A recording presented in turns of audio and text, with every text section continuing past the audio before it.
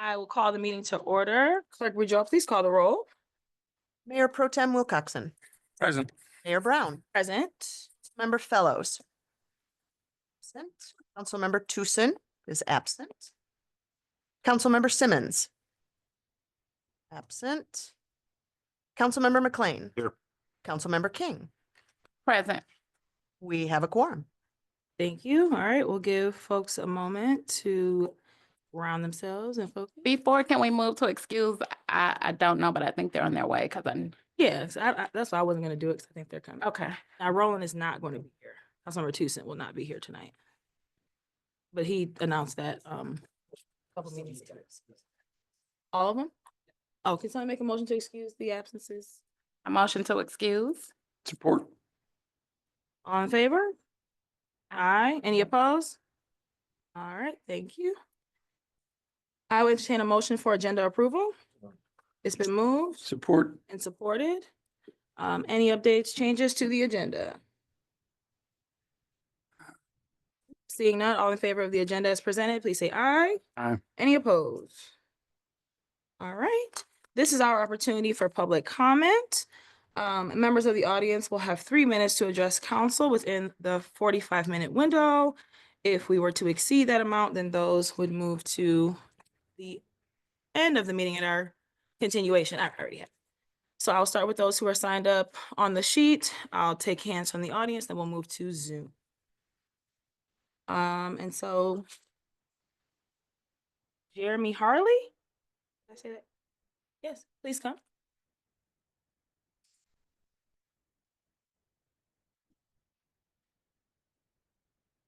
Good evening. If you could state your name just for the record. Jeremy Haley. And just let you know that all of you are here for and by the people, elected. And Madam Mayor, I heard you comment on WMU that nobody spoke up when you guys were going to not say the Pledge of Allegiance. I'm here to speak up on that because many men and women have fought and died saying that pledge to this country, and they do deserve that honor and respect. Many people know somebody who has served. My 2 grandfathers served World War II, father Vietnam, 2 brothers Persian Gulf.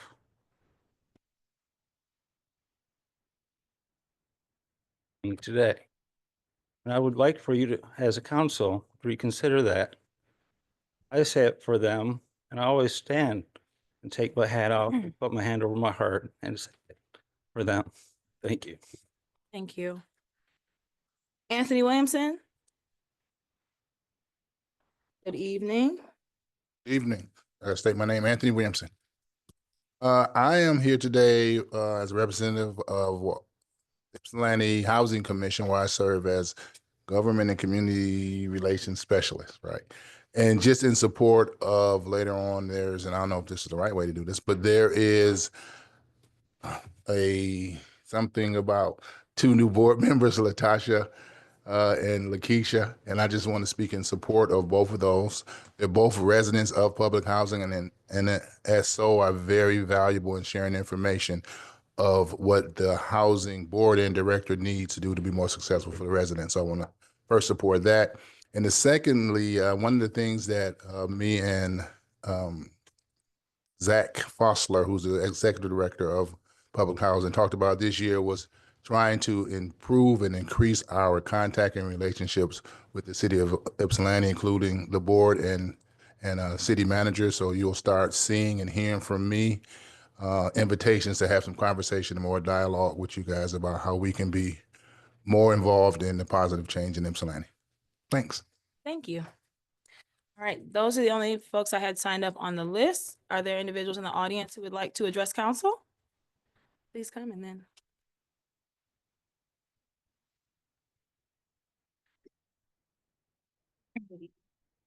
Good evening. My name is Raven Marin. I am a local housing advocate and member of the Washington General Defense Committee.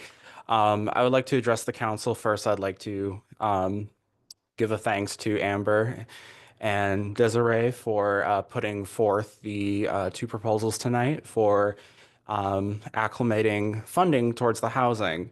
But the thing that I wanted to address directly to you guys is there's a huge issue with housing in this community. I think most of us either know someone or have met someone who has experienced homelessness or housing insecurity.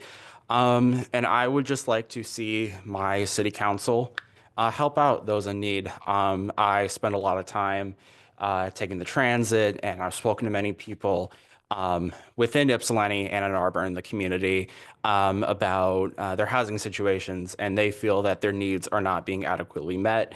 And I would just like to see the council take an initiative and pass these measures tonight because it is very important that we take care of our people. These are our citizens. These are our people that we care about. And I have great faith in the city council to do the right thing and to help protect and provide mental health services to the people of Ypsilanti.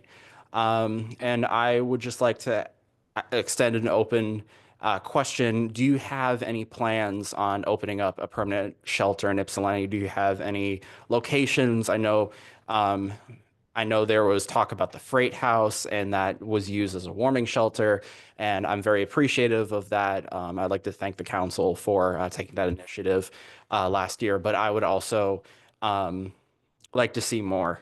And I think that's something that that can be done. I have a lot of faith in this community, and I would just like to see the citizens taken care of. Thank you. Thank you.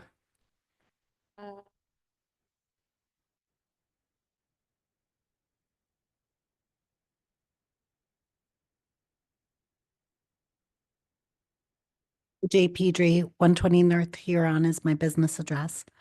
I'm here to speak tonight in support of Resolution 007 and 008. I appreciate that City Council members have heard the needs that we have expressed as a community and taken the feedback that we have expressed and formulated those into cogent policy measures. I hope that City Council at large will support these measures based on the extensive testimony that we've given over multiple months as to the need for shelter, as to the need to unarmed crisis response. I recently was asked to give a character letter for a community member who is facing 4 years in prison on a substance charge, who has been utterly failed by our system, who was a frequent user of our 911 resources, and who was failed time and time again at hospitals in interactions with our law enforcement and is now looking at extended charges. We have the opportunity to intervene in these situations before they escalate. We have the opportunity to intervene in these situations before they become dire community health and safety issues. And these measures will support those sorts of interventions, whereas previous measures that we have seen have not been supportive of these measures at large. So I really appreciate the pivot from this body from punitive measures to specifically seeking harm reduction and community safety. So thank you for bringing these measures forward, and I hope to see them passed tonight. I saw a hand in the back. Yes, please. Ma'am. Good evening. Good evening. Hi, Council. My name is Kadus. I'm a Ward 3 resident. In the last 2 City Council meetings, I wanted to make a public comment, but was not able to. In both meetings, I was only able to attend the meetings on Zoom. And in both of those meetings, I didn't make it in time for the first opportunity for public comment. So I tuned into the rest of the meetings to make my comment during the second opportunity, which was what was the usual norm. However, in both of those meetings, we didn't have a second opportunity for a public comment. And I think towards the end of the meeting in the most recent one, I think I heard Mayor Brown say something to the effect that there is no second opportunity because, and I'm not clear what it was. I think it was either there was no overflow from the first opportunity or there was no one that spoke in the first opportunity. So it sounds like one of the consequences of the new public comment rules is that if I want to make a comment in the second opportunity, I have to either hope that there was overflow from the first round. Otherwise, for instance, if I wanted to make a comment about something that happened during the meeting, I'd have to wait till the next meeting, which is what's happening now. And I think that is possibly an unintended consequence here because it takes a lot for people to come up to you all and publicly comment. And I can say for myself, it was demoralizing to kind of sit through a meeting and just rev myself up for a public comment and then not be able to make it 2 times in a row. So 2 things. When you get a chance, could you please make it clear under what circumstances a second opportunity for public comment exists? And could you please consider bringing back a second opportunity for public comment as something we always have? I've attended these meetings for like a year and a half or so, and oftentimes the second opportunities for public comment are insightful comments, productive comments. I don't think they take up a lot of time either. I appreciate that. And lastly, I also support resolution 007 and 008 on the agenda today, and I hope that you vote yes on them. Thank you. Thank you. Please come, Kat.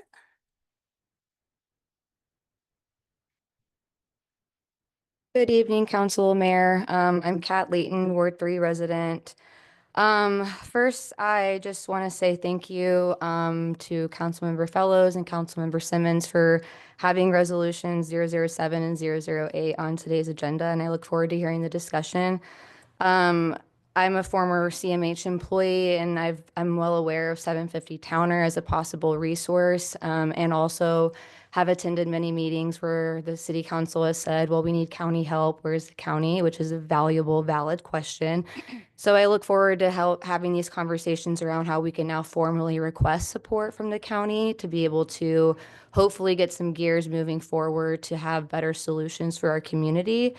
And it actually kind of aligns with our Human Relations Commission annual report that we submitted at the end of December.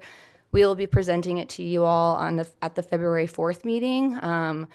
But we actually, some of the goals our commission had is very aligned with this, with having a permanent shelter and also discussing the fair chance access to housing ordinance again. Housing crisis, there's been an increase, it's nationwide.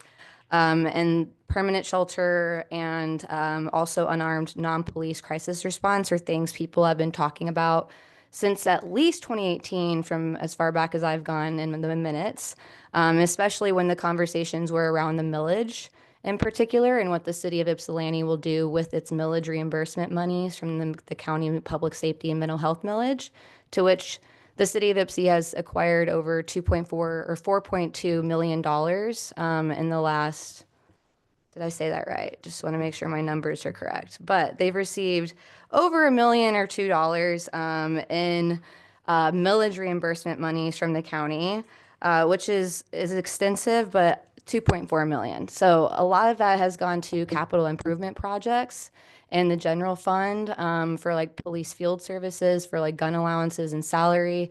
I know Mayor Brown, you were part of we witnessed an incident on August 6th night this past year that involved a mental health crisis, and co-response unit didn't show up. They actually denied the request. So there's a clear need for these issues to have better solutions that I think we are now in a really suitable place to be able to offer that, and also use some of the millage monies that we're going to be asking to put forward towards funding some of these projects. So thank you. Is there anyone else in the audience who would like to address council? Brian?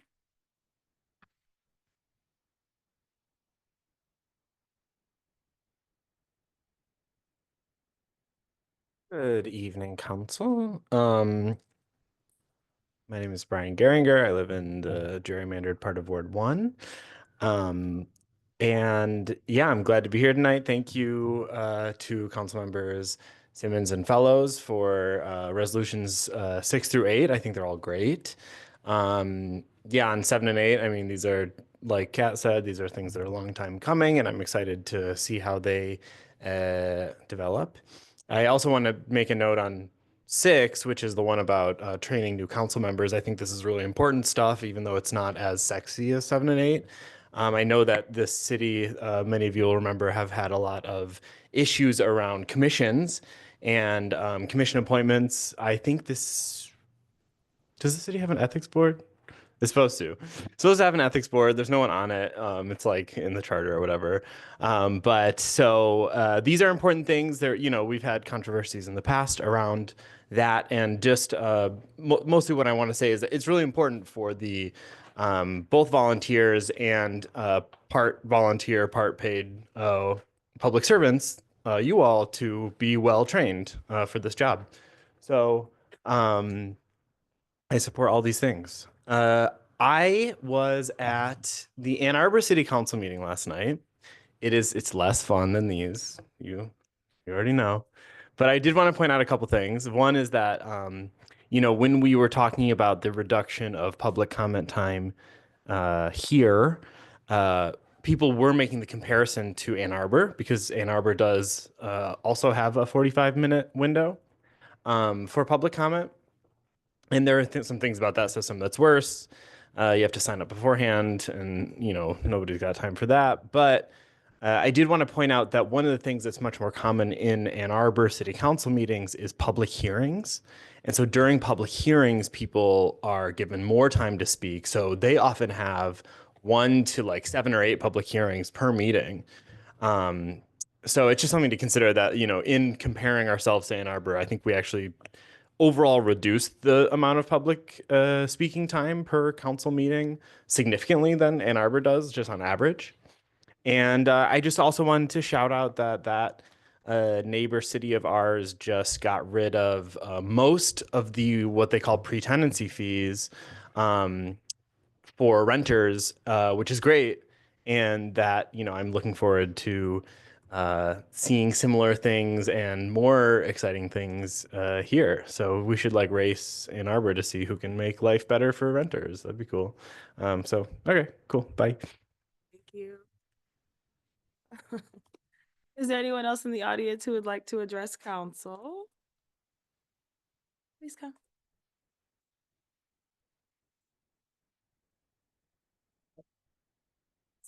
Good evening. Good evening, council. Happy New Year. I've been here before. My name is Jen. I'm a registered voter living in 48198. I'm here today to vocalize my support for both Resolution 007 and 008. I've said this before in other council meetings, but I'm new here, not just to IPSI, but to the city council ecosystem in general, learning resolutions and public comment. But part of the way I have been trying to get my bearings in the place I now call home is by showing up, right? Showing up to city council meetings, and specifically community care and shelter networks around town. And I am thrilled because Washtenaw County and IPSI specifically have so many resources for folks who are struggling. But I'm sure it surprises no one, but the needs around town are relentless and increasing. I'm sure some of you have seen that homelessness, I think, in the US has gone up 18% in the last year.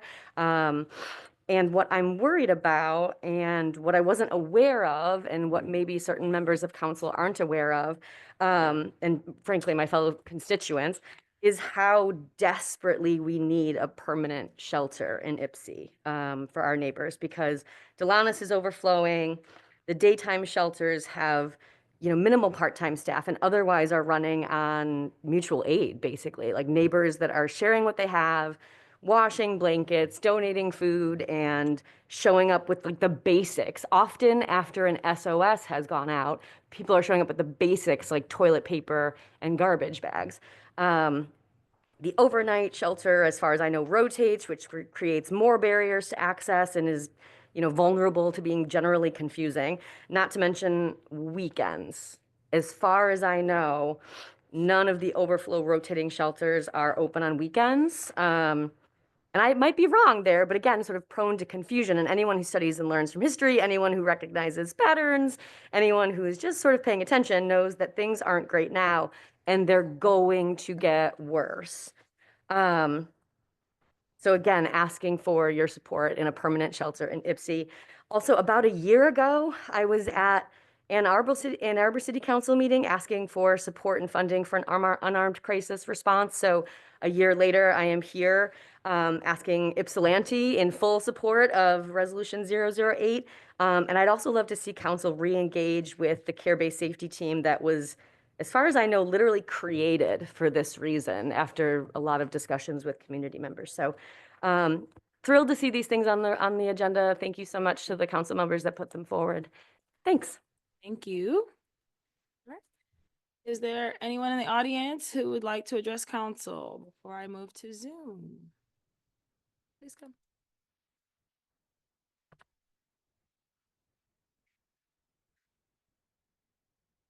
Good evening. Hello. My name is Lindsay Kalka. I live on Washington Street in Ward 3, in Ypsi proper. And I would like to voice support for resolutions 007, which is a funny name, and 008, or maybe 008. Yeah, I think they're good ideas, and I think that they respect and honor the advocacy that's happened over the past year. So I hope that everyone approves them. Thank you. And then I saw a hand here. Did you still want to address council? All right. Good evening. Jim Clark, 116 College Place, over by the water tower. I wanted to comment on 007. Just to absolutely go forward with it, 100% support it. I can't say a whole lot because it's still kind of behind closed doors as far as the plan, but do keep in mind and consider that the community itself has been working on this for a long time, and we're close to a solution as well. So when it's ready to be rolled out, hopefully there will be a way that, the city and the and the organization I'm representing will be able to work together. One thing that would be very, very helpful is considering ordinances regarding where shelters can be. Yeah, that's a lot of the solutions that we've come up with in our own brainstorming community have been limited by the possibility that, ordinance wouldn't allow for some kind of shelter to be operated there. So, and I'm going to put it in your ears again, the Kalamazoo ordinance. There was a emergency housing zone ordinance that Kalamazoo, Michigan set up that allowed a property owner to pull a permit and then set up an encampment on their property. And it would be, not supported by the city, but it would just be it would be county run, like fully county run. That's what the ordinance called for, but that's all I wanted to say. Thank you. Thank you. Anyone else in the audience who would like to address this council? Good evening. Good evening. My name is Elka Chamberlain, and I am a citizen of Ypsilanti. So I will try and make this brief, you guys. But I do want to voice my support for a permanent shelter in Ypsilanti. However, I hope as you guys move forward with this, that you take into consideration the people that are involved. I do think that we have potential here in the community, but this is a very vulnerable population. And I see a lot of people taking advantage of the people in the community. A lot of violence towards people that are homeless in the community and the people that support them. And I hope that you guys include the people that are homeless and the people that support the homeless when you guys are making these decisions, and that you bring them to the table. And please make sure that you literally have people that are homeless and have experience with being homeless at the table, so that they're current with the current climate and also have some recovery behind them. And then also, I haven't been very involved in care-based safety or the unarmed crisis response program directly. But in theory, the spirit or my understanding of the spirit behind the intent, I think is vital. Because even with the dual response that the sheriff's department has created, as a social worker and a peer, I feel all it is an option of institutions. And while we all accept the fact that incarceration isn't financially the best option, at least from a theoretical standpoint, the horrors that I've experienced as a recipient of mental health services have been some of the most traumatic experiences that I've had. So I guess that's all I have for today. I'm sure I'll think of something else that I wish I said, but thank you. Thank you. All right. Is there anyone else in the audience? Oh, yeah, please come.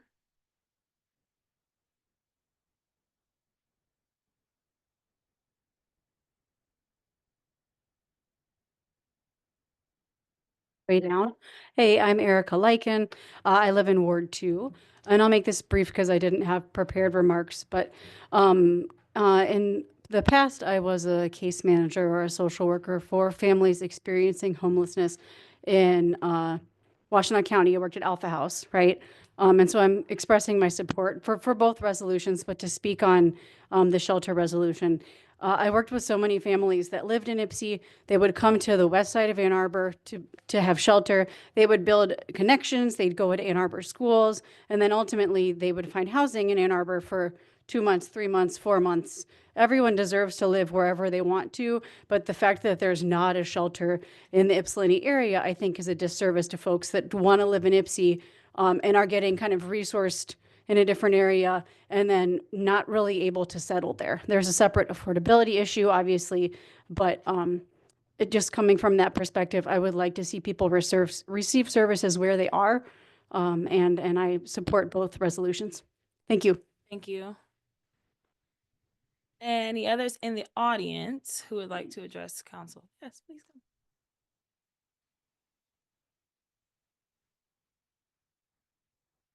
Iceberg, and The mic up. I'm Mariah Iceberg, and I live in Normal Park. And we're just like, in our household, we are so excited about the opportunity for shelter. Yes. And about the unarmed response team. Thank you so much for introducing these resolutions and for making it feel exciting about what can be in Ypsilanti. I'm really looking forward to a future with lots of caring responses that bring us together and hold our community tight. And so in order to express my appreciation, my son and I brought chocolate cake, and we brought some tea. We brought tension tamer in case there's any tension in the room. And you are welcome if anyone needs a break or just wants like a sweet treat to go and serve yourself some tea and some chocolate cake that is out there. So thank you all. Thank you. Yeah. It's very kind. Thank you so much. Yeah. Any others in the audience who want to follow that?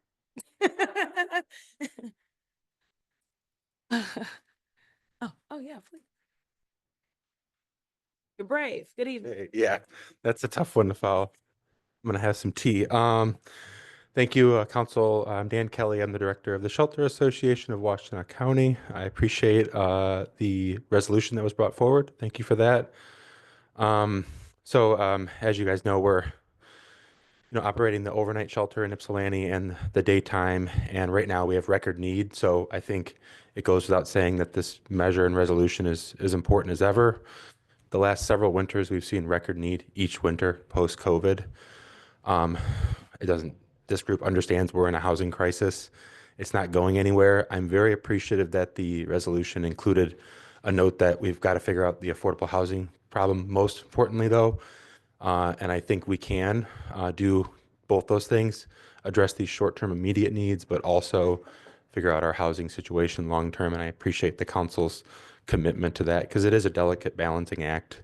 How do we do that? And also very appreciative that the resolution included wide community involvement. So we have a really great community here who really wants to be involved in how do we go about doing this, because it's a really, it's not only the number of people experiencing homelessness right now, but at the Shelter Association, we're seeing across the county and in Ypsilanti higher acuity, and that goes across the board, a lot more medical needs, an aging population. We expect in the next 5 to 10 years that over 50% of our guests will be over 50.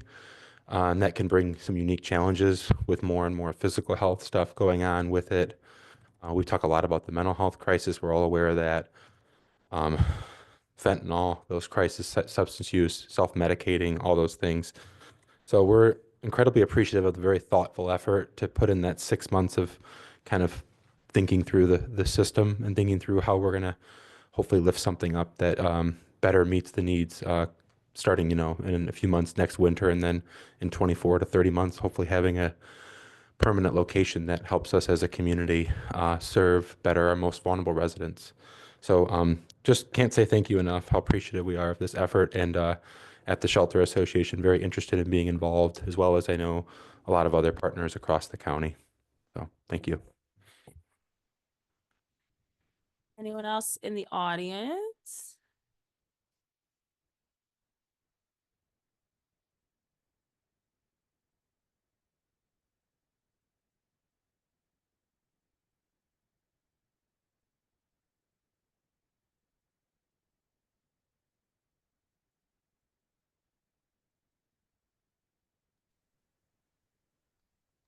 Hi, my name is Shannon Armstrong. I'm a student at Washtenaw Community College, a local community advocate and educator. First of all, I want to thank Council Members Simmons and Fellows for bringing resolutions 7 and 8 to the agenda today. I'm speaking in support of these resolutions. Permanent shelters and unarmed non-police crisis response are invaluable resources to this community. 41% of Michiganders are living paycheck to paycheck, and we are not immune to that in Washtenaw County. None of us are immune to needing housing support, and it's important that we are able to offer a permanent shelter. Additionally, unarmed non-police crisis response is vital to our county public health and safety and reducing police and racialized violence. Thank you. Thank you. Anthony?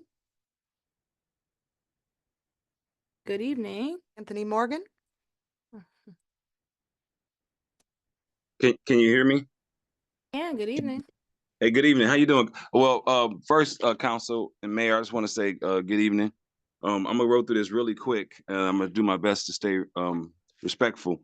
I'm here to fully support resolution 006, 007, and 008.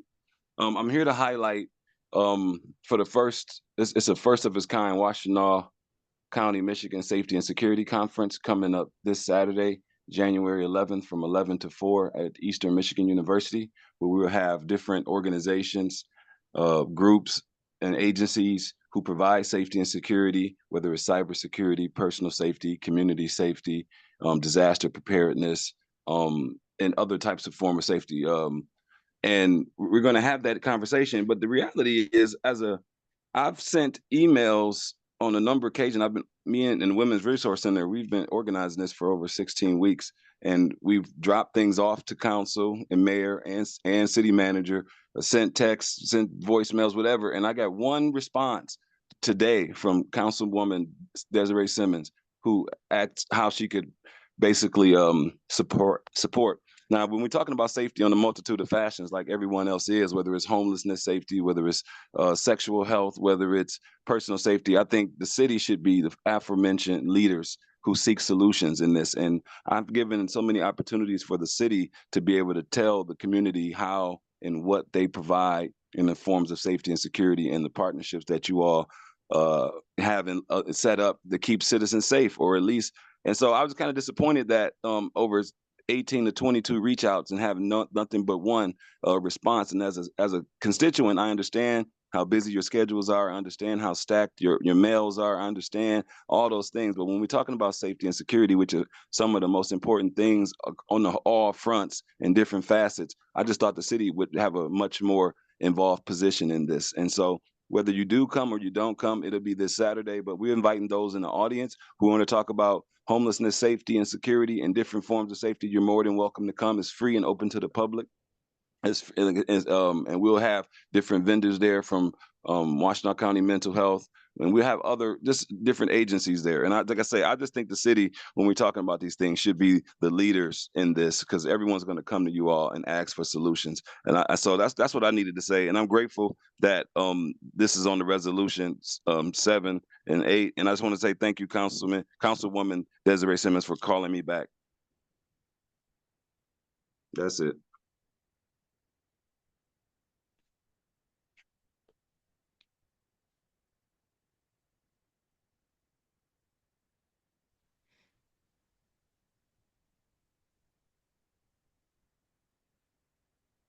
Speak. Hello. Oh, hi. Sorry, sometimes I can't hear you. Hello? Yes, hi, we can hear you. Okay, thanks. So I'm Diana Gonzalez. I am a resident and homeowner in Ward 3 near Depot Town, and I'm a DOJ accredited representative with the Michigan Immigrant Rights Center in downtown Ypsi. And I'm also wanted to speak in support of the resolutions for the permanent shelter and the unarmed crisis response. I know it's such a thoughtful, science-based, and compassionate resolution, or both resolutions, would make, I think, our community more stable, more safe for everyone in an inclusive way. As a mom of a trans son, as a femme of color, and as someone who represents a vulnerable population of immigrants, I know that they are often scared to come into the building for required court hearings or meetings where we discuss how to get them relief. And a lot of them are minors and are teenagers and are Indigenous or Black, and they're afraid to come when there's a lot of police presence. I know that a lot of my colleagues have been harassed also by the Ypsi police as they're coming into the building. So having, again, a response that has had success nationwide and that is science-based and compassion-based and inclusive is something I'm in support of, and I think will have a really positive effect on our community, as well as the permanent shelter. I mean, I think most of us are one health crisis away from being houseless, and I would love to see something stable and a way that I think will make our whole community much safer if there are options for people. Thank you. Thank you. Max? Hey, Council. Happy New Year. My name is Max Rickard. I am a Ward 3 resident. I've lived in Ypsilanti for over 10 years now. Really exciting and cool and neat to see resolutions 007 and 008 on the agenda. It's really cool and neat and nice to see. Really trying not to get too optimistic just with past actions, but it's nice to see Councilmember Simmons and fellows doing something good with the taxpayers' money. Yeah, I really urge you guys to pass these. I mean, it's common sense. I think it would be pretty silly not to. The terrors of the world are ever growing. I usually like to show up and, show my face to these things, but unfortunately I'm sick. Been thinking and grieving a lot about the many terrors impending in the world. They're calling it like a quademic, like a quad of 4 deadly diseases, COVID included. The bird flu is starting to get really scary. And so, yeah, I think the time is now, especially with the impending new presidency. I mean, IPSI really has a great opportunity to do something here. I mean, you guys have had how many opportunities to do better, and this one is like staring right in your face. So like New Year's resolution, do better. Like I don't know what else there is to say. Um, there's a big wave of change coming, and I think you guys have the opportunity to sway in the right direction. So, establishing a permanent shelter, wow, that's like the bare minimum. That would be really cool. And on our crisis response, that would be stellar. Like, these things are really common sense. There's so much research out there that would just show, specifically for unarmed crisis response, just how much better that would be than the millions, probably billions now of dollars we've wasted on the police. So, yeah, thanks again to Amber and Des for pushing these through. Hopefully the rest of the council and the mayor gets on board, and Happy New Year's, guys. Thanks. Thank you. The better mix.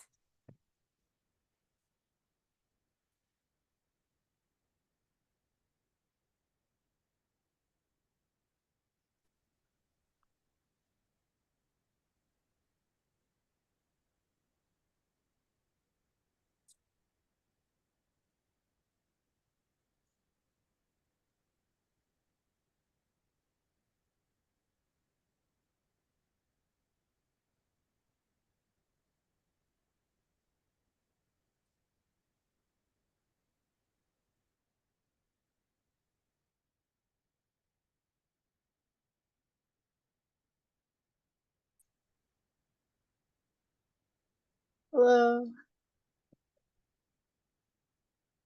My name is Emily Hawkins, and I'm a resident in the city of Ypsilanti.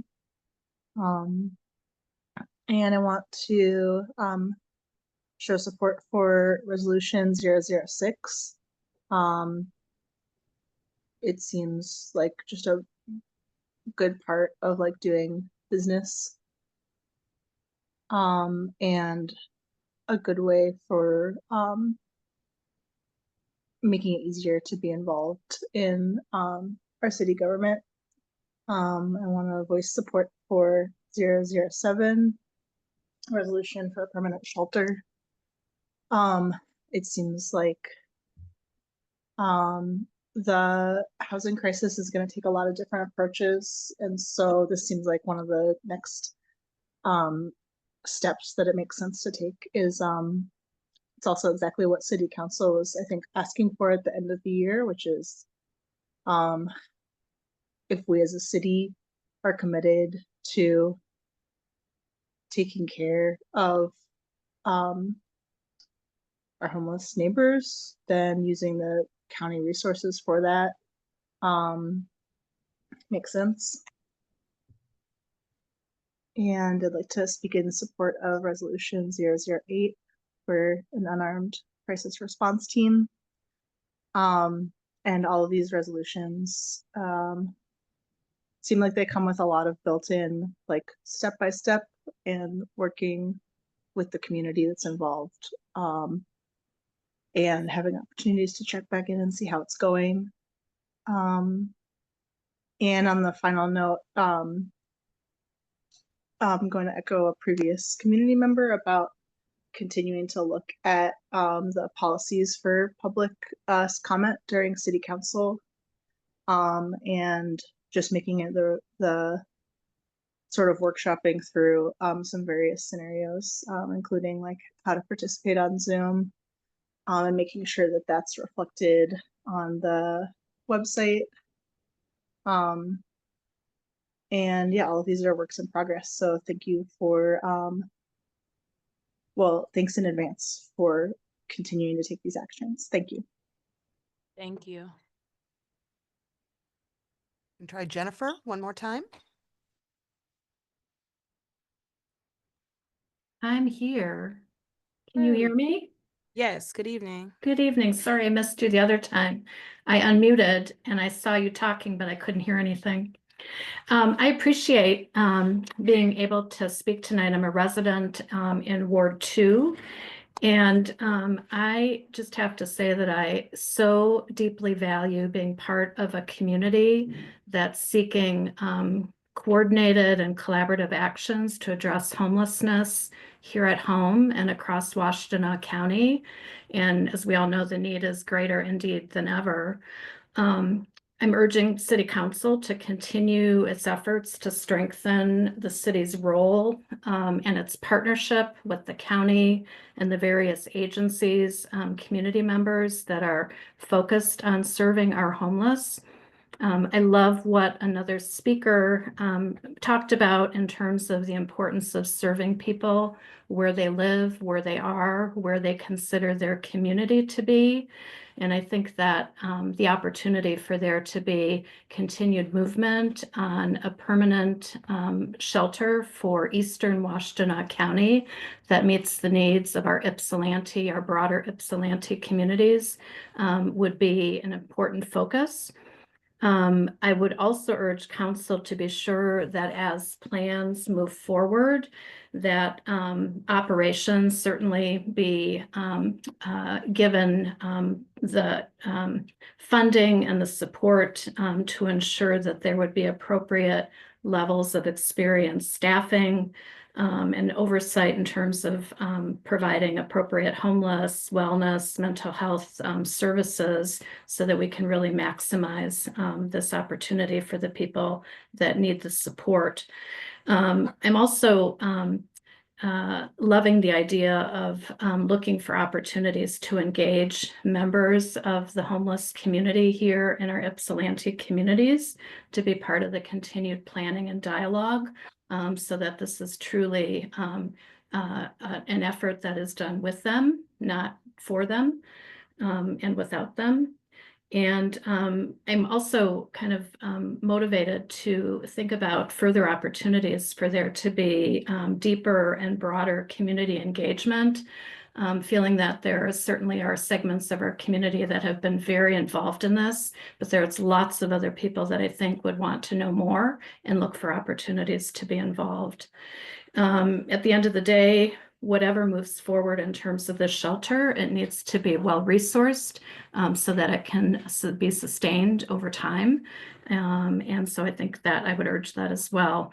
Regarding resolution 008, as the person who has provided caregiver services to someone needing mental health support. Jennifer, your time is up. I'm sorry. Your 3 minutes is up. Okay. Thank you so much. A both and situation for that. Invest in our police. Thank you. Oh, okay. Do we have additional folks who would go? Nope. That was it?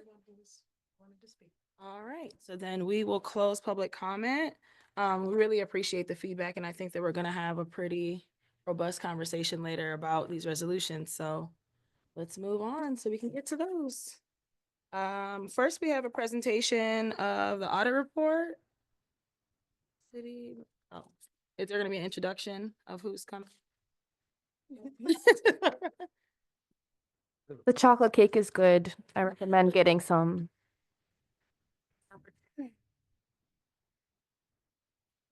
Sure. Doesn't come up in our.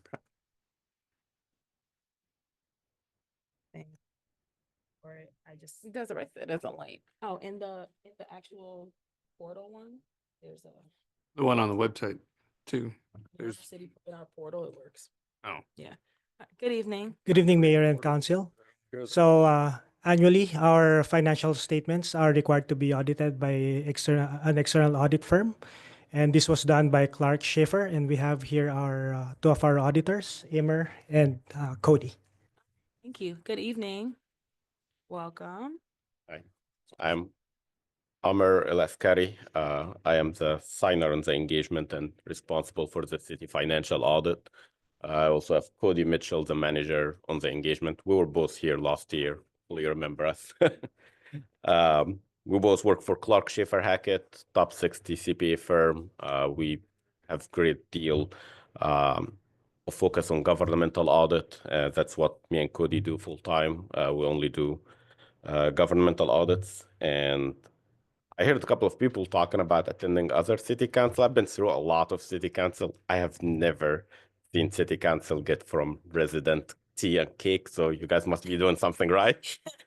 That's the first for me. So that's good. So we're here going to talk about the audit for the 6/30/2024 that was due to be filed in December 31st. We filed that on time.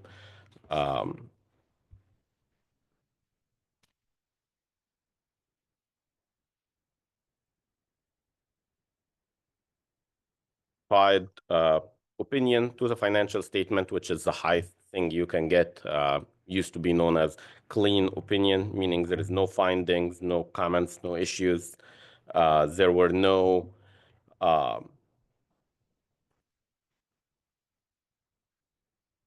misstatements, and there was no disagreement with management. Regan was very easy to work with. All the records were immediately available. So all the financial records were very organized.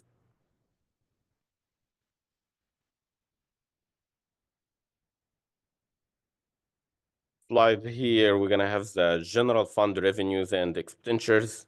You will see on the orange line, that is your revenues. It's a little bit higher than your expenses, which is good. It means your budget is balanced.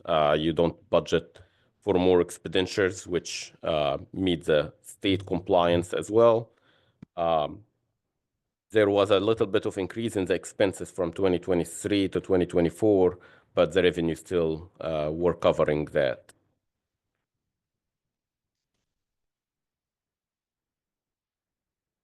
Biggest revenue driver here, it's your property tax revenues. It increased quite a bit in 2024 from 2023, and it just about beating before in 2021. So that's seemed to be going in a healthy direction. The general fund balance at year end has been growing over the years. And that is indication of good financial health, and it's driven from the revenue exceeding the expenses.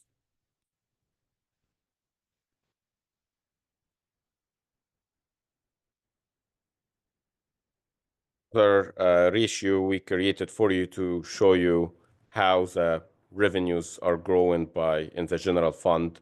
That is showing how much in the general fund to cover if the revenues were not there in one of the years. So you're covering quite a bit of your expenses. In 2024, you would cover 71%. So that is very strong. And with this part, we covered the general fund from all the aspects. That's the reason we focus on the general fund. This is the fund where you would be able to do certain initiatives that is not restricted.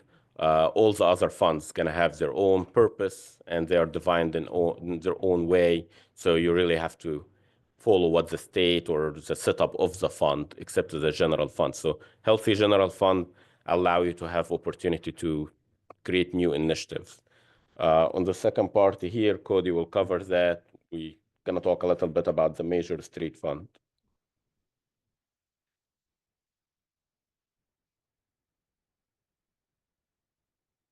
On your financials is the Major Street Fund. It's just one of the second largest fund on there behind the general fund. So it's presented separately in the financials. So I just want to kind of walk you through a few items on that. So what we're looking at here is the orange line is your revenues, and the gray line is your expenditures. What you'll see is that the expenditures were slightly higher than the revenues this year.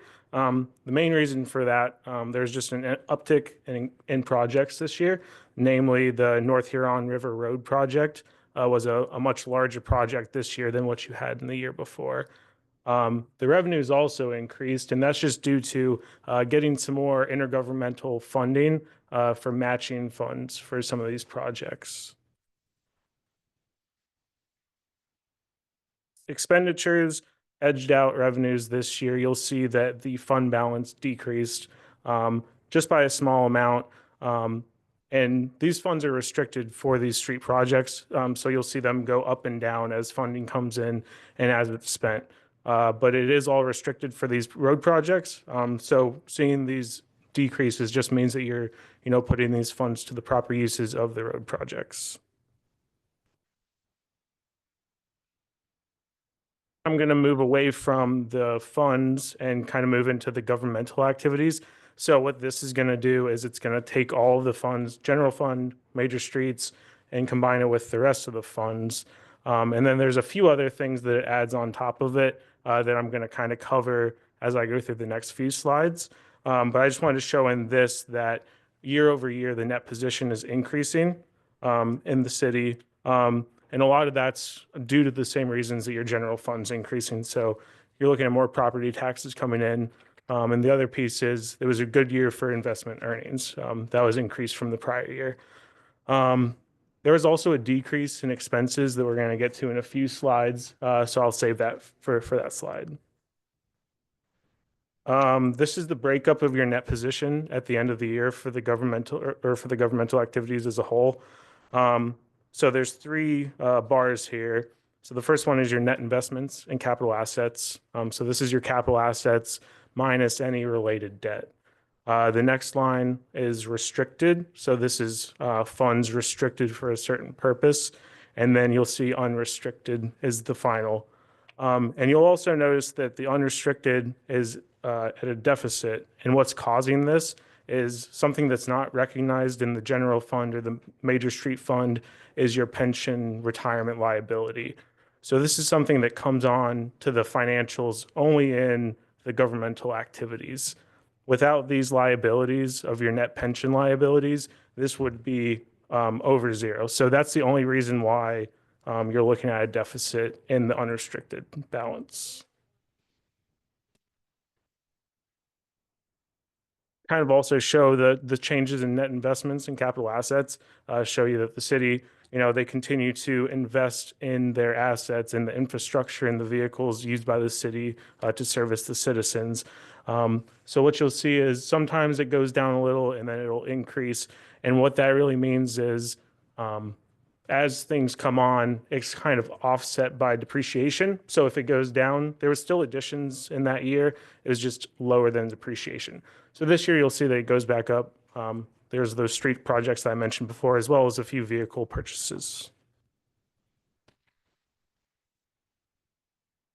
I just wanted to compare the revenues and the expenses of the governmental activities, which you can see the revenues are increasing year over year.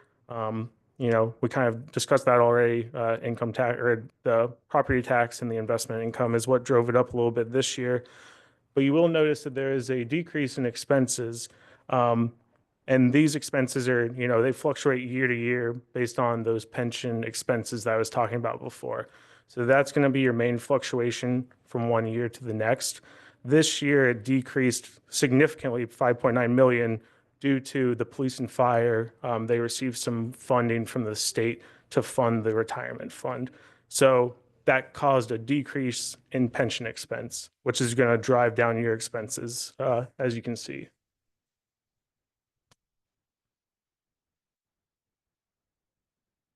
This slide, I just kind of wanted to cover some of the upcoming GASB statements that we have. I'm going to skip the first one for now. So 102, 103, 104, these ones are coming a few years down the road from now, a few audits down the road from now.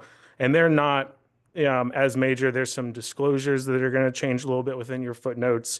The financial reporting model was a bigger statement, and they scaled it down after they got some comments on it. So it's not really going to impact very much. But the next audit year, we're going to be looking at compensated absences. And what this is going to do is it's going to kind of change a little bit how you're showing these on your financials. So in the past, you've just looked at what is vested to be paid out when someone leaves the city.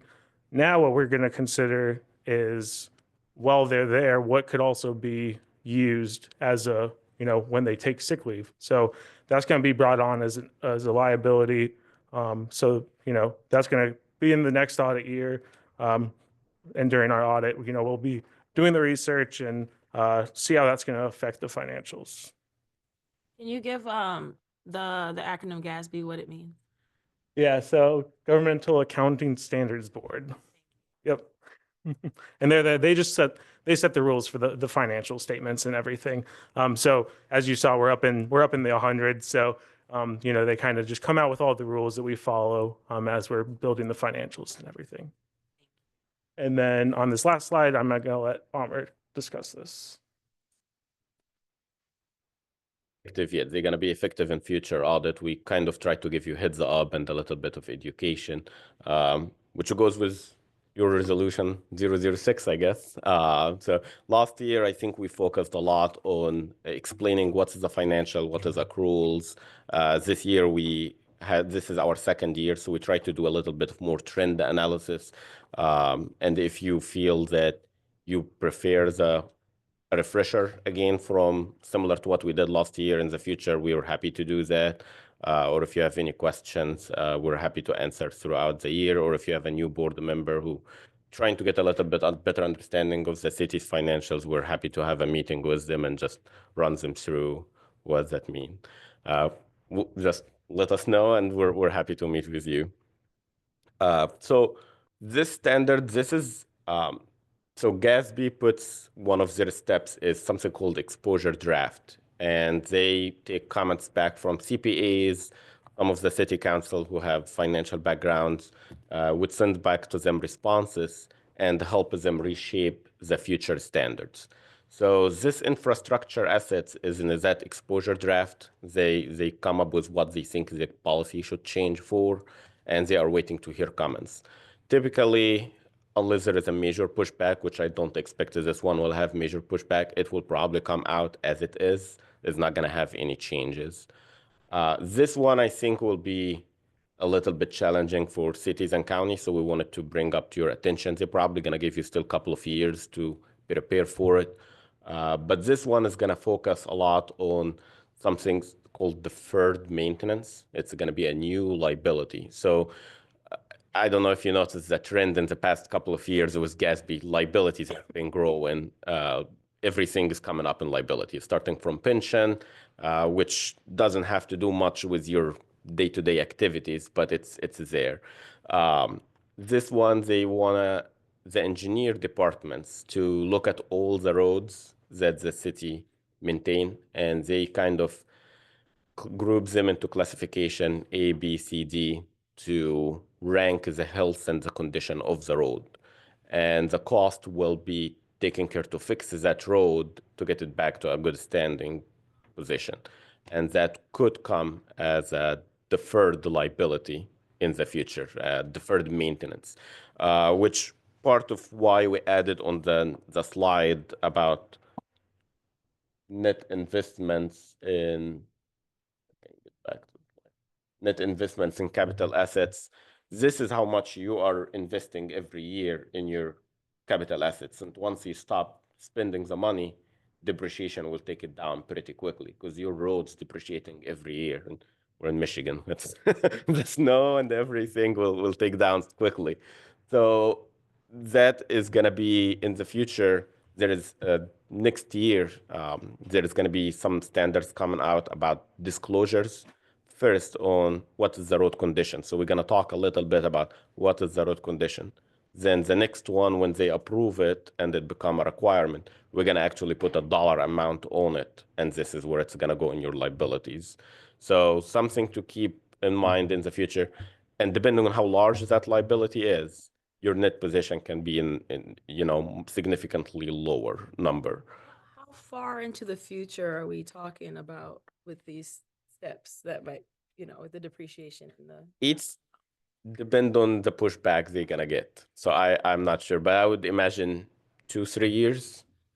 So if they had a major pushback, might be 5 in the max. I can't imagine more than that. So it's coming. So we wanted to let you know about it. So you work with, the engineers to come up with a dollar amount looking at these roads. I think step 1 is going to be identifying what roads and the classification for them, A, B, C, which one is like bad, good. I know the more challenging is bridges. If you have any bridges, those are even harder. It's any infrastructure you have. So it can be very challenging to estimate these things too. So We have plenty of all of those things. You had a question? Well, I was wondering, would the dam count as part of that as well? I know, because it'll be gone by the It'll be time. gone by then. Yeah, it'll be gone by then, so yeah.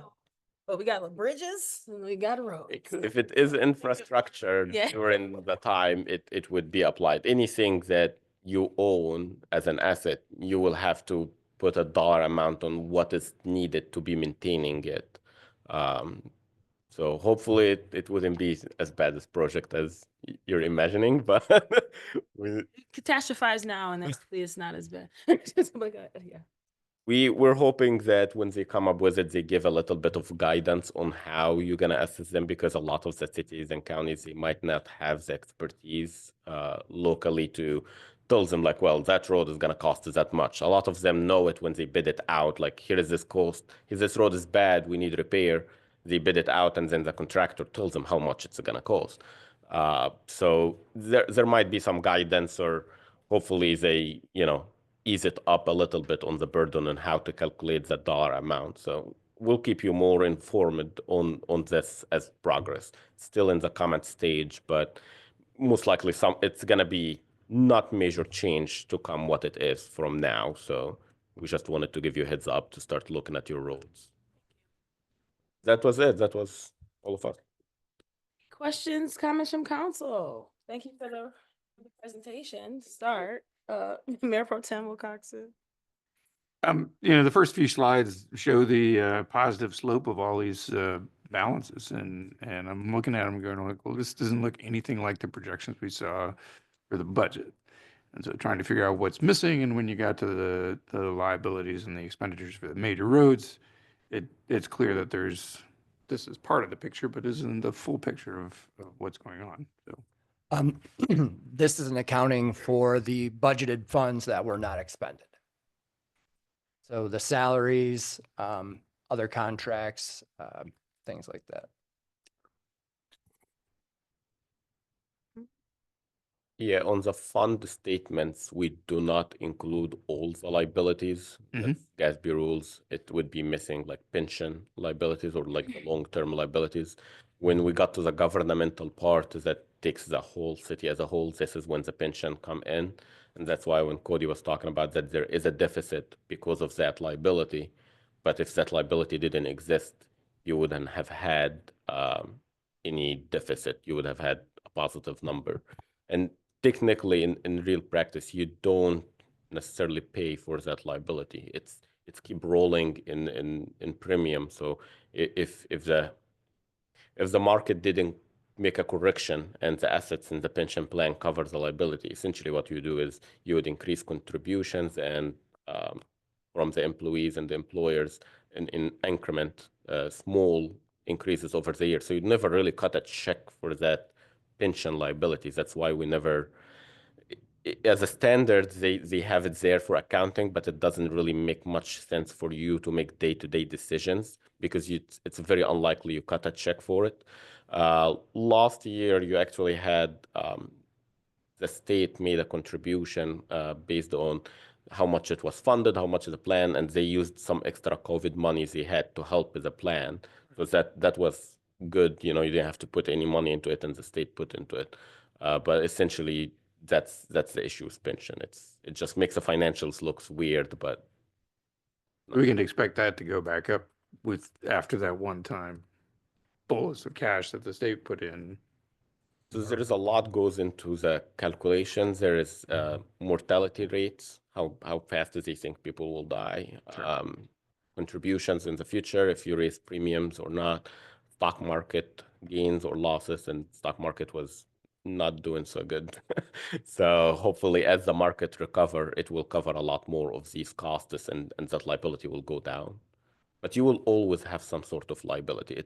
If you became more in assets than liability, it's not very good structure of the pension plan. Usually it's a little behind the assets than it, and future increases keep building into the pension plan. So you will always have something.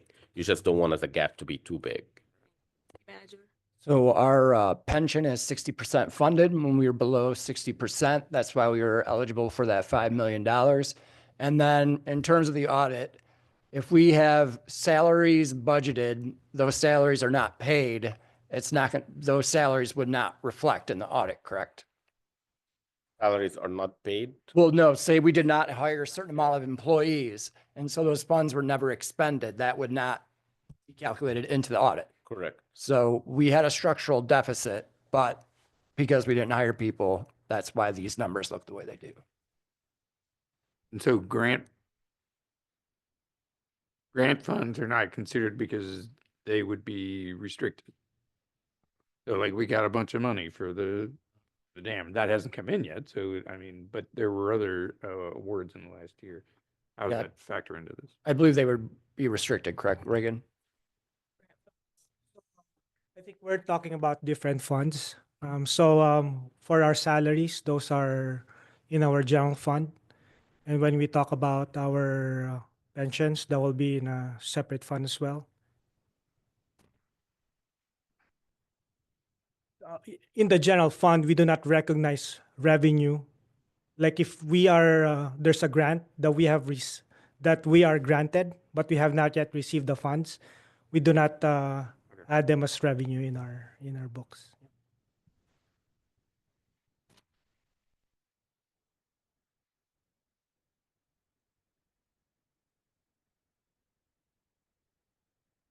So until you spend it and request it from the state. Got it.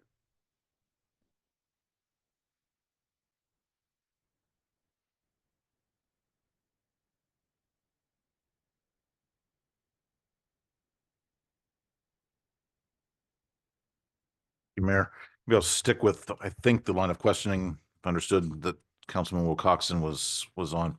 You had one of the slides. It might be helpful to try to pull it back up. And it was where it was it was on the general fund. It was early in the slides, and it was a chart that was generally going up. And it was where it was only the last year, 2024, where expenditures exceeded revenues. I think this. That one? No, I think so. Slide 7, major streets. That's it. Major streets, revenue. This one? I think there was another one earlier. Well, that one wasn't, it wasn't the opposite. It was, they were, this one? That was it. Okay. So like the revenues were higher. Could be, yeah. Okay. But I think that's.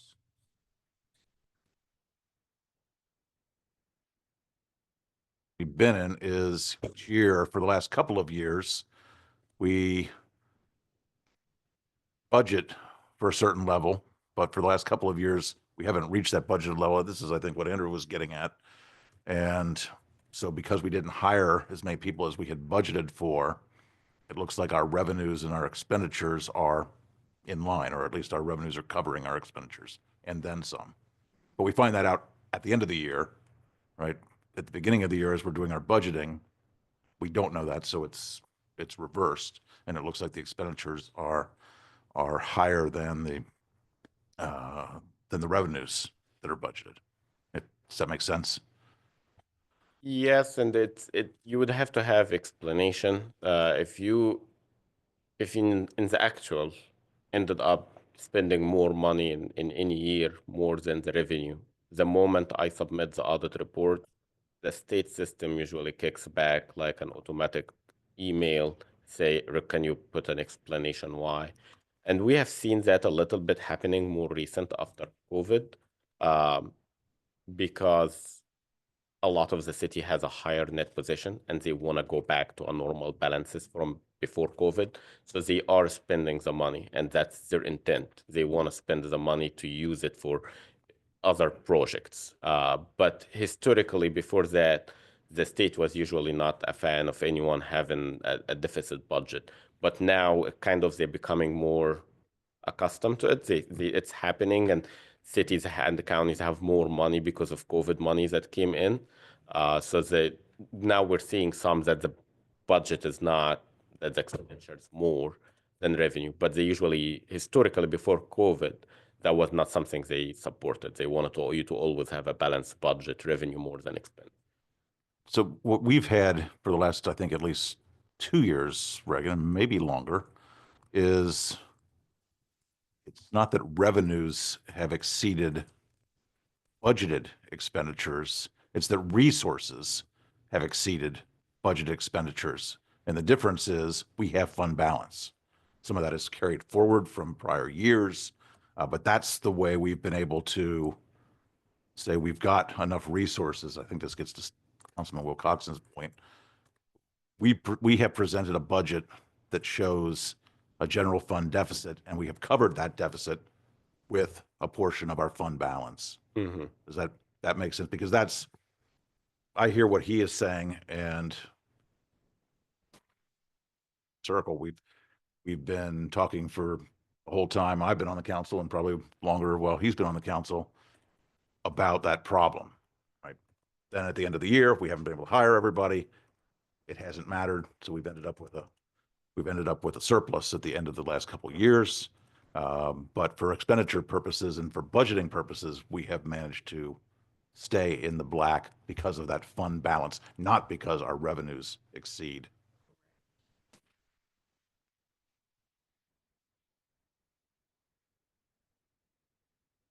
Other cities, they can't even find, like, more than half of their police and fire is gone, and they can't find replacements. Right. So that's standard across all the cities. They can't hire, and they have too much money sitting from COVID came in, and it's sitting in the net position from the year before it, and they're trying to reverse it. But just so you know, the moment if the actual expenditure is more than the revenue, and we file it with the state, it's an automatic email that will come to you asking for an explanation why. We have seen it, and what we have seen, some of the finance directors, they just put a language among what we have too much in the net position. That's what we have to do, and the state is usually don't reply. They don't have an issue with it, but it's not with the statute for their compliance. Their compliance is standard for it is the revenue more than expenses. Thank you, Mayor. But I think what you're seeing, and when you do the audit each year, it's seeing it after the fact, right? And at that point, and fortunately for us, we've had enough revenues to cover our expenditures because those expenditures have been. Yeah, you have another nearby city of Adrian. They didn't. They were the opposite. Their revenue came in lower than expenses, and the moment we filed it, probably within half a day, he responded back to me. The state sent him a letter requesting an explanation why. So the moment you do it, that's what their process is. It's an automatic response. They will ask you why. He responded. We still haven't heard back. That's typical with the state.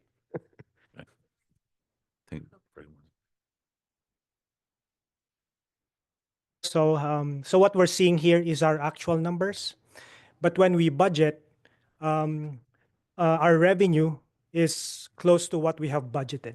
So the way to look at this is our actual and our budgeted revenue are almost similar. But when it comes to our expenses, we were projecting more expenses, but then we spent less. So now there is a gap now, because what should if ever we spent all of the budgeted expenses, we should have had a shortfall.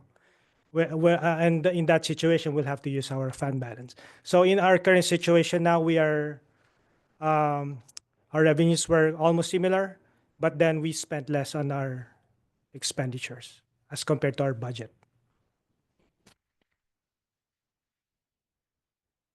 Specifically to be a little bit more higher or conservative, what do you call it?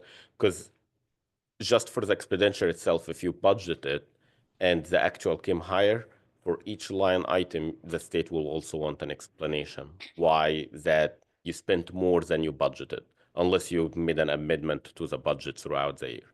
So you don't want to exceed the expenditures throughout the year more than your budget. And if it did more than your revenue, all the expenditures, you will also have to explain to the state. City Manager, you had something? So we're just trying to illustrate that the audit is not reflecting what was budgeted. Our expenditures were much lower than budgeted and forecasted because of certain reasons. But had that been expended, we would be in a different The opposite, situation. right, yep. And then we did plan to cover the shortfall with fund balance. Slide, when the roads get accounted for, the dollar amount.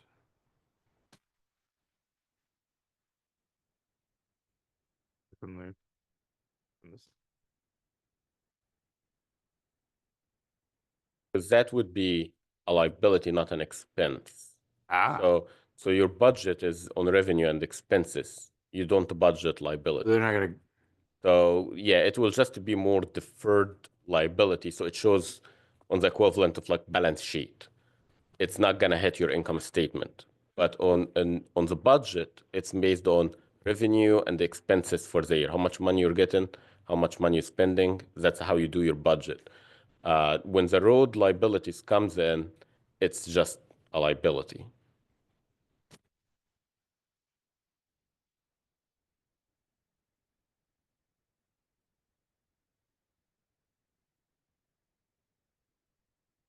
If the state would then take that into account and increase their revenue sharing. Yeah. So that we can do the things that we need to do with the think that's- liabilities that we're going to be accounting for. And that's Gatsby's hope, to let the citizens know what is going on with the roads and the real cost to repair them. You know, it's always a challenge for the city council to, if they need to raise taxes or something, how to explain to the resident that these need to fix the road and that's how much it need to cost, and we need to start paying money for these roads. So having that number right there on the financials, it will help. And then you will be able to compare your city to another nearby city. How is your road condition compared to their road condition, and what will take to fix it? But again, and the state will see all these numbers. That's going to be across all the cities and counties. They're going to have to adjust their methodology going forward. But that's the goal, that it's not standard across all US, not just in the state of Michigan. So. No, it's okay. It's I had a question along those same lines. So I imagine Ypsilanti, like a number of legacy cities, are going to wind up with significant deferred maintenance issues, including in the building we're sitting in. Is there any chance, and maybe too early to answer this, but is there any chance that having those on the balance sheet is going to kick us into some form of fiscal sanction category? I don't think so. I know we had more questions about bond ratings, what the bond ratings will see. We think that the bond ratings, they already have these things in their calculation when they're looking at the city. They know it's an older city, their infrastructure. They might not have seen the number unless one of the, bond ratings were very wrong on their estimate on the road cost. They might do a correction, but unlikely that it will make major change. And the state will have to deal with this. That's going to be across the board. Everyone is going to be the same problem. This is how it is. Gives us more ammunition to fix the damn roads, right? And ask for money for it. Yeah, I think they're going to go back to the state, and the state going to go back to the federal, and they're going to have to figure out that. But, there was a lot of part of the politics and the infrastructure spending and support, and that's now changing with us going with another, party in presidential. But this will always be the discussion at the federal level. What is it going to take to fix the roads? Now, just Gatsby is putting it as a number out there for everyone, and then the politics still will deal with that. Madam Mayor? Yeah.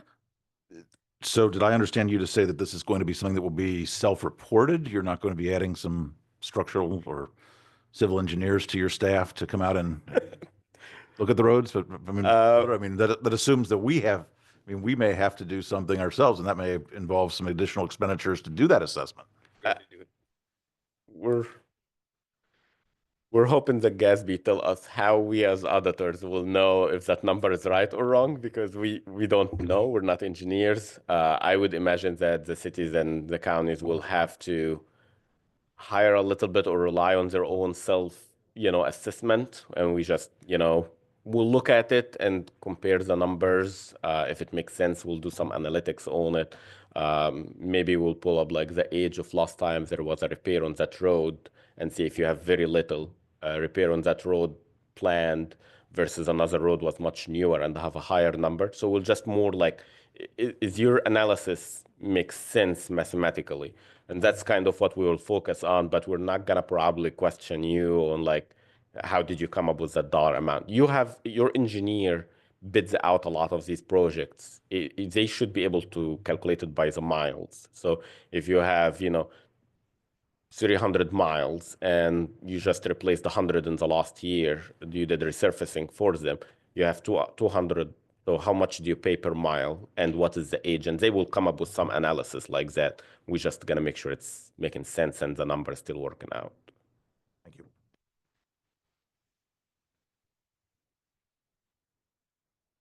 In addition to that, we have our PASER ratings done every 2 years. So that would be where this information comes from.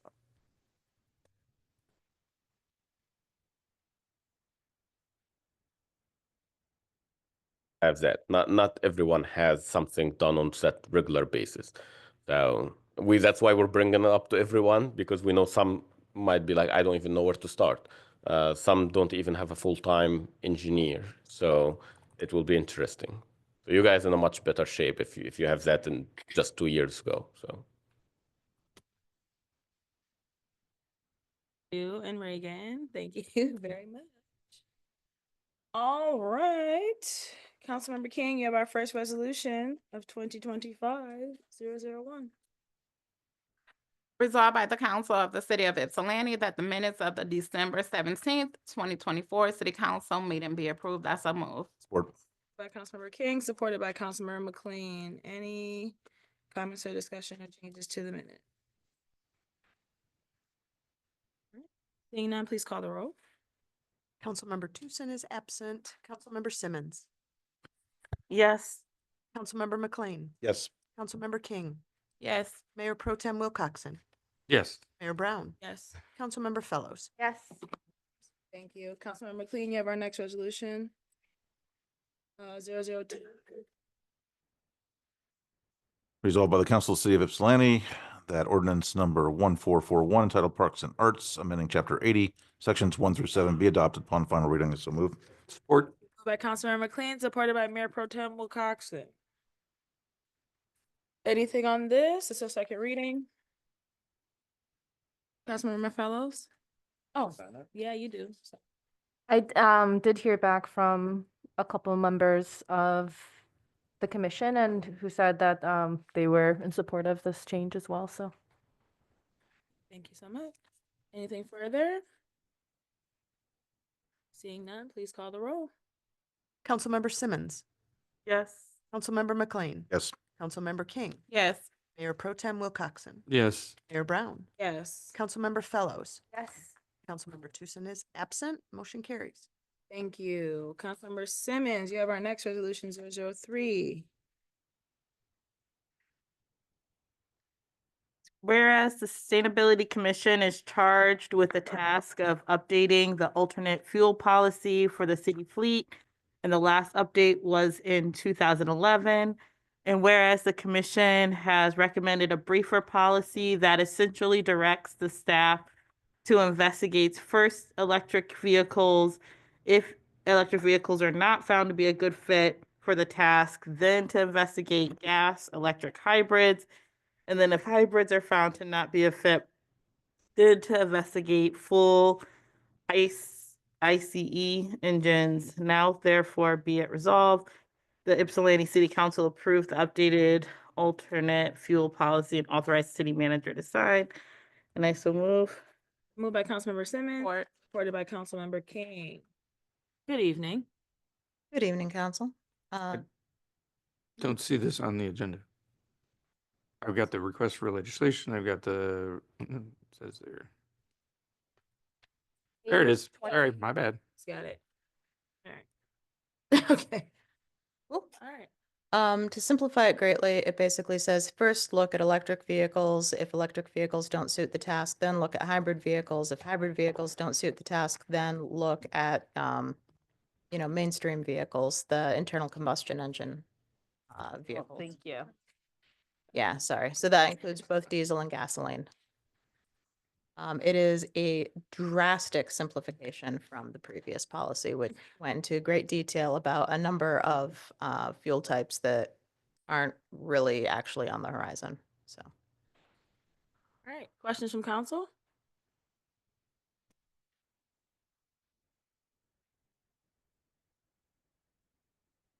Natural gas. By launch. Yep, trying to get that installed and nothing Yeah. happened. Yeah. Okay. Seeing none, please call the roll. Councilmember McLean. Yes. Councilmember King. Yes. Mayor Pro Tem Wilcoxen. Yes. Mayor Brown. Yes. Councilmember Fellows. Yes. Councilmember Tucson is absent. Councilmember Simmons. Yes. Motion carries. Thank you. Councilmember McLean, you have our next resolution 004. Thank you, Madam Mayor. Thought it was appropriate as our former president is currently lying in state in the Capitol, that we make mention of his life of service.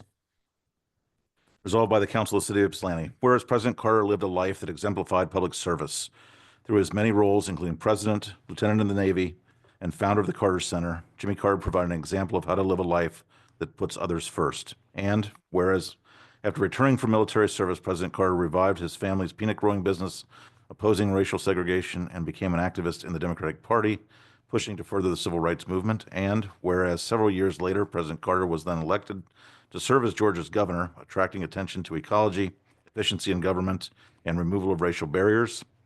Whereas the founding of the Carter Center has played a key role in eradicating diseases and promoting free and fair elections throughout the world. And whereas President Carter announced his candidacy for president in 1974, eventually winning the election with 297 electoral votes. And whereas President Carter worked hard to combat the continuing economic woes of inflation and unemployment. Whereas to combat an energy shortage, President Carter established a national energy policy, prompted government efficiency through civil service reform, created the Department of Education, bolstered the Social Security system, and appointed a record number of women and people of color. And whereas President Carter took on the seemingly intractable challenge of Middle East peace, securing the Camp David Accords in 1978, which significantly reduced conflict in this fractured region over the last 5 decades. And whereas as President, Jimmy Carter made human rights a cornerstone of U.S. foreign policy, and in the process pushed dictatorships, particularly in the Western Hemisphere, toward meaningful reform. And whereas President Carter was awarded the Nobel Peace Prize for work to find peaceful solutions to international conflicts, to advance democracy and human rights, and to promote economic and social development. Now, therefore, be it resolved that the Ypsilanti City Council recognizes the life and work of President Jimmy Carter on behalf of all Americans and those around the world, and celebrates President Carter as a role model for leaders both in and out of government. Be it further resolved in honor and tribute to the memory of President James Earl Carter Jr. And as an expression of public sorrow, the Ypsilanti City Council declares January 9th, 2025 as a citywide day of mourning to coincide with President Biden's National Day of Mourning. Be it further resolved that council hereby directs all flags within the city of Ypsilanti be displayed at half-staff for a period of 30 days from the day of President Carter's death. I so move. Support. Moved by Councilmember McLean, support by Mayor Pro Tem Wilcoxen. Councilmember McLean? Thank you, Mayor. You know, it may seem appropriate to do something like this for a president, former president, and upon his passing. But really what stood out to me and stands out to me, and I hope stands out to Americans of all backgrounds and philosophies, is his commitment to public service. I was listening to some of the speeches and mentionings and memorials for him right before coming here this evening, and one of the things that stood out was his dedication, not just to lending his name to good causes. A lot of folks associate him with Habitat for Humanity, and rightly so. But not only did he, like so many people in leadership positions, lend his name, but he lent his time as well for years, well into his 90s, every year, for a week. He went and worked on Habitat houses. And I hear he was very good with the hammer and saw. He was somebody that, and the people that worked with him at that time also describe him as, not there for the photo op, but he's there to work. And he pushed other people to work as well. And it just seems at a time when our politics are so fractured that having someone who never would have claimed to be perfect, but who certainly did time and time and time again do things that were exemplary and sometimes far, far out of the limelight, like his work to eradicate some diseases, including guinea worm in Africa, which I believe had several tens of thousands of people afflicted by it every year, and is down to something like 14, if I have those numbers right, like not 14,000, 14, nearly completely eradicated. So this is the work of the Carter Center, and this is the work that will continue in his name. So it gives me some pleasure to be able to memorialize him. I think those of us in government could learn a great lesson from thinking about the work that he did. So I'll stop now, Mayor, and but hope that everyone will support the motion. Thank you. Yeah, I'll just add, I was happy to co-sponsor this. I mean, he was a wonderful example of a public servant. I watched some of the initial memorial before he was taken over to Land State today, and all of the stories that folks were telling were just about what a wonderful and personable individual he was, and even things that I've have learned historically about him being a person of the people and for the people truly. One of the stories that sticks out in my mind is them talking about when he was being sworn in for office that he didn't even want them to call him by his full official government name. He said Jimmy. He didn't say James. He's like, I'm just Jimmy. And so again, it's something to keep in mind as we think about how we show up in spaces and what it means to be a leader, but also to be able to be in space and proximate to folks and not above, right? And so I'm happy to support this, of course.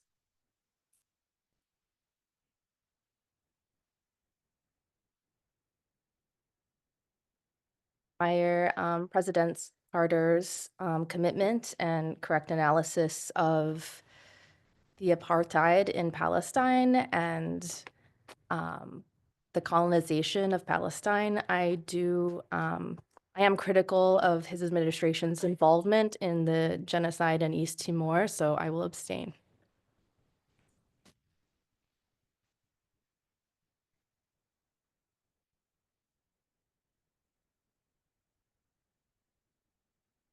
You have about process, and it's come up a couple times, but abstentions are if there's a direct conflict, correct? Not if, so it'd just be like a no if you don't want to support this. That's fine. Okay. Any further comment?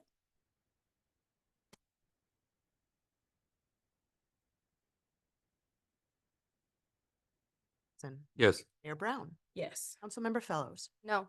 Councilmember Tucson, absent, sorry. Councilmember Simmons. Yes. Councilmember McLean. Yes. Motion carries. Thank you. Mayor Pro Tem Wilcoxen, you have 005.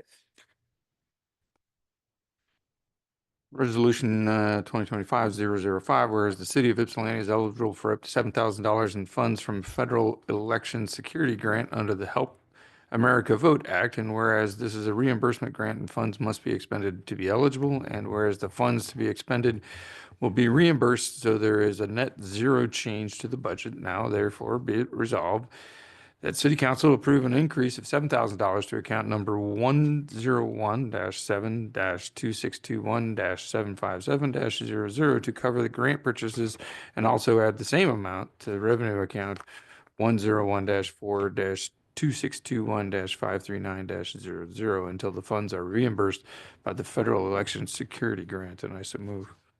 Moved by Mayor Pro Tem Wilcoxen, supported by Councilmember King. City Clerk? Hello. So I think I provided you all with all of the background information. The Secretary of State's office has tried to have these security grants for the past couple years since we went through 2020, and they are offering it again.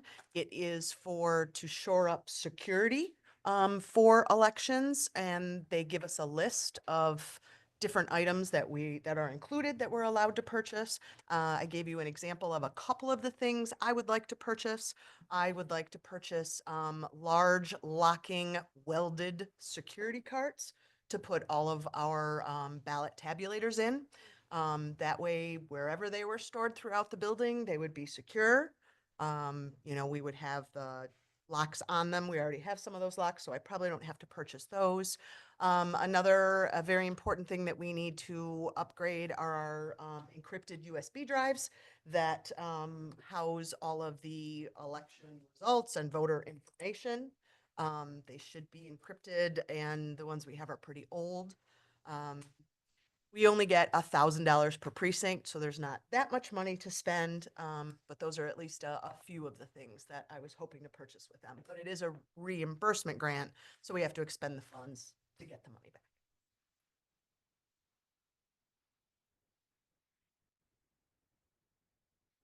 back. This is pretty basic, but just so I saw the different things you shared. They didn't really have costs associated with them. So based on kind of thinking about how many of those things that we would need and what those costs are, do you expect that we would need the full $7,000 in order to make those purchases? I will make every effort to spend the $7,000.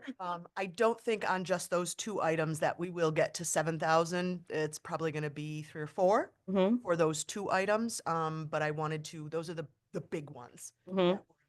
And then I figured, I'd like to shore up our security out front here, but there's not enough money to do that. So it's looking at some possible other alternatives.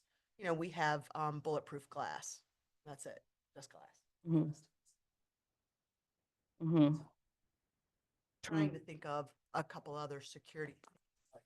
For example, we got the panic button. That helps.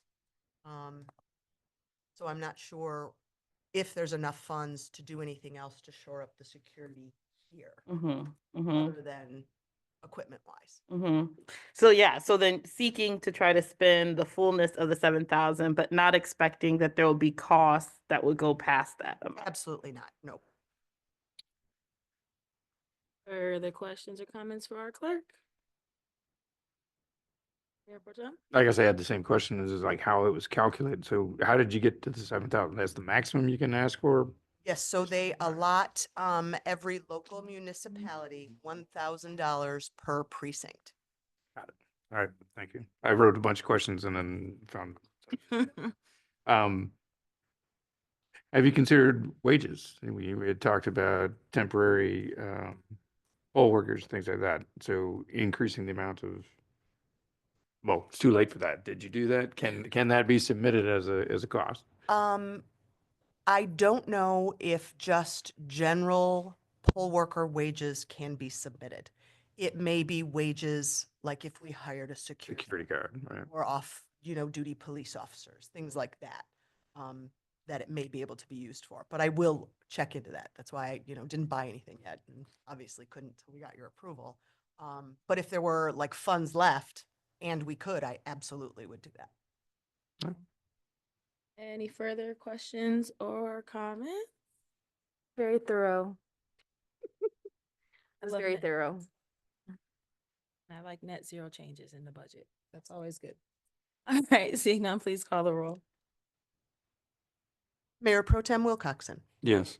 Mayor Brown. Yes. Councilmember Fellows. Yes. Councilmember Tucson is absent. Councilmember Simmons. Yes. Councilmember McLean. Yes. Councilmember King. Yes. Thank you. Motion carries. Thank you so much. Councilmember Fellows, you have our next resolution 006. Resolution number 2025-006, a resolution directing city staff to create a comprehensive city council member onboarding process.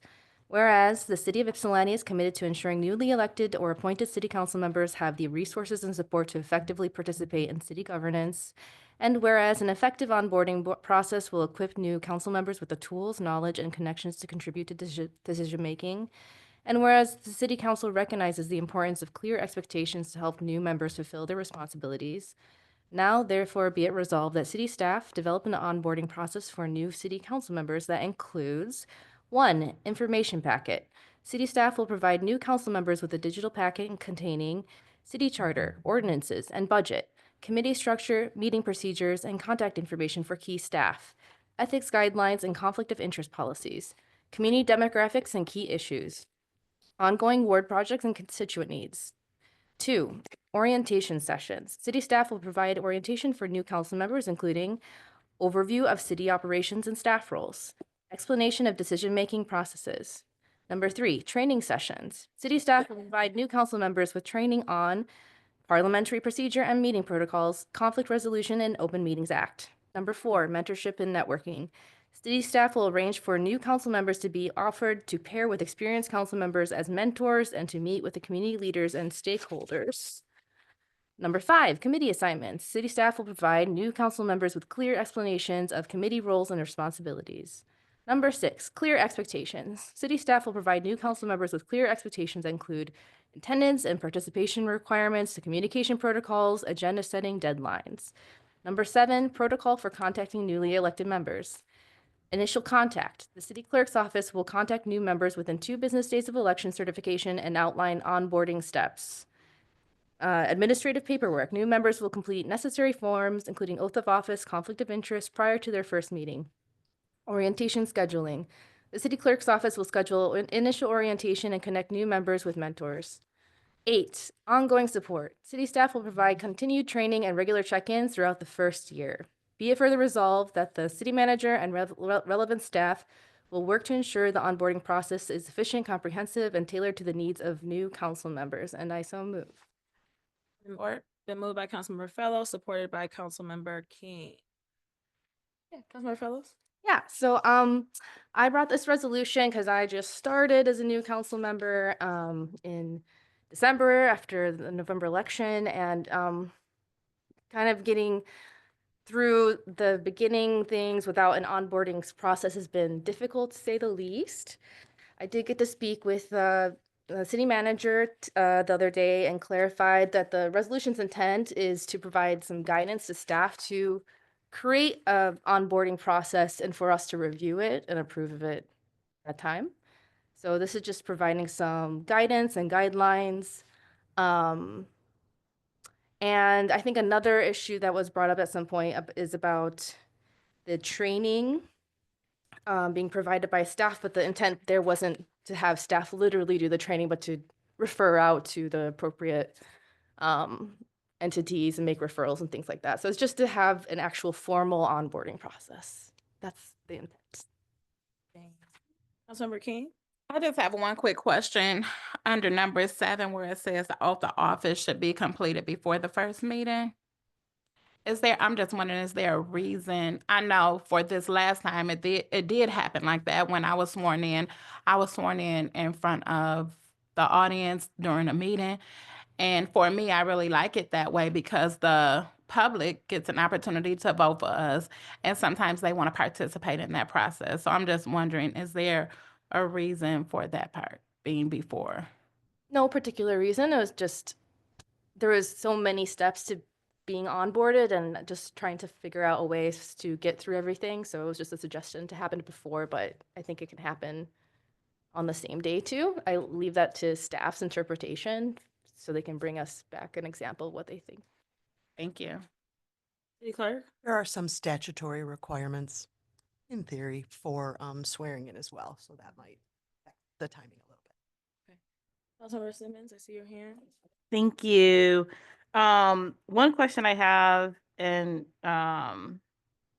Tracy, you might, this is around, so in that same number 7, it talks about the election certification. And I think that kind of made things a little wonky this year, was the conversation of like when that hits and how. And so I think just like as thinking about that. Maybe we need a different metric for what that is, because if it's not, because it says 2 days after, but if the certification's not, if it's not like officially certified until weeks later, but we're sitting, you know, that, so anyway, so just, I think, like, I don't know if it's just election, I don't know what, I don't know what that would be, but yeah. So it looks like the state is going to try to address that issue before we have another election, is my hope, because they're seeing this statewide as a problem. Yes. Great. So yeah, so hopefully that will help figure that piece out. And then the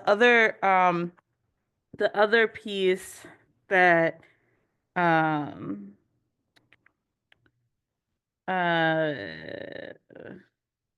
oh, another part that I was just looking at is just kind of highlighting, there is the part asking about like things like community demographics, key issues, ongoing projects, and constituent needs. And it was just making me think, well, how would we even gather those? We don't really have a process. And so it was just uplifting why it could be good to actually have a staff role that encompasses some of that. But anyhow, so some of the things I was thinking about is kind of just thinking about kind of where some of this would sit. And I was thinking about like the mentorship and networking that might feel, that kind of, that one of all of them kind of feels a little bit outside the staff role, but I also like think of that as like good on council to do as welcoming gestures too. And so kind of how we work that into just our ways of welcome and onboarding as a body, in the ways that we work with one another too, would feel really good.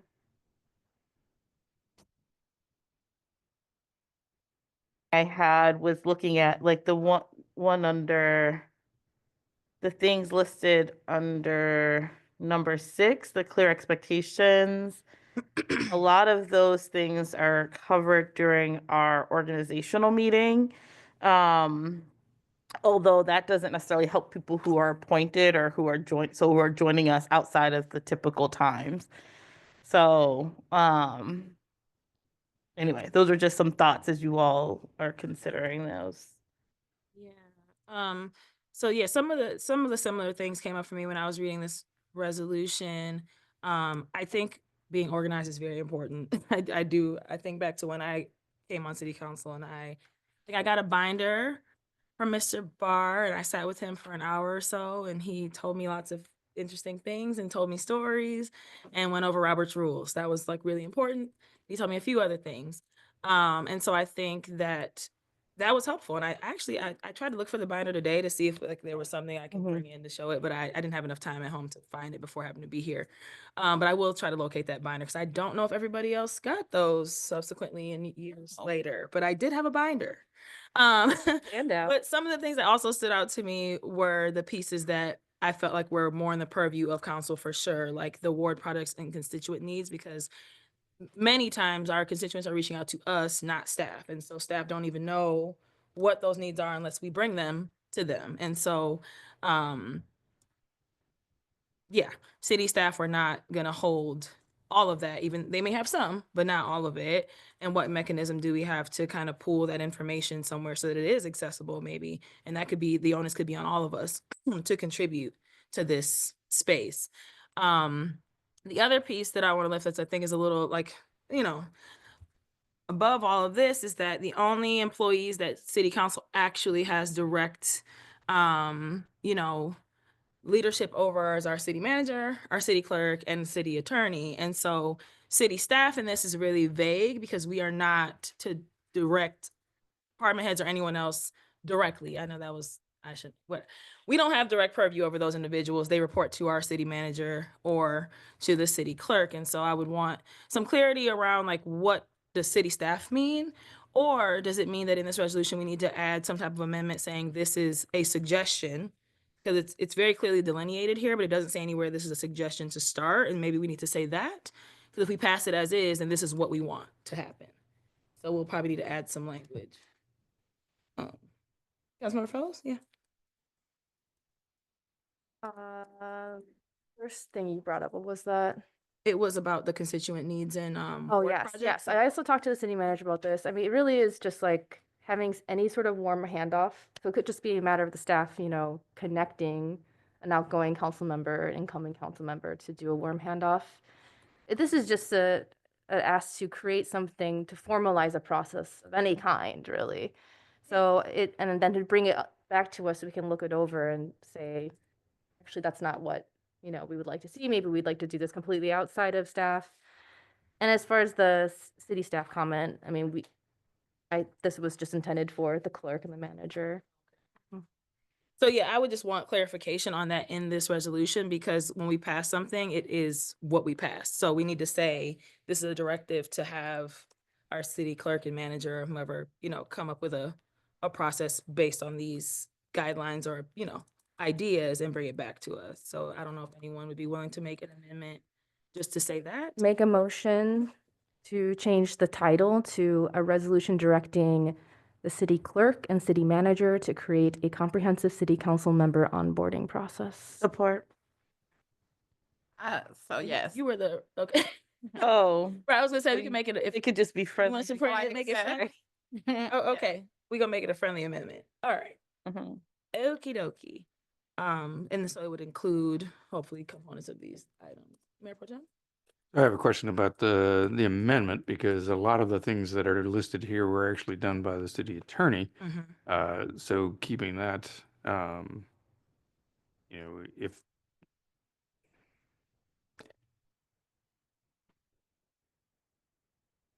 to that amendment, or do we rely on the city manager to?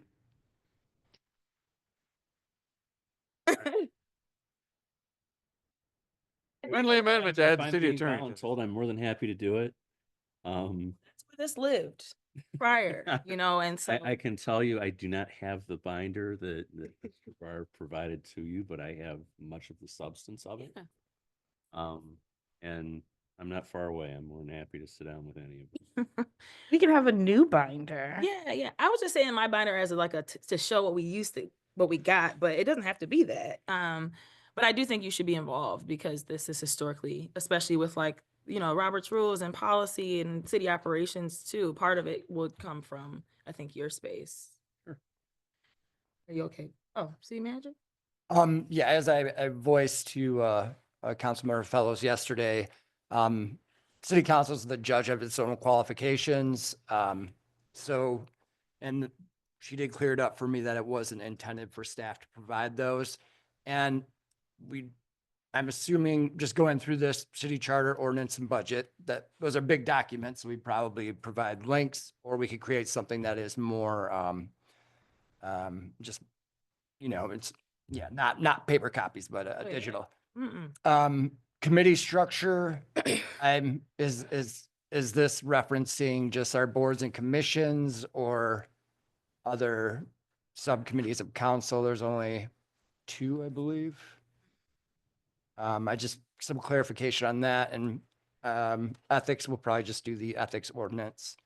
Conflict of interest, that's also in the code of ordinances. Community demographics and key issues. Community demographics, we could just get through the census. Ongoing ward projects. I mean, I imagine that just means any major projects occurring in each ward, just the major ones, we could put that together. Orientation for new council members. We could also I guess each department head could meet with a new council member, which I would encourage council members to do that anyway. But again, staff can't hold council accountable for doing any of these things. So that's important to note. Also, in parliamentary procedures, MML actually has a good program for parliamentary procedures, including Open Meetings Act. So that's something that we could just budget for each year with a regular election. And then the mentorship and networking would have to be something done by council. And then in terms of staff, we could, I'm sorry, ongoing training, we could and maybe help from council members as well, as if there's any training noticed, we could compile a log of what trainings would be available, and we can provide those to all of council. But this, I see our staff's role as getting the document together, council approving that, and then we know that, okay, it's an election year, let's set up our training for parliamentary procedures. And then we can continue to create a list of training opportunities through MML or other organizations. And that's another thing that council could direct, if they see an organization providing a training, they could point staff to that, and then we could get more information. I would also, council will want to look at its line item for training and conferences that might need to be adjusted accordingly. So these are just things to think about when doing this. Councilmember McLean. Thank you, Mayor. I'll say at the outset, I support certainly the intent and the spirit in which this is offered. And I think it would be valuable. I have a few questions on the actual resolution. However, I believe the question before the body is the amendment.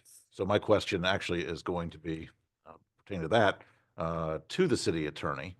And that is it adequate to have simply the resolution title changed? I believe the operating language should also be clarified, because that's I would suggest to council that labels don't matter as much as substance.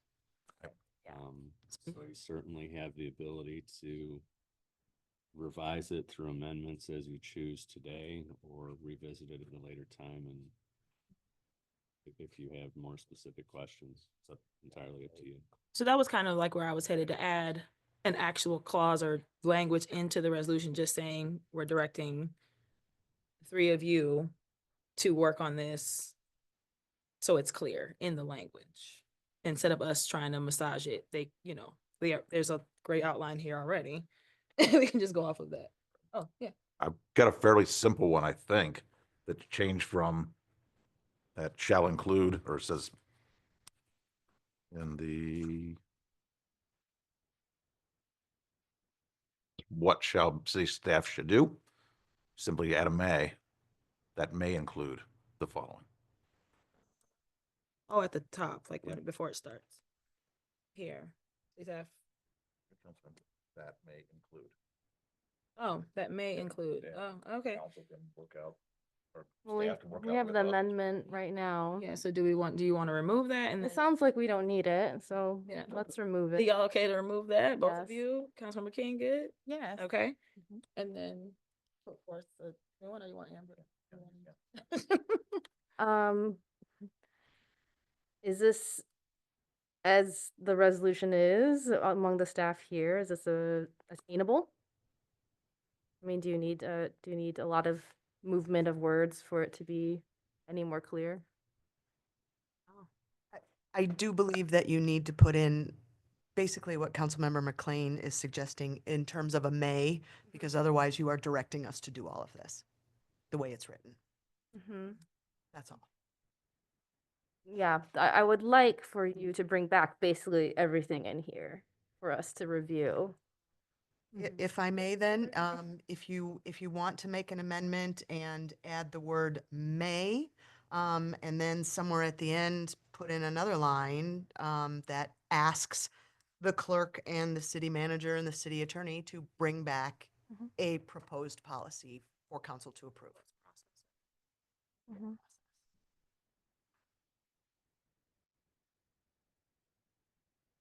Councilmember Simmons, before we do any, yeah?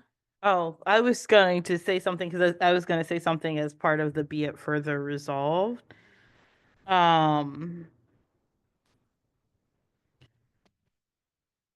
Because it's unclear, yeah, so to make it clear that the expectation, or maybe it is that it's the now therefore be it resolved, where it says city staff to develop the onboarding process. And to bring back to council for review. Yeah. So we could just add that there. I so move. That. Okay. All right, discussion on that. So it would be now therefore be it resolved that city staff develop an onboarding process and bring back, or, you know, Bring back for review. That may include. all these things. Okay. Mhm. All right, any discussion on the amendment? Did we add the attorney? I don't know if we said that part. Did That we was a add- friendly one, right? The But the original part was a friendly at the top. Oh. But remember, I thought it was just the city manager and the Oh, clerk. right. We didn't add anything. then. Okay. We didn't add any Taking it out. titles. Okay, so I moved to add. We got an Oh, amendment on the floor right now. yeah. Okay, so let's move to this one. Are y'all okay to vote on this Yeah. particular piece? Okay, please call the roll. Can you read it back Yeah, yeah. though? Now therefore be it resolved. May I ask who is supporting? It was Councilmember McLean. Thank you. Okay, so the first resolved clause will read, now therefore be it resolved that city staff develop an onboarding process. That city staff bring back for review and develop an onboarding process. How does that sound for new city council members? That may include. Maybe I would say develop and bring back. Develop. Develop an onboarding process. Yep. Yeah, she has that. Bring back.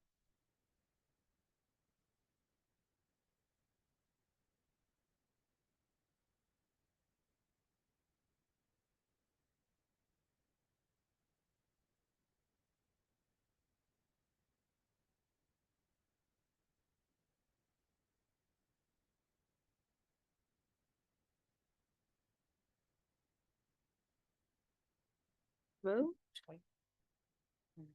Okay, so we're voting on the amendment. Whenever you're ready. Councilmember Tucson is absent. Councilmember Simmons. Yes. Councilmember McLean. Councilmember King. Yes. Mayor Pro Tem Wilcoxen. Yes. Mayor Brown. Yes. Councilmember Fellows. Yes.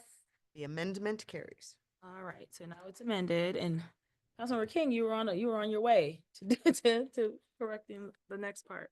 Okay, so I moved to add the attorney to the portion with the city manager and the clerk. I think we removed that. We rem- Because Okay. the attorney clarified that we didn't need to Oh, okay. specific. Especially with this sentence that was just added. Okay. Is that what? No, I think he said it's better to put it in the body, Oh, in the actual meat and potatoes, and not just the title of the I see. the form. I think the sentence that you're looking Is at the last one?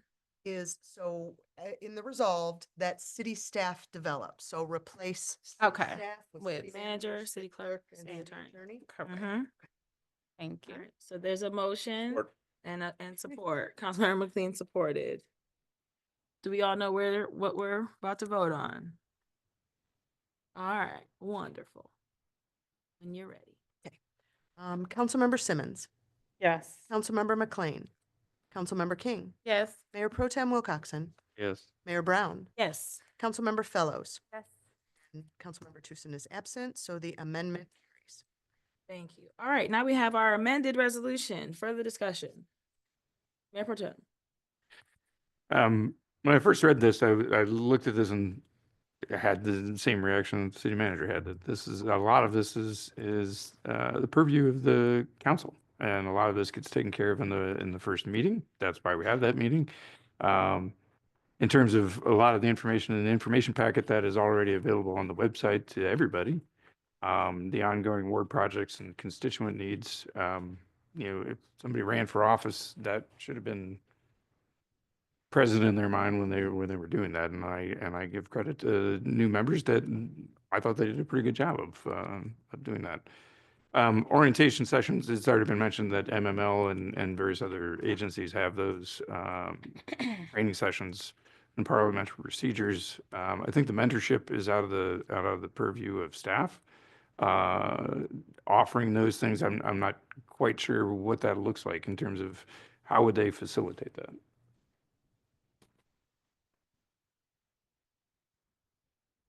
council members meeting individually and having those conversations.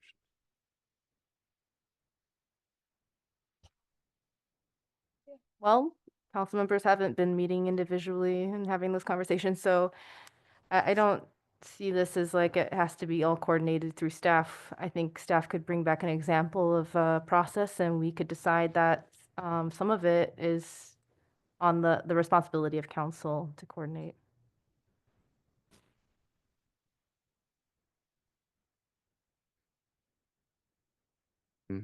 Again, the question about committees, if that's commissions or boards, or if that's other committees.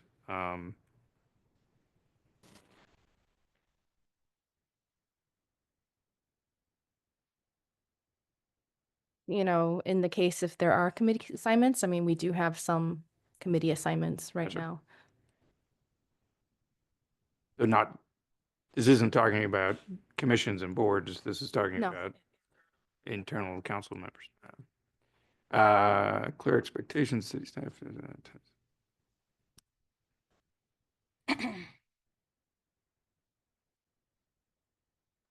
Again, the agenda setting deadlines, that's, they can certainly bring that forward, but that's up to council to determine that.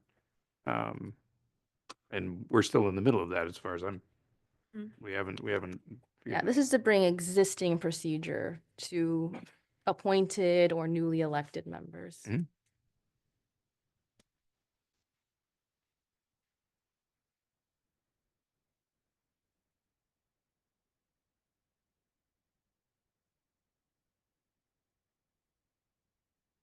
And then Councilmember Simmons. I just wanted to say I didn't get to say when I first made my comment. I appreciate this being brought forward because when I started as a council member, while I had access to the attorney, I feel like starting as a council member is just like any other job. And any other job has an orientation and they hand out papers or, you know what I'm saying? They get you acquainted with the job, even if that is just speaking to people that are on the job. So I'm glad this was brought forward because I think we do need more clear expectations of what a council member should expect, even if they already knew some of what the process was while running. So I do appreciate that this was brought forward. Councilmember Simmons. Yeah, and I just to kind of go off of that or like some of the things that Steve was bringing forward of thinking about that some of these things are available in different things, but I feel like there's like when starting on council, there's like so much going on and you're jumping right in. And so it kind of feels like it would feel nice to just know, oh, this is where I'm going to get this information. This is what the dates for when the MML sessions are, and this is how I actually sign up for them. It took me a while before I knew, oh, in order to get the trainings, we have to send something to the clerk or the city man, you know, like I actually it took a minute before I was even aware like what that process was for like signing up for things like that. And so I think like even something that's like, hey, this is like quick FAQs. Like we will be determining these things during our organizational meeting, which happens at this time. And then, you know, like I said, for when people are appointed, then that's a little different because we don't do those. We only do those at certain times. And so then if that's the case, it's like it would be a little different of like refer to here's the information from the last one or the next one will be, you know, just things like that that I think that way people know, oh, this is when I can expect this to happen, or I know that this is what's gonna, and I'll be waiting for when this training will be offered.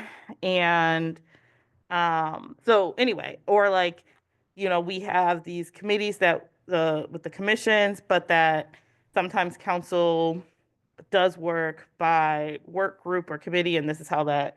So I think some of it is more of just like it could be almost like a cheat sheet of it, and you know, and knowing, oh, here's the link to MuniCode, and this is where you go and look, and this is how you search it. Because I mean, even though it feels self-intuitive, it kind of isn't. So, I find myself being like, hey, like some people are really good at that. And sometimes I'm like, hey, let me know. Right. So anyway, so some of it, I think, even though it feels like, okay, there's some of these things in place, it's not automatically clear. And so if we can just like have it pulled together, then that makes it really much easier. And then it'll make it feel like more smooth, I think, for folks so that they're not wondering, what am I waiting for? Should I like, because I remember when I started, I was like, do I just show up? You know, because that isn't, there's not like a natural outreach about it. So I think that that is where I'm at with it. When I read it originally, I was just more looking at the substance in terms of like the things that city staff can do versus what council can do. But as I'm listening and we were talking this through, I think it's just important to have things in a place, right? Everything on this list is everywhere. Some of it including in our minds, like not even on paper somewhere, right? Like how some like constituent needs, for instance, there might be things that I'm holding that nobody else knows that I'm working on for someone.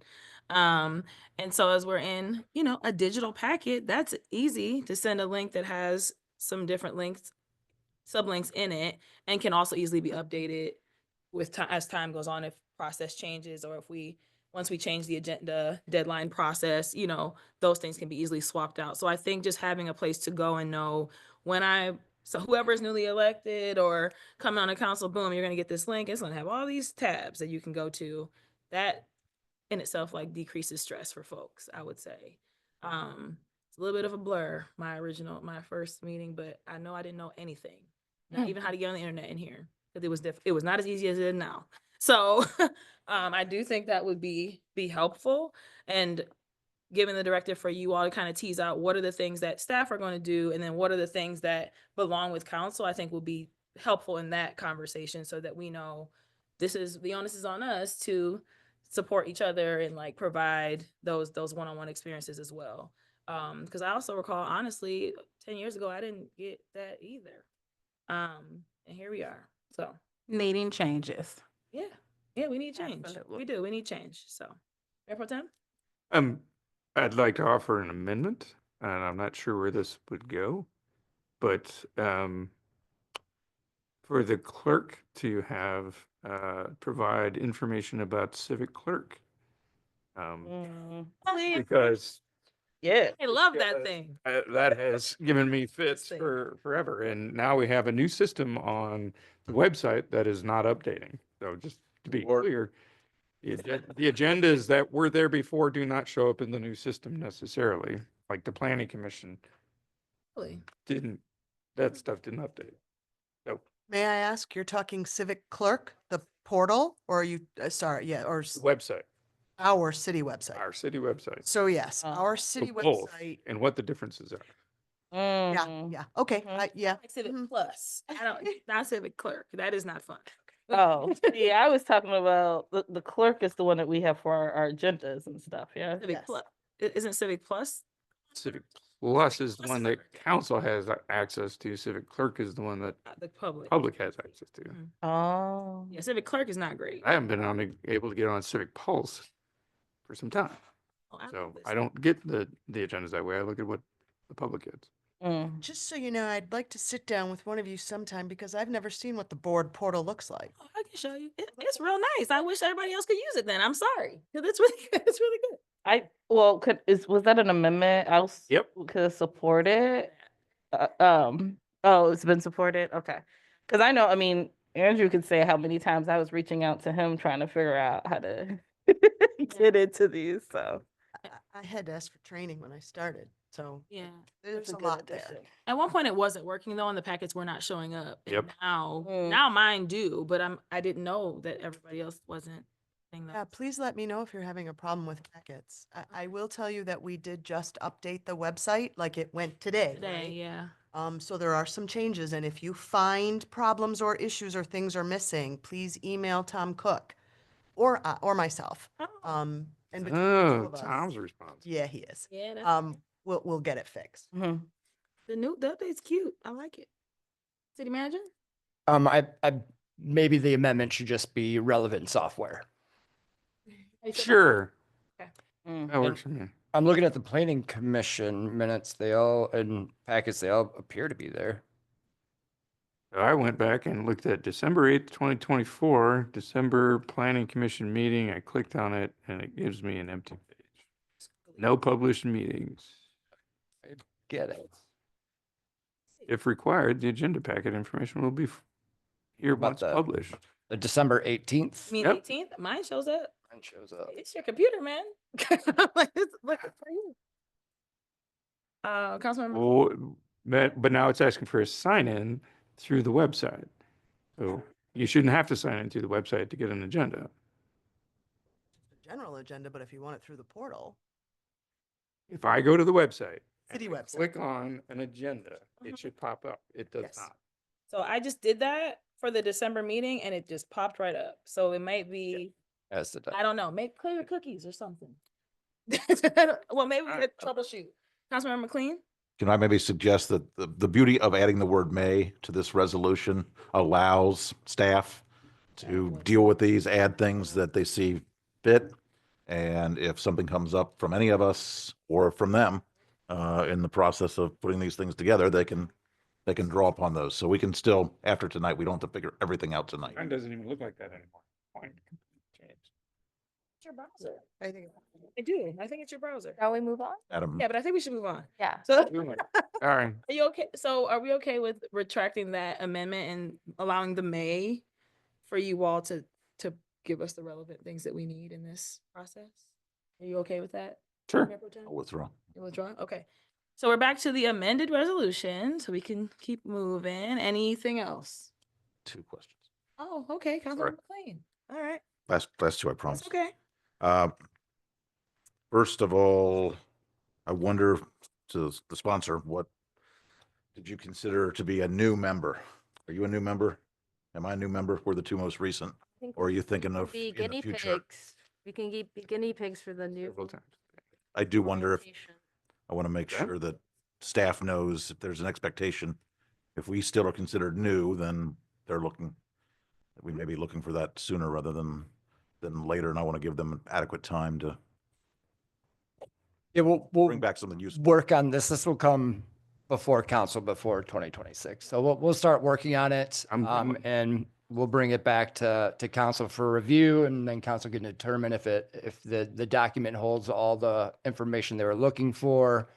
And maybe we'll have like we have a 2 different- process for how to, like, where to go to find trainings and things like that. So create the document and then create an opportunity for council to see, hey, this training looks good. And then we'll just, in the document, it will just require parliamentary procedure training after each general election. Madam Mayor, Yes, sir. one final question. Thank you.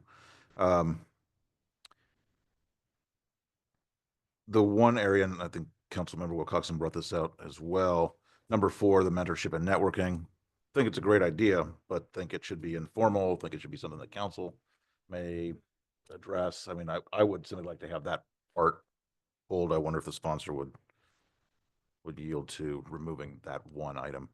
I did put the word offered in there specifically, so it's not required, it's not mandate, it's an offer to be paired for mentorship. Yeah. Madam Mayor, I think there's a separation of powers issue here. And that staff cannot direct us, suggest to us even that we ought to. I think it's a good idea, and I think there's other ways we can handle it than this.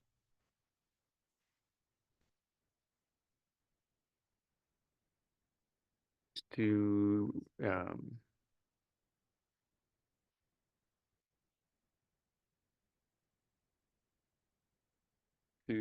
the packet when it comes before us, language in the packet, or just that the packet state that it would be helpful for people to reach out. And if the only thing I could see in there would be have phone numbers and contact information. But yeah, I taking staff out of it and just having a section for contacts for other staff or for other council members.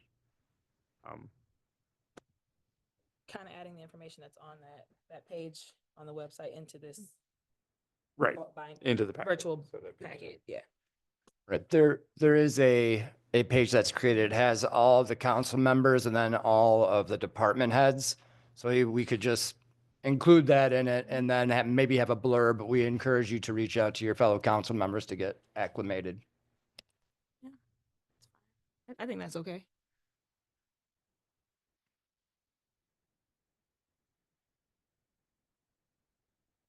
Range, can be interpreted. So all this is just gonna be pulled into one place so that folks can easily access it, and that feels fine to me.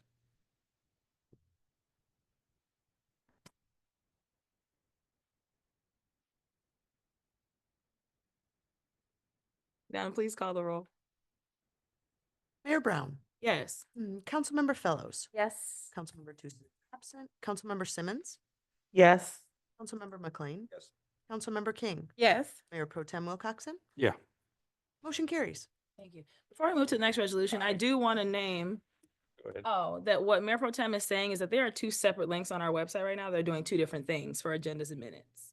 So I don't know if this is a crossover from the new website coming up today, but the link I clicked where I was showing him is different than the one he clicked, and it's two different things that is being given to us when we do that. If you go on the banner at the Yeah. top for government and Yes. look at the agenda, So that there's needs- nothing in there. That needs to be fixed. But I got the city council agenda through that.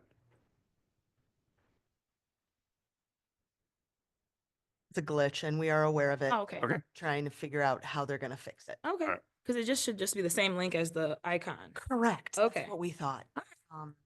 Yes. Sorry, Mayor Pro Tem, your thought I was crazy. Your browser's fine. The old Okay. guy doesn't know how to work a computer. Sometimes. Yes, sir. Can I make a motion to extend till 10:30? It's been moved by Mayor Pro Tem to extend to 10:30. Supported by Councilmember Fellows. Wait, is that only a 30-minute extension? No, that's an hour from. It's an hour from now. I mean, listen, it's up to y'all. I can't make any motions. All in favor, please say aye. Aye. Any opposed? All right. Councilmember Simmons, you have our next resolution 007. A resolution to request Washtenaw County allocate funds toward the establishment and operation of a permanent shelter in Ypsilanti for individuals experiencing homelessness.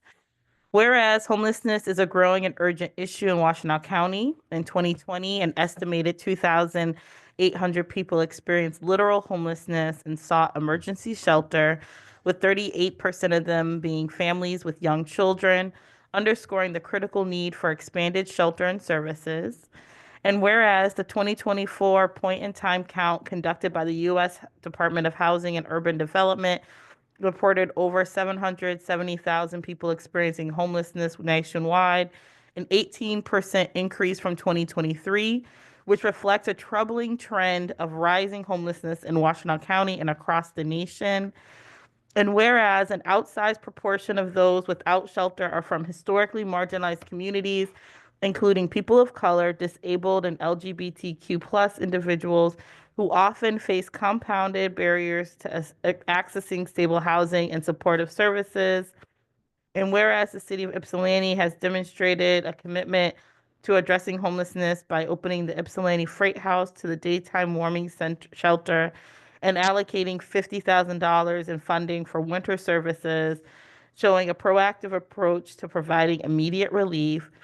And whereas Washtenaw County's public safety and mental health preservation millage is a recently renewed voter-approved homeowner tax that generates vital funding for mental health and substance use treatment programs, resources that could be leveraged to help individuals experiencing homelessness, and many of whom face significant mental health and substance use challenges. And whereas Washtenaw County Community Mental Health operates a 24/7 crisis center at 750 Towner Street in Ypsilanti, and funded through the millage, which has the potential to be an essential resource in addressing homelessness, but is currently closed to the public. And whereas local hospitality houses, churches, and service organizations are vital in addressing immediate shelter needs, but a permanent shelter is necessary to provide long-term solutions for individuals experiencing homelessness, focusing on both emergency housing and pathways to permanent housing. And whereas the city of Ypsilanti recognizes the importance of a permanent shelter in supporting individuals who are homeless, providing not only a safe place to stay, but also essential services to support their transition to stable permanent housing. Now therefore be it resolved by the city of Ypsilanti as follows. 1, request funding from Washtenaw County.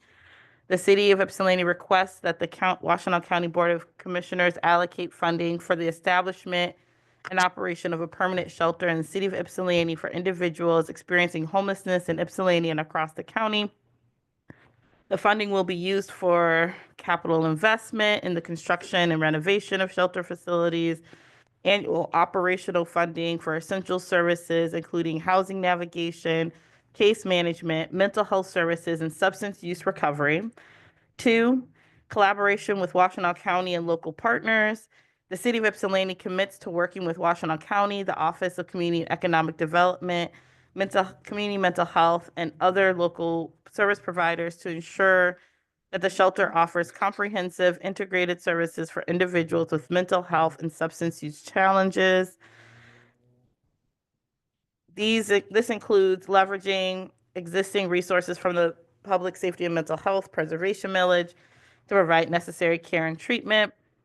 3, resident input and community engagement. The city of Ypsilanti acknowledges that resident input is critical to the successful development of the shelter.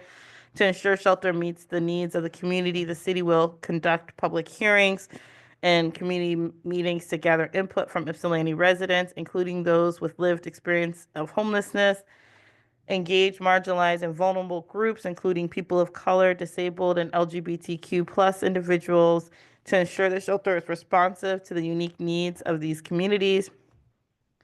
Incorporate feedback from local stakeholders, including service providers, advocacy groups, and faith-based organizations to guide the shelter's design and service offerings.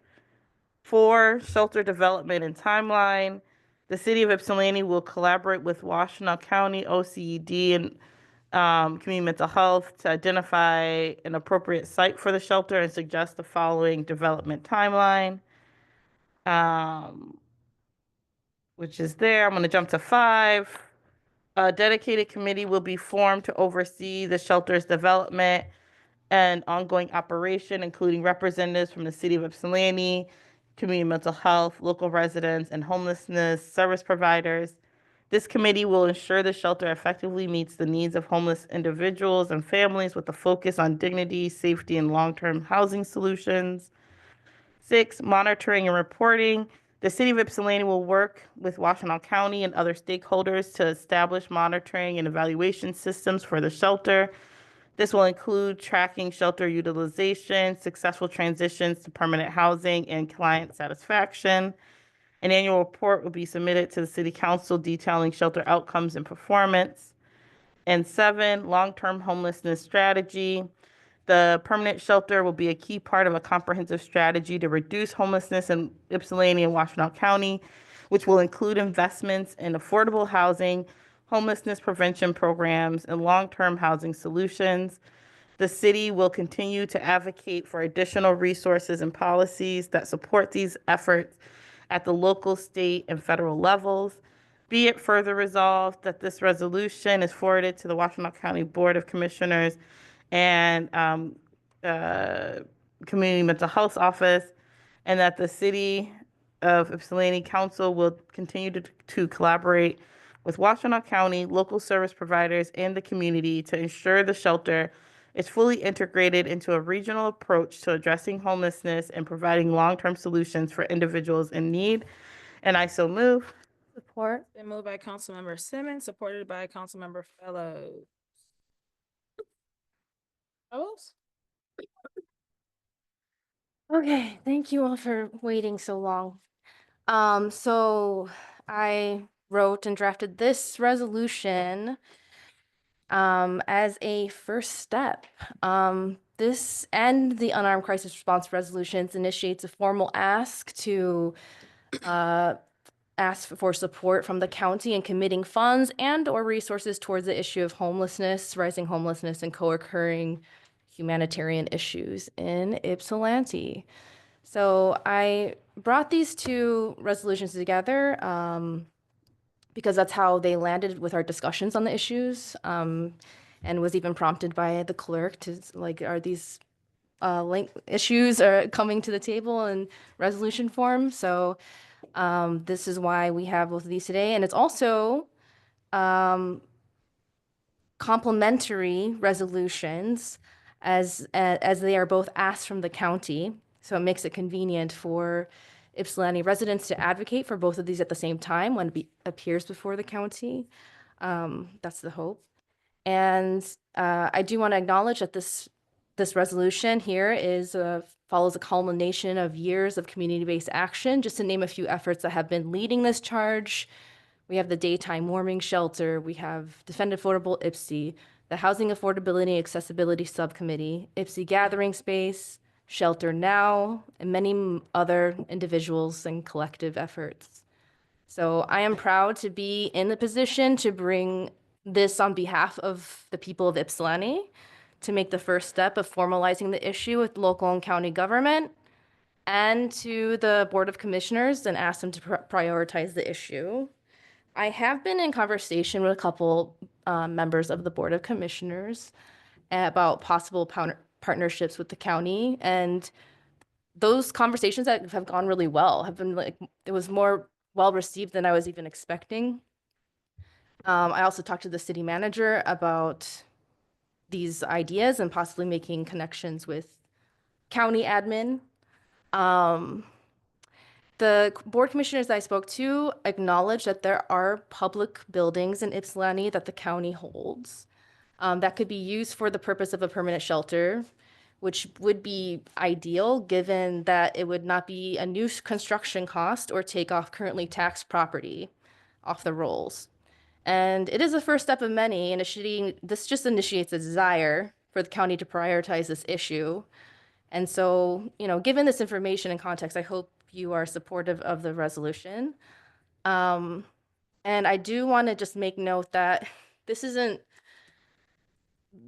to happen one way or another, because the issue of homelessness and the rising homelessness in this area will lead people who are very desperate, who have high needs, who don't have other options, to form, communal communities, homeless communities. And it's kind of already happening already. So we're going to have occupations of lands or buildings. It's either if we are going to get ahead of the issue and try to make good on the needs of the people that live here, or we're just going to be reacting or responding to a crisis. And so I think this is just the bare minimum first step. Just put the ball in the county's court. Hey, this is what we'd like. Work with us to develop potential options, including buildings that they have right now that they are discussing in their space planning plan right now. They might want to restructure some of their services with MDHHS and the Towner and the center areas. So it's actually a really good time for this resolution to come before them. So I just want to say we're going to miss 100% of the shots that we don't take. So I don't think we need to ask less of the county. I think we should always start with asking more and see how they respond, and we'll work with them from there.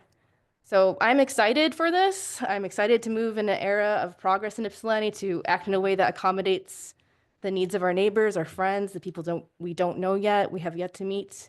And yeah, this is the first step of many. So thank you. All right, the floor is open for discussion.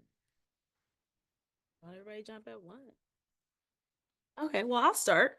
I am in support of this. As you know, we've been talking about this. We've had folks coming to us for quite some time about, we know housing is an issue, period.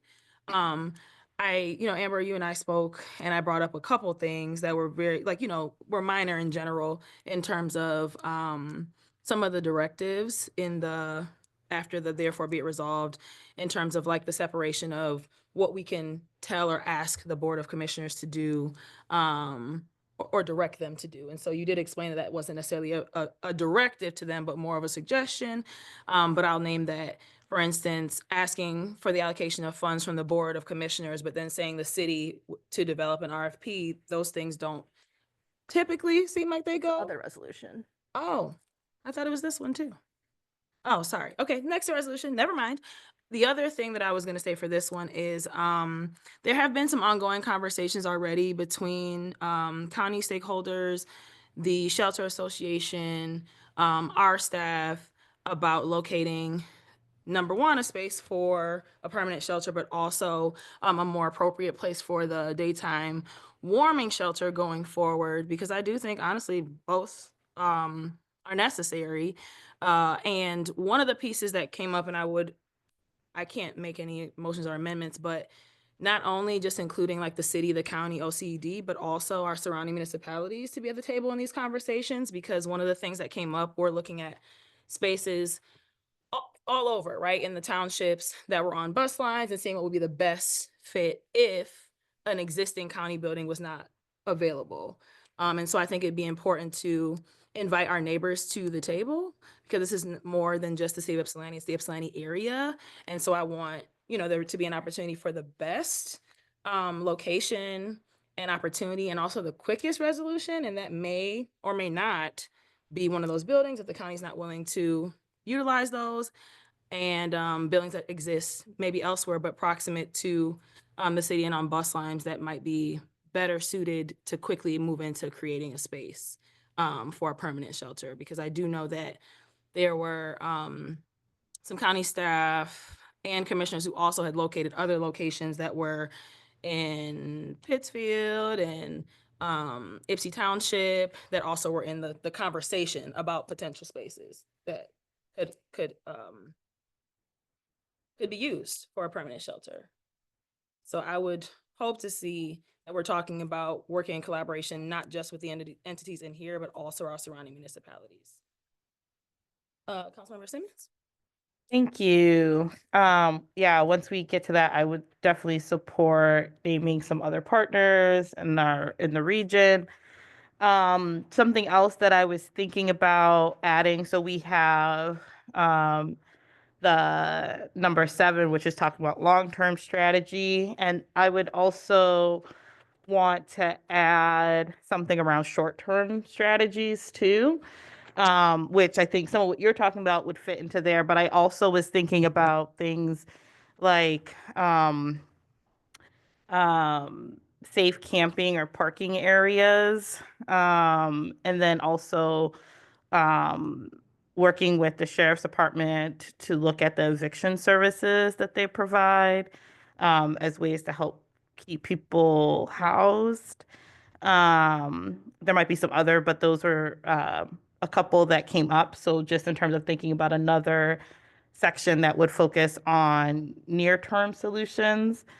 And then the other piece, I do think that the shelter development and timeline is very optimistic. And so I don't know that I have anything specific to what it would shift to or change, but I guess I mainly am naming it in order for us to have proper expectations with the public around how long some of these kinds of projects can take. I'm working with a much smaller project that is not a municipal kind of space that's taking longer than it might seem expected. And so just to say, like, I just want to say that publicly, that we want to be realistic and kind of for people to understand what that looks like, and that some of the different options, depending on what they are, might grow or shorten that, if there is a place that is more ready to go. And then also working with partners who are also looking at how to provide for this gap in governmental services too. So I think I think that there's lots of space within this as it is, in terms of working with partners, but just recognizing that there may be options that are very good and ready to go, but that also allow, I think, for more community ownership of the space and community voice and how it runs and in the running of it. I think that there's different options depending on kind of who's leading that for what that looks like. So I think that there's definitely space within that in terms of this, but I just wanted to say that as well.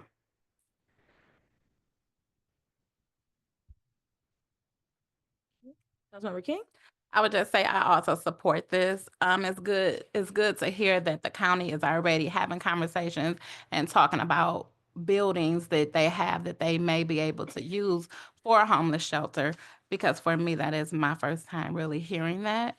So I'm glad that is something that is being looked at and that information is out to the public.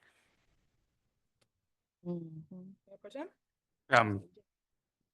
To Councilmember King's point, what I had always heard before that was that they were not considering that and they would not consider that.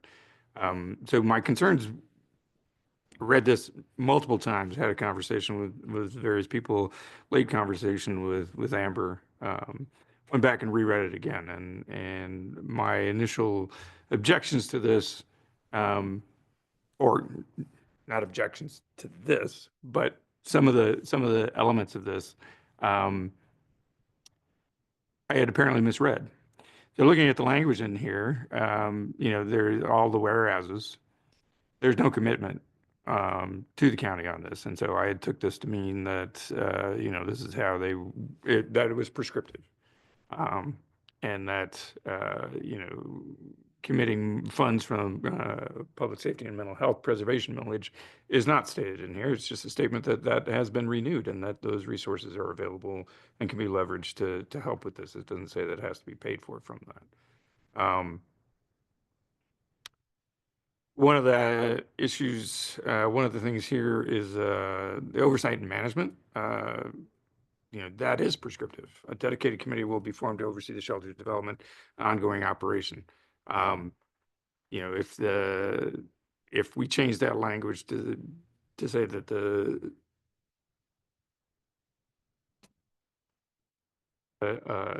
a committee for our input, that would be a different thing.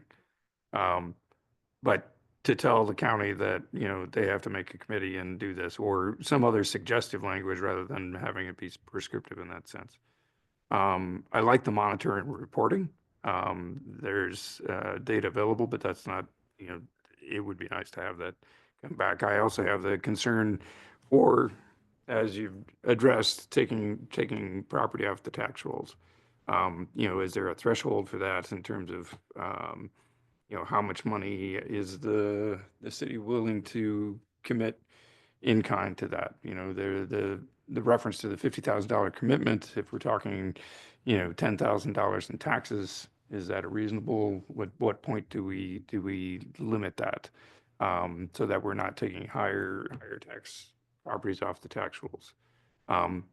If it is in fact true that the county is thinking about repurposing their own buildings, that's perfect because it's already off the tax rolls.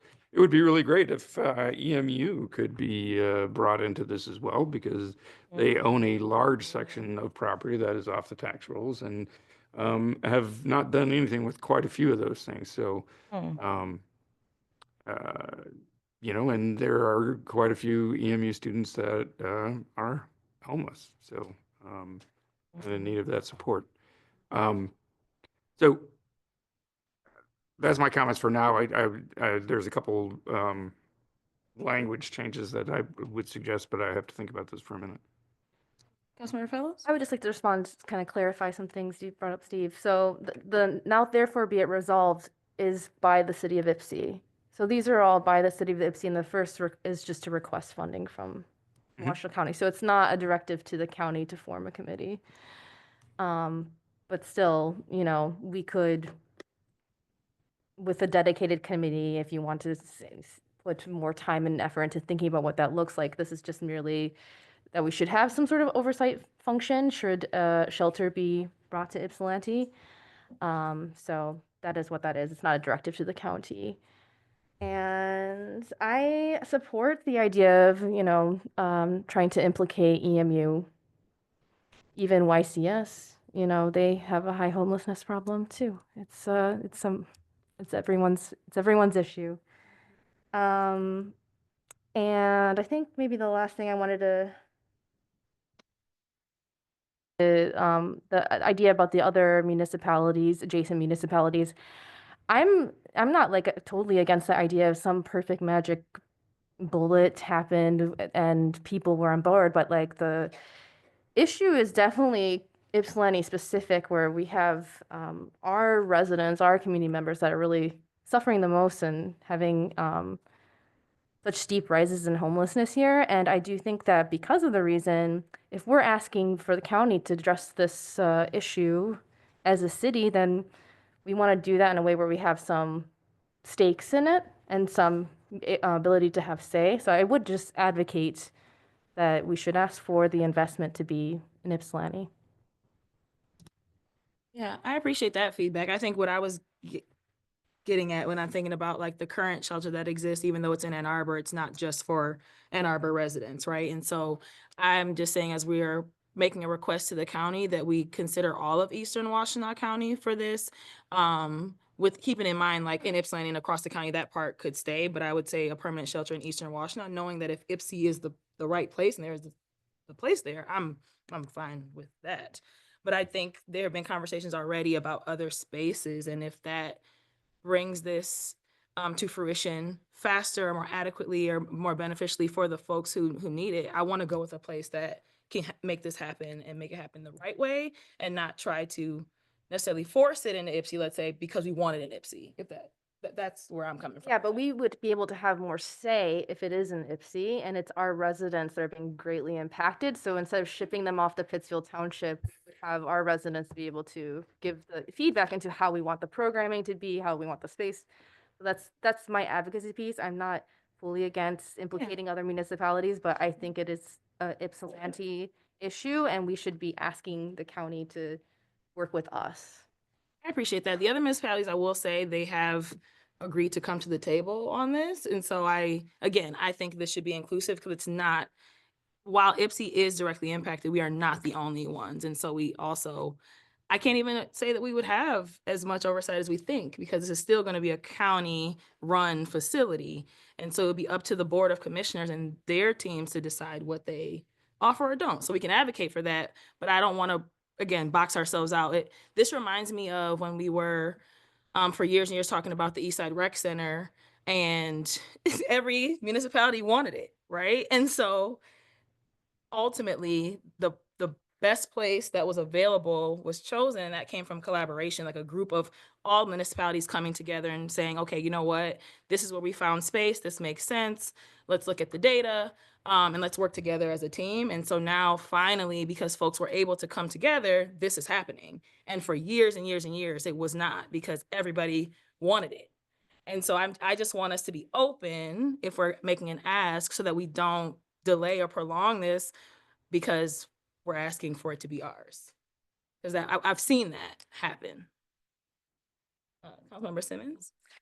Yes, I was going to get ready to add, try to put forward a couple of amendments, but I did have one quick question, which is if it needs to say, so it says that we recently passed a homeowner tax. And I'm wondering if we need to say that, because I think, so the tax is paid by the people who live in the space, which includes renters would be paying for it too. So that's just something, if we don't have to say that, then that's probably something I'll want to remove. I support that. I just pulled it directly from the millage website. That's how they framed it, but I'm fine with that change. Yeah, I just was like, oh. So you're making them. Yeah, so if we could, so maybe I could start making a couple of moves. So one would be to remove homeowner from the, let me see here. Whereas number 1, 2, 3, 4, 5, Yes, whereas Washington County's public safety and mental health preservation, just to say voter approved tax as opposed to homeowner tax. Support. So the amendment has been moved and supported by Councilmember Simmons and Councilmember Fellows. It's in the, Is that the It's kind of the- thing that we could do as a friendly, maybe? you all both moved the original, yeah. Oh, yeah. Yeah. Yeah. Amendment. Could we do that as a friendly amendment? This, because we have, I think, bigger ones, I think, so. And then the other one, so an amendment that I would like to do is to add, I guess it could be to add number 8 for short-term, I guess we could just call it short-term homelessness strategies. And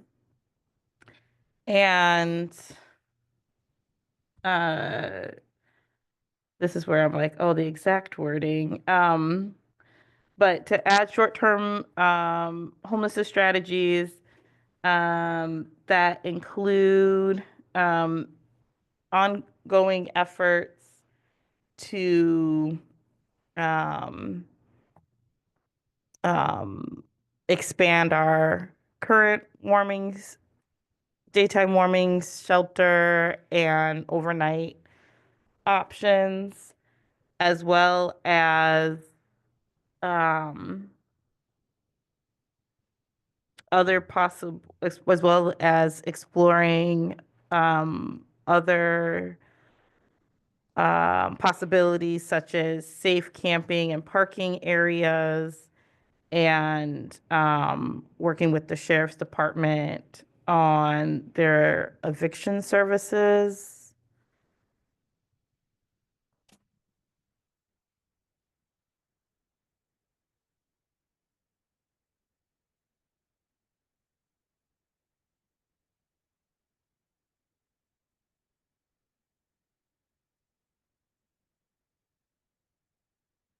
I want to know what I'm supporting here. Add number 8 for short-term homelessness strategies that include ongoing efforts to expand current daytime and nighttime warming center, as well as other options, exploring safe campsites and parking areas, and working with the sheriff on eviction services.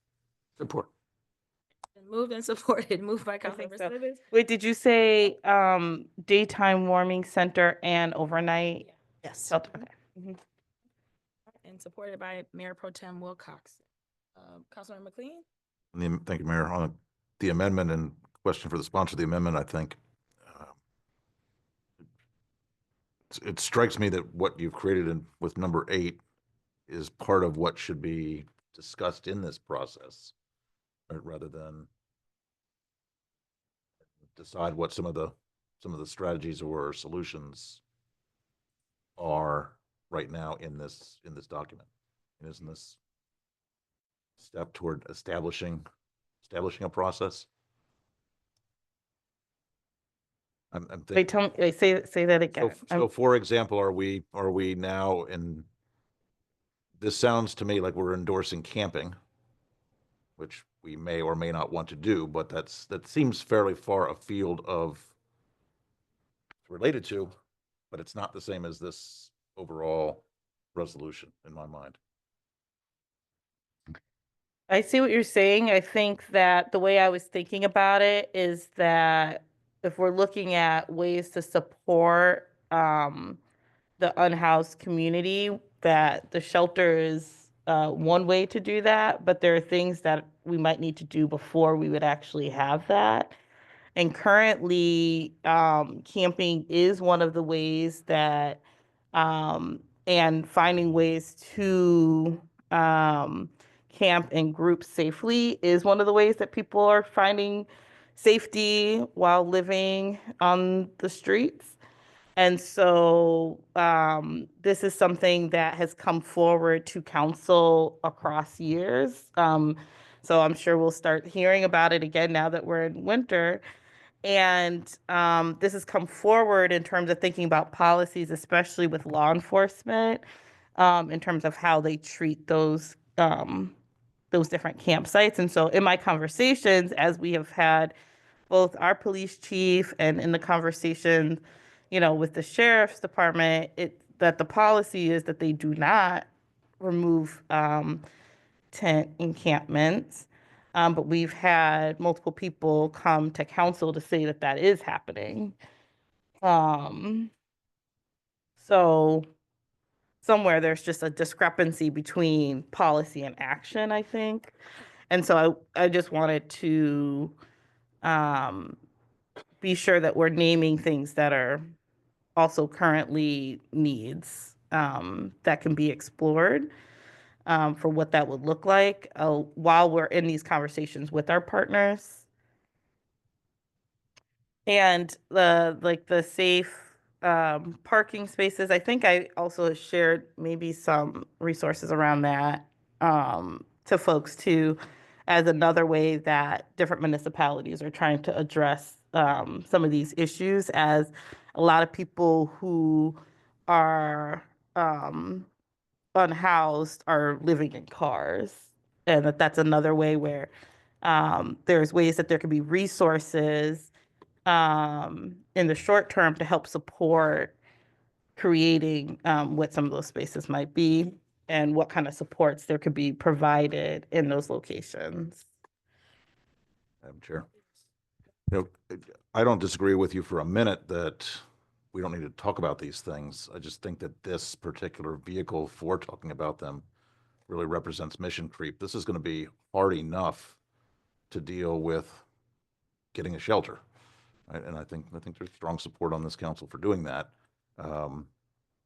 When we think about the overall issues, first of all, of homelessness, and then realize that that's just a subset of overall housing issues, and we could take this particular vehicle, this particular resolution in a lot of different directions, and arguably would make sense. But I think there's some danger in taking our eye off of specifically the idea of going out and focusing on a shelter. I was thinking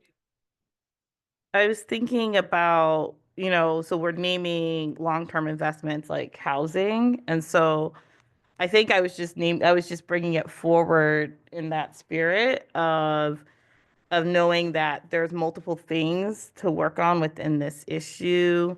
And that if we're in the process of naming what that is, so anyway, I was just, like I said, wanting to name things that could be more near term, that could be worked on and be resourced, so that we can also see movement to support people now before, the timeline for when we might see movement on a shelter. If it feels prohibitive to people, then I'm happy to try to move it separately. But that's why I was looking to connect it, just because it's within thinking about different term of strategy. Further discussion on the amendment on the floor.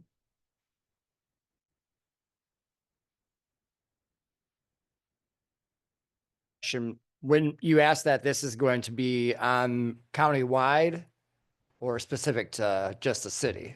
So if we're just specific to the city, then I don't know if we need to bring it to this committee, but if we're looking to make change countywide, then we would bring it to this group. I'm sorry, what's this group? I'm sorry. Well, the group that we're talking about forming, the partnerships in the county with all these. I guess I would say still within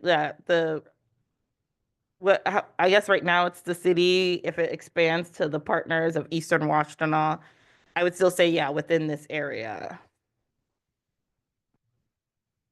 Did you have Councilman Fellows, you had something? Yeah, I mean, I guess I would just maybe suggest, I mean, I'm supportive of talking about those issues and bringing those issues to the county as well, but just with the idea of the scope of the emergency shelter, that's why I didn't second it, but I think we should talk about it as a council, and then we can even forward that separately to county. I just want to not expand the scope too much because it's already a whole, it's a lot.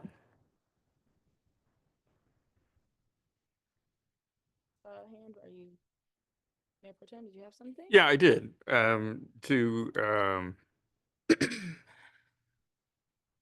Councilmember McLean's point, a lot of this is outside of the main intent of the ask for the funding. You know, the title is Resolution of allocate funds towards the establishment and operation of permanent shelter, and it's like that is covered in the first three issues, right? Number one is the only thing that we're asking the county to do, right? Collaboration of Washington County and local partners. That's up to us. We commit to do this. So anything after number one is expanding the scope of this resolution, right?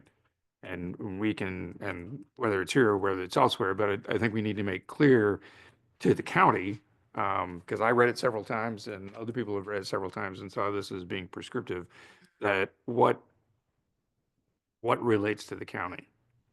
Because as the mayor pointed out, if they're providing the funding and we're collaborating with them, then everybody who is in that collaboration gets some say in how the thing is run. And so some of the language in here and that this, we're talking about how it will be run and managed.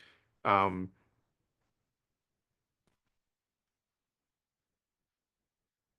other people that are going to read this, that's our commitment. And I appreciate all the detail and everything in here, but to that point, the main point is we're asking the county to commit funding.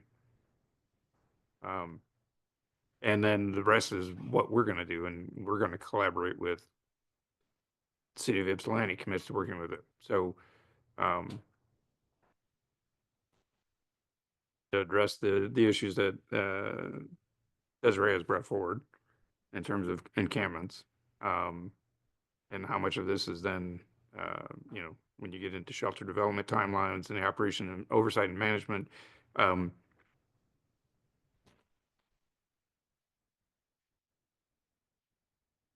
but the real question is number one, and that's it.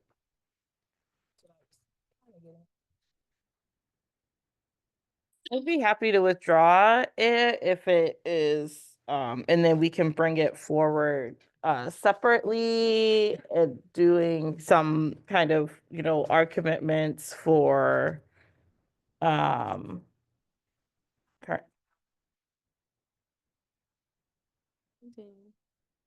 No, I mean, I guess I was just saying, like, if it feels like this is like going to be a hamper to it, then I'm happy to withdraw and just note that I'll want to bring it forward on its own. So if you're withdrawing, then were you the second? So you? Yes, Okay. I'm fine with that. All right, so we're back to, we've already amended this a little bit. So the amended resolution. So then the next one, the next amendment would be to, let me see which part, hold on.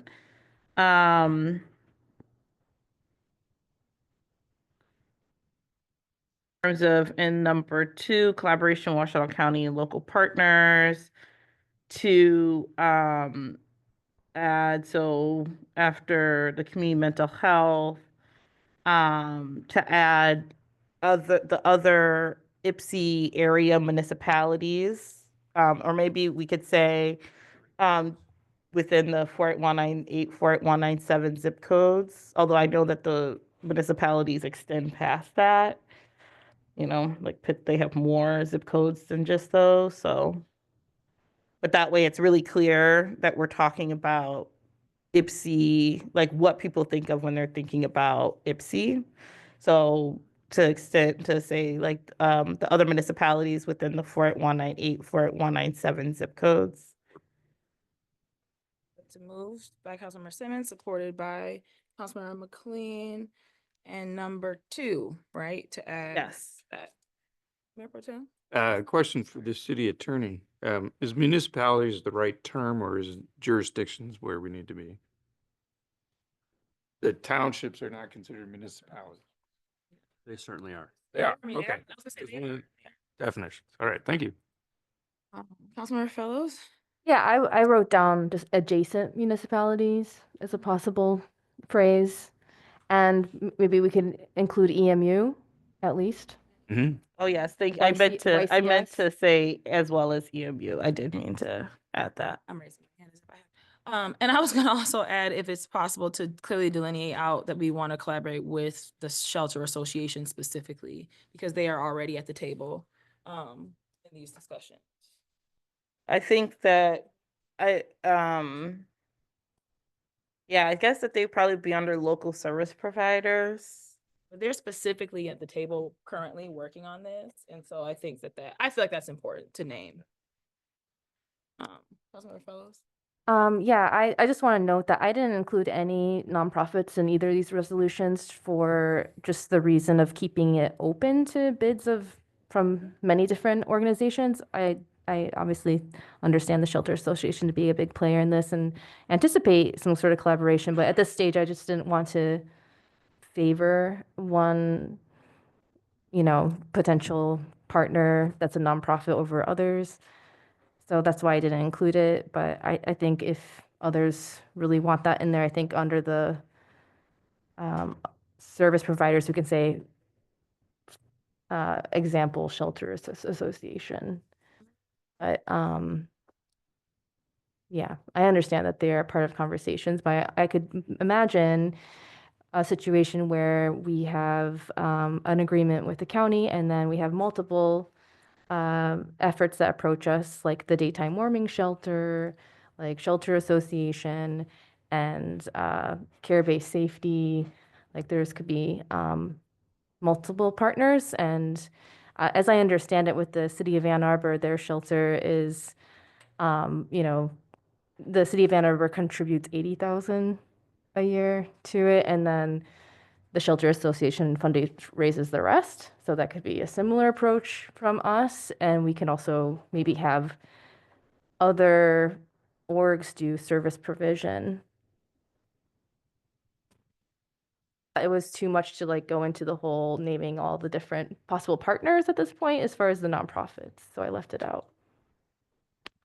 I guess I'm just thinking about the current conversations, and those are the players. They're a major player in this and are doing a lot of work right now on their own in collaboration to try to bring this to fruition as well. And they are the ones who have been invited, to the table by the county as well in this moment.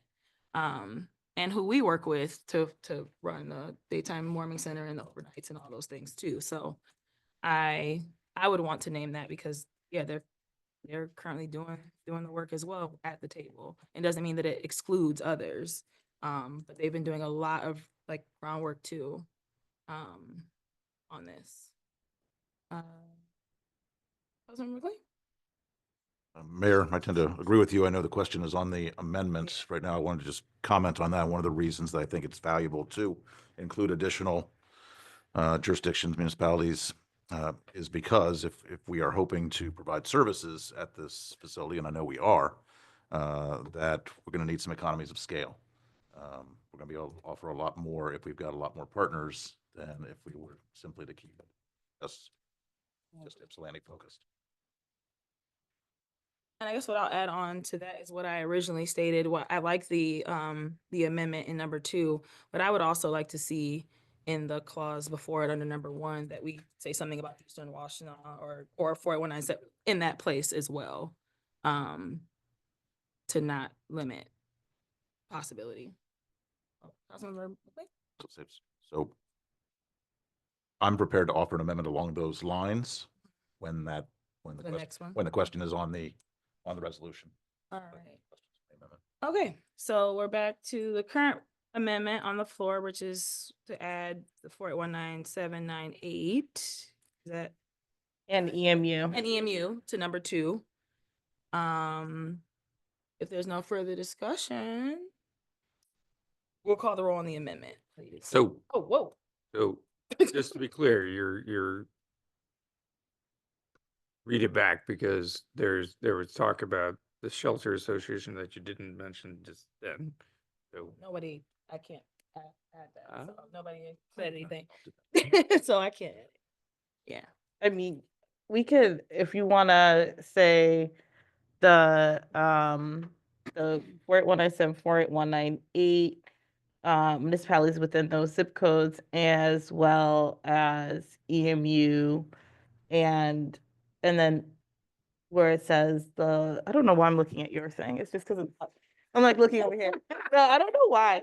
The local, because I'm on a different page, but the local, where it says the local service providers such as the Shelter Association.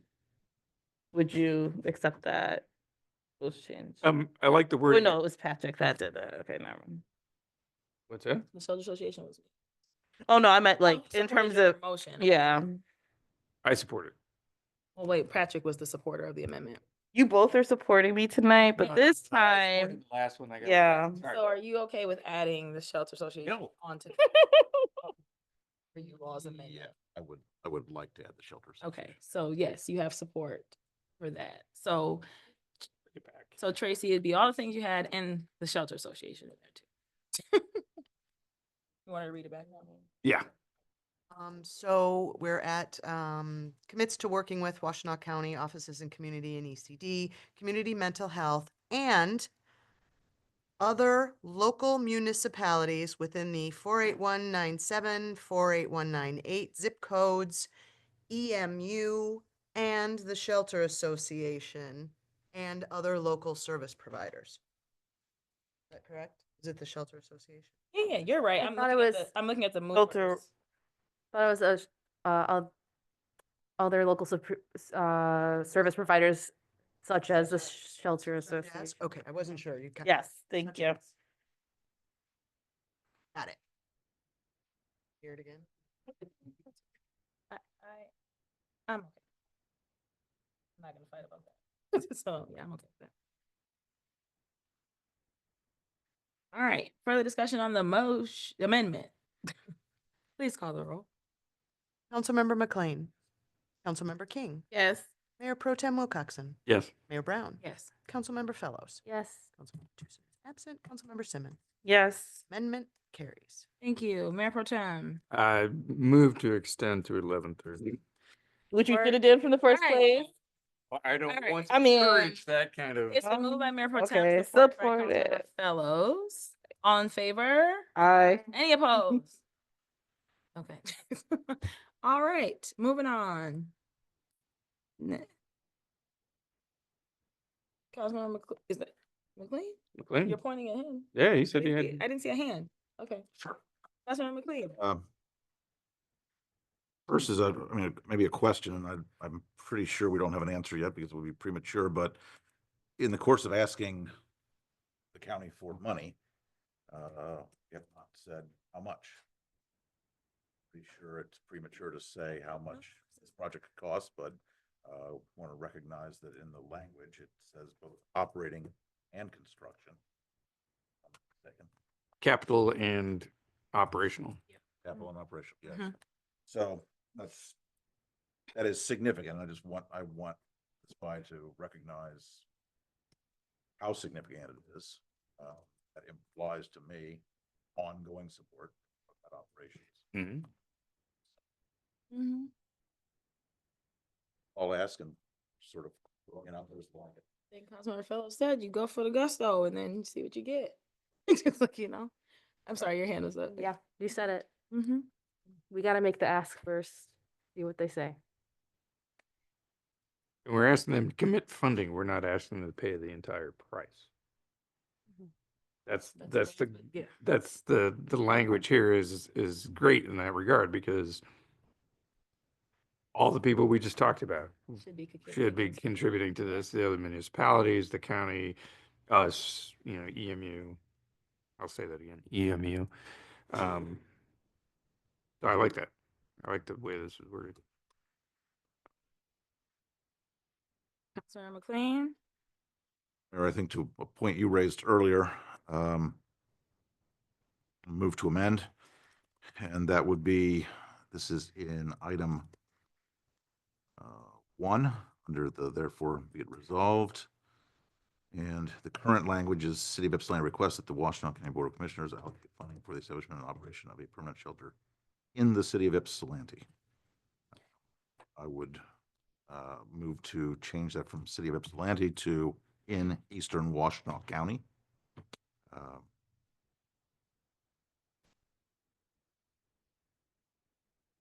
The Which number? I'm sorry. Are you? For one. Yeah, because that's the only one that's a direct ask to them. Everything else is us. So I want to be clear on why I'm saying that, because I heard the ghost why from the, go ahead. You made a motion. Is there support? Support. It's been supported. Continue. So it's similar to what the mayor said earlier. If we determine that Ypsilanti is the right place to do it, then we should do that. However, again, this is going to be a challenging project at best. And if we say that it can only be in Ypsilanti, we have just precluded a whole bunch of places that potentially could offer a solution. And that to me makes no sense. So if it's in Ypsilanti, okay. If it's not in Ypsilanti, somebody else comes forward, or a property comes forward, opportunity comes forward. I can't imagine why we would say no to that. And I would also reiterate my earlier point about if we're going to do operations, we're going to need partners, and we're going to want those kind of economies of scale.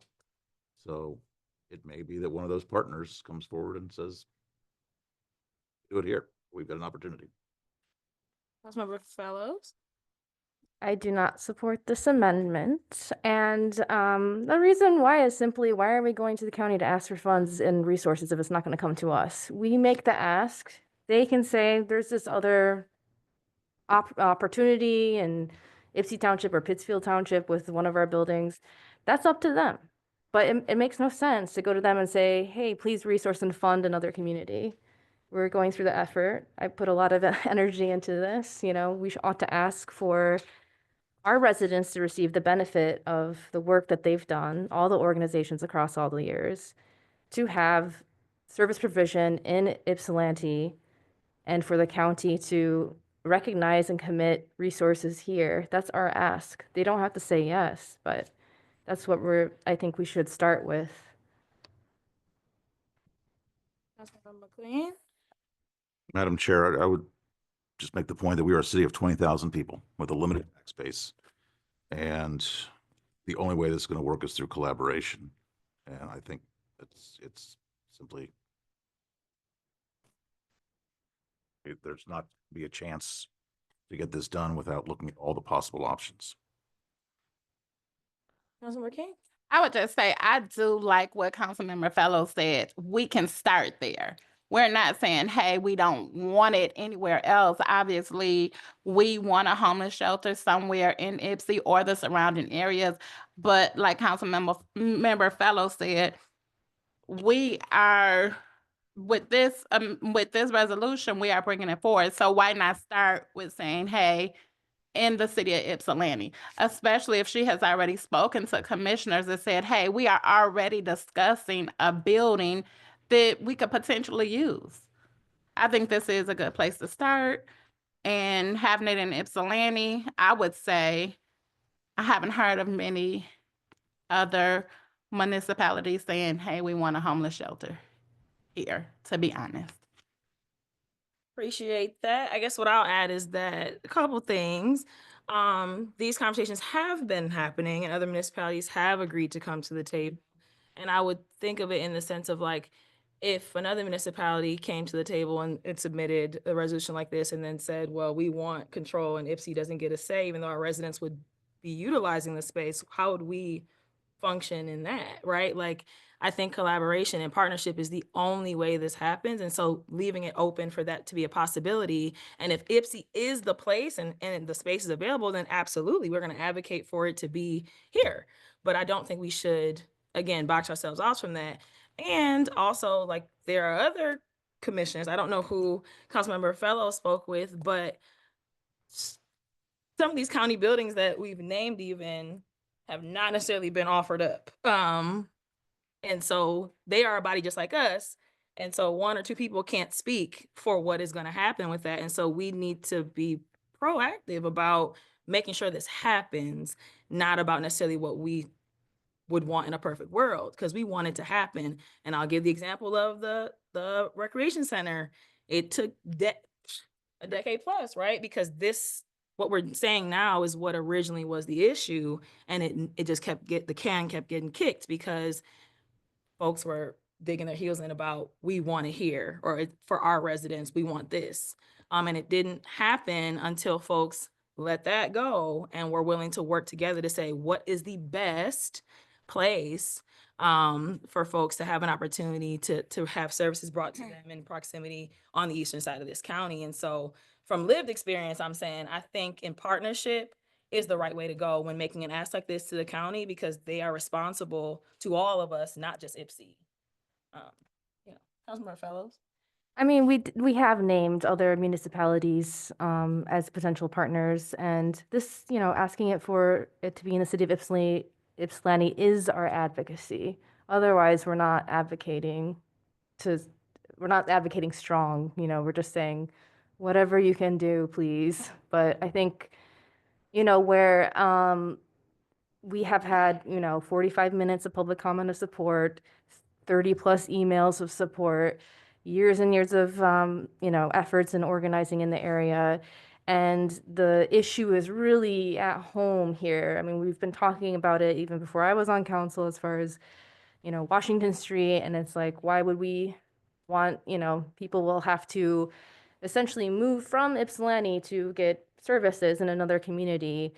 And that it just doesn't seem like we're honoring the needs of the residents. And so this is just an advocacy piece to the county.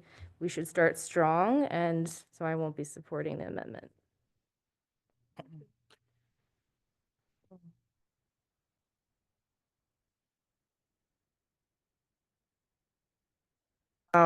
Originally I kind of was more open, but I do see like the difference between thinking about partners that we would work with this, and then also this piece of naming specifically and ask for funding and bringing resource from the county into the city. And so just in this conversation, I'll just name, like, I think my idea around that has shifted, hearing from my colleagues in terms of why that's important. And that I think that what we know is that when the wheels hit the road, jagged as it may be, like things will roll as what's possible at that point. So I don't think that I don't think that there'll be a thing where the county would be like, hey, y'all, we have a place here to open the shelter, and but it's not in Ypsilanti, and that we would say, nah, y'all can't do that, So I don't think that this is like laying groundwork for that to happen. I think it's more of trying to make a claim for a need for resource in our community, and recognizing that when resources are here, other resources also come with them. And so in that way, I'm seeing how that could be different in a different way than I had before. And so that's kind of where I'm landing on this amendment. Can I just say something right before? Sure. So I just want to name, I know that I love the optimism, but I've also been a part of turf wars of things that you would think would not have been that, or not been, people would not have behaved in that way before. And the other piece is that when we talk about, I just thought about, like, we're talking about funding and things coming down from the county. Any type of allocation is not going to come like directly to the city. It will be for the entity, right? For the project. And so keeping that in mind, just to name that we're not naming IPSI and advocating for IPSI for them to give us the money to do X thing. They are going to execute this. I just want to name it first. I think some folks, not necessarily at the table, but maybe confused about language with that too. Mayor Pro Tem? Can I offer a friendly amendment? To the amendment? To the amendment? I mean, you could. So that the second line reads, establish an operation of a permanent shelter in eastern Washtenaw County, preferably in the city of Ypsilanti. Covers both bases.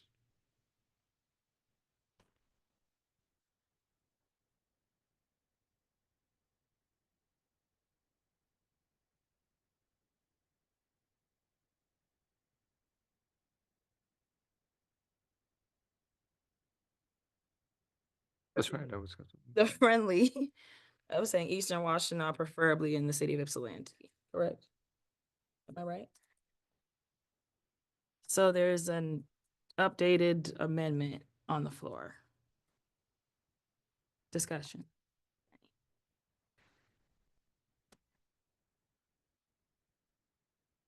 When you are ready, please call the roll on the amendment. So the amendment to the wording is that the Board of Commissioners allocate funding for the establishment and operation of a permanent shelter in Eastern Washtenaw County, comma, preferably the city of Ypsilanti.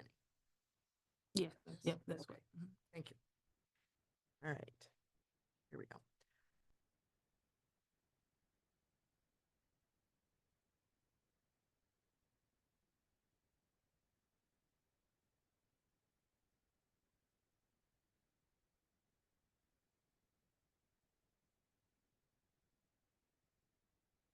Now the amended resolution, further discussion.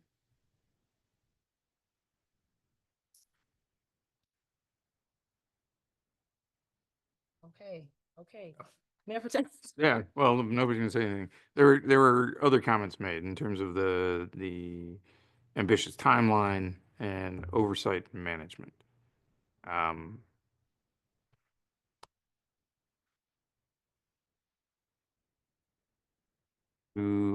I'll Desiree had brought up the timeline. I'll look at the oversight and management.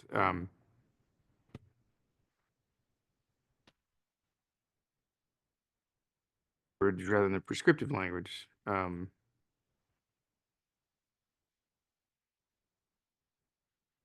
committee be formed to oversee the shelter's development and ongoing operation. I'm making a motion. That's the motion. I'm making. Sorry, what is an it? amendment. So under 5, oversight and management, we suggest a dedicated committee be formed to oversee the shelter's development. It's been moved. Is there support? Wait a second, I'm sorry. I'm just trying to. No, it's okay. The Under dedicated number will be 5. formed to oversee that one? Oversight and management, a dedicated committee be formed. We suggest a dedicated committee be formed. Oh, just saying we suggest, Yeah, that's as right. opposed to it will be support. Okay, it's been moved and supported. Mayor Pro Tem moved it. Councilmember Simmons supported it. Discussion. I see. All right, say none, call the roll, please. On adding, we suggest. Yes. Councilmember Fellows, Yes. Mayor Brown, Yes. Councilmember Simmons, Yes. Councilmember McLean. Yes. Councilmember King, Yes. Mayor Pro Tem Wilcoxen. Yes. I was like, what? It's okay. Thank The you. amendment carries. All right, further discussion or amendments? Oh, city manager? Excuse me, just a quick one. This shouldn't cause any controversy. And whereas the city of Ypsilanti has demonstrated a commitment to addressing homelessness by opening the Ypsilanti Freight House and daytime warming shelter and we allocated 100,000 for Oh, yeah. winter services. Let's fix that number. I'll move it. Support. Can we just Can we just update the original? as a friendly for like, it's just Yeah. to be more. Update with a friendly amendment. Thank you. All right, so Mhm. 50,000 goes to 100,000, and that's. Thank you. Thanks for catching that. All right, further discussion.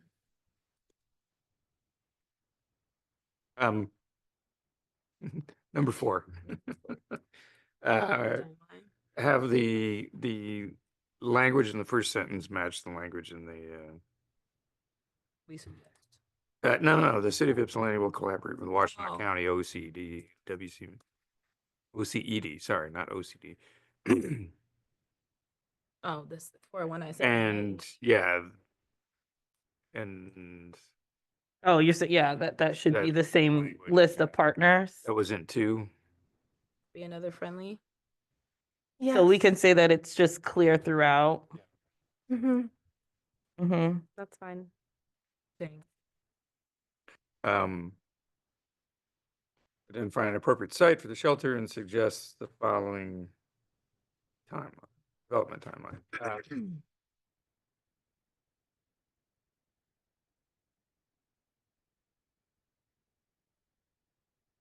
Really have anything, and also we don't have anything to make that more clear.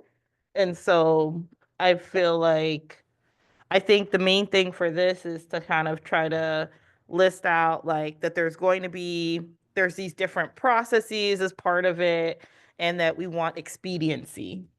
So that's what I kind of feel like is the essence of it. And the time it will take will be the time it takes. So, because any site, depending on what site it is, it might have a longer environmental review, right? So some of those things we don't have inputs for. So I think we should just not play around with it, because I know we want to get out before 11:30. Oh my God. Agree. Mm-hmm. It's just a suggestion. They can do what they want with that. That's a good option. Further discussion. We're getting close, y'all. I really do. Anything else?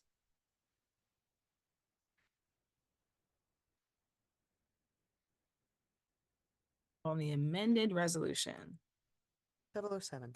007. Yeah. Councilmember Fellows. Yes. Councilmember Simmons. Yes.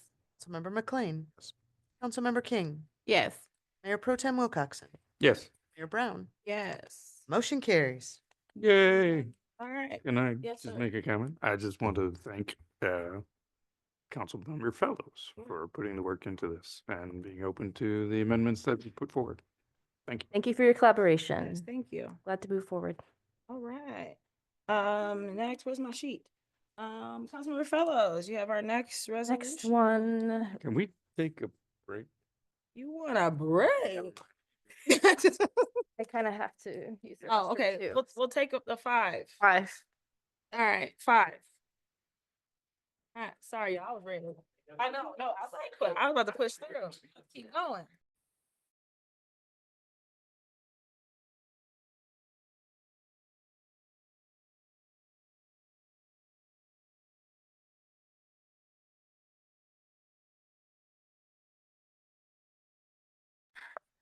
And we were at Councilmember Fellows. Yes, resolution number 2025-008, a resolution requesting the Washtenaw County Board of Commissioners commit funding for an unarmed crisis response program and directing the city of Ypsilanti to develop an RFP for the program. Whereas the city of Ypsilanti recognizes the urgent need for public safety strategies that prioritize care, prevention, and harm reduction, addressing the root causes of crime, mental health crises, substance use, and homelessness.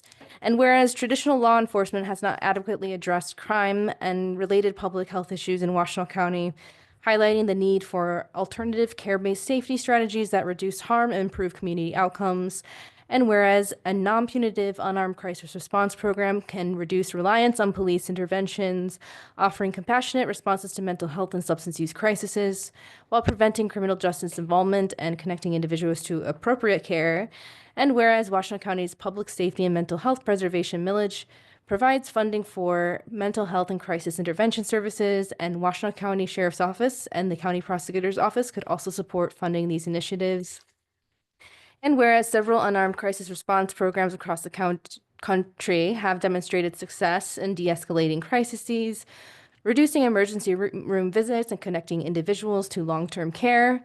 And whereas a coordinated triage process between the Unarmed Crisis Response Program, emergency medical services, and police departments is necessary to implement a new unarmed crisis response program effectively with clear protocols for collaboration and referral when needed. Now, therefore, be it resolved that the Ypsilanti City Council request funding from Washtenaw County, requests that the Washtenaw County Board of Commissioners allocate funding for the establishment of an unarmed crisis response program in Ypsilanti or Washtenaw County as a whole, utilizing resources from the Public Safety and Mental Health Preservation Millage and exploring potential funding from Washtenaw County Sheriff's Office and the County Prosecutor's Office. The program will focus on non-police interventions for mental health and substance use crises, with an emphasis on prevention, harm reduction, and long-term care. 2, development of RFP. direct city staff to develop a request for proposal for the Unarmed Crisis Response Program, which should prioritize trauma-informed, non-coercive interventions to support individuals in crisis, involve input from residents and the Ypsilanti Human Relations Commission to ensure alignment with community needs, establish clear goals, measurable outcomes, and performance metrics, including reducing police involvement and improving community safety. 3, coordination and triage. The program will be designed with a coordinated triage process between the unarmed crisis responders, EMS, and police departments. This will ensure appropriate interventions based on the severity of the crisis, with protocols for referral and collaboration when necessary to provide comprehensive care and reduce system-level burdens. 4, collaboration and implementation. City staff will collaborate with Washtenaw County, local mental health service providers, harm reduction specialists, EMS, and community-based organizations to ensure effective, equitable, and sustainable program implementation. Number 5, monitoring and reporting. The city will track program outcomes, including reductions in law enforcement involvement, improved engagement with mental health services, and overall community safety. Regular progress reports will be provided to the city council. Be it further resolved that this resolution is forwarded to the Washtenaw County Board of Commissioners, the County Sheriff's Office, and the County Prosecutor's Office, and that the City of Ypsilanti is committed to a public health-based model that addresses root causes of crime and fosters collaboration between public safety agencies to improve overall outcomes for individuals in crisis. And I so move. Moved by Councilmember Fellows, Support. supported by Mayor Pro Tem Wilcoxen. All right.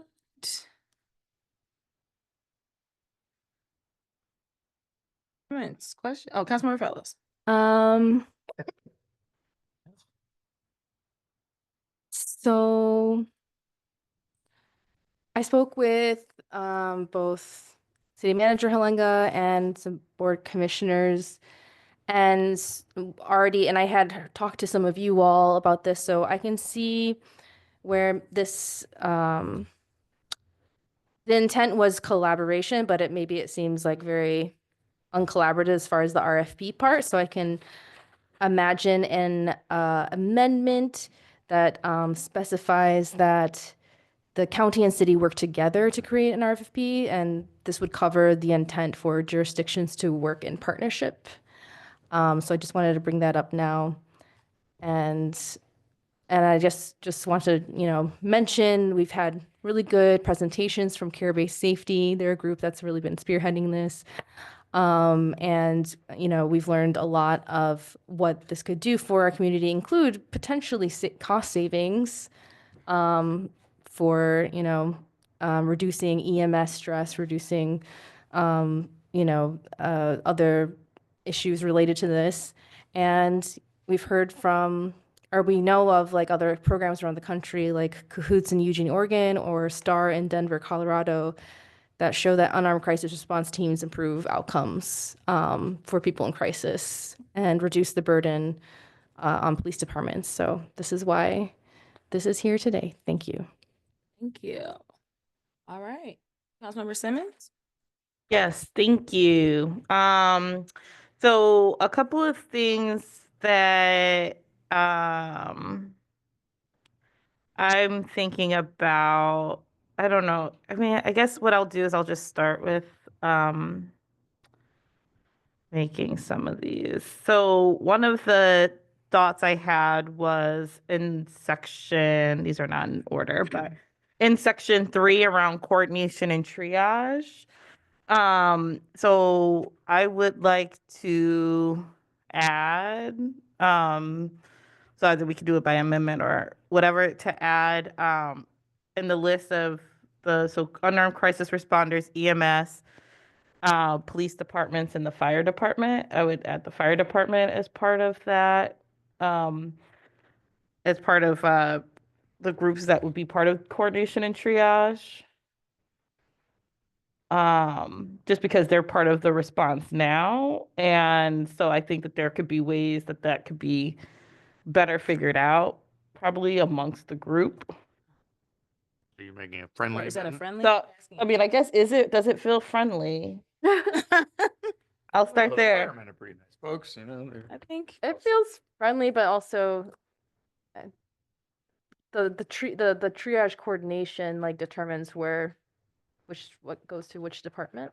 But I'm okay naming fire if that's, I mean, they are. yeah. They are. Everyone, yeah, so it's like, I know they do a lot of like, do. you know, with overdose and stuff. So anyway, so I would just, that would be one. So if it feels friendly, then that's That'd be great. between Mayor Pro Tem and Councilmember Fellows. Is that friendly for you both? It's friendly for me. Is it friendly for you? Works for me. All right, we're adding fire.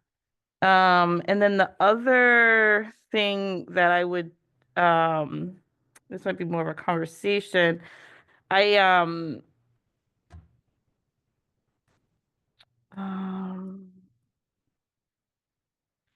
just trying to think. So, I mean, number one is mainly saying funding can come from the Board of Commissioners, the Sheriff's Department, and county prosecutors.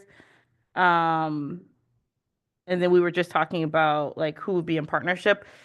I guess I would think about something for this, and maybe it's just switching the I feel like because it starts off saying Board of Commissioners, that it kind of overinflates, I think, their role. Whereas I think the sheriff's office, it makes sense for the sheriff's office to be where we might look at in terms of specifically funding, as well as thinking about what the partnership would look like for being able to have it expand countywide.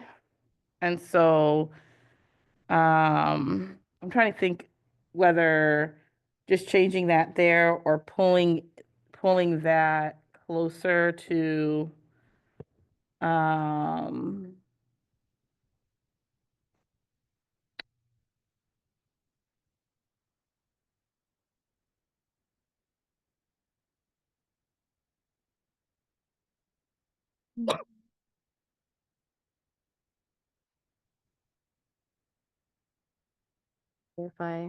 yeah, I was just trying to see where the best or easiest place is. It might just be in that number one clause to just move, Sheriff's Office to where Board of Commissioners? I mean, maybe it could just stay. I just am thinking about like how to like more emphasize that partnership in some way. But maybe it'll come in something else that I'll put forward. Go ahead. Hold on, moving something right now. Yeah, if it doesn't, because I'm not, I mean, it does kind of, it says it there. I just feel like right now it kind of makes it seem like the Washington Board of Commissioners is where this sits. And I think that that's not necessarily the best place for it to start for this particular one. So Did you have something? I guess the only comment I'll say to that is the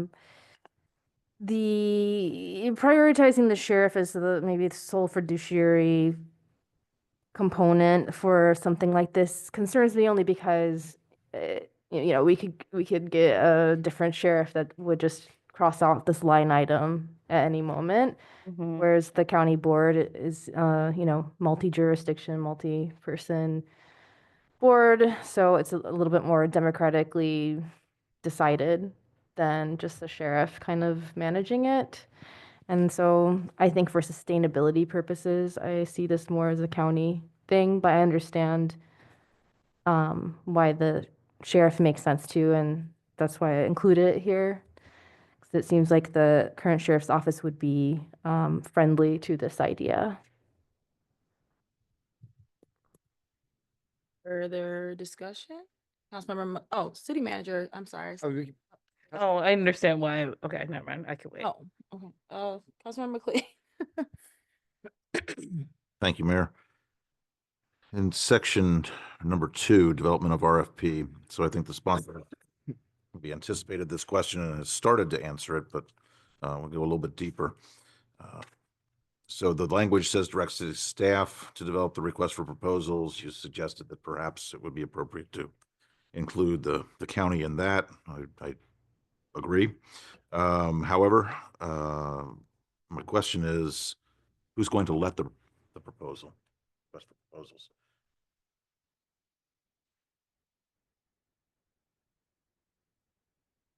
It, and then who's going to manage the contract? Would be them. That's, I think, that's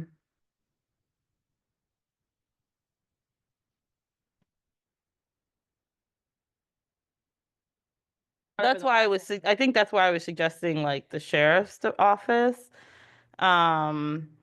for some of that, because that's where it would sit. And I was also recognizing like, one of the things like that, it was like, oh, and that number one, like that, it's the utilizing resources, because it's like the whole thing with the county, and it says utilizing resources from the millage, and then exploring potential funding. So I think that if we're getting other funds from the Board of Commissioners, it would be funding outside of the millage, because they don't directly get funding for the millage.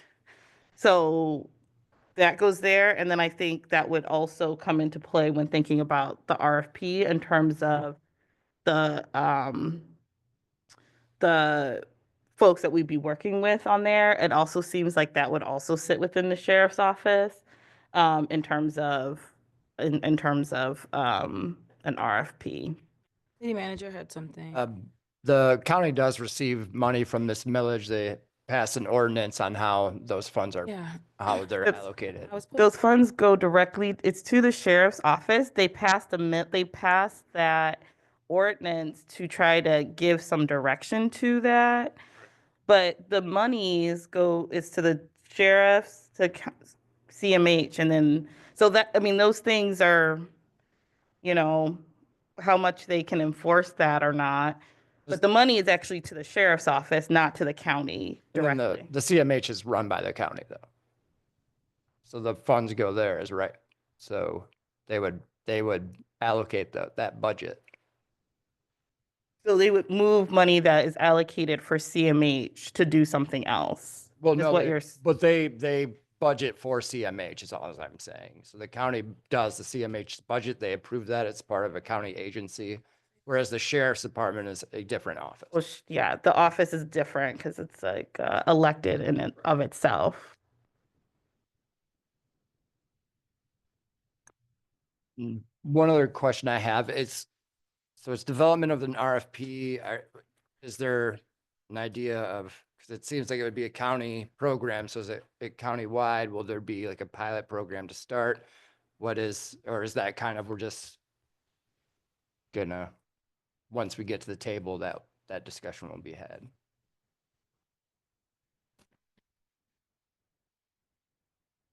What the resources might be available at that point, like determine, I would think, like kind of what the scope of the RFP could be based on what the amount of funding might be.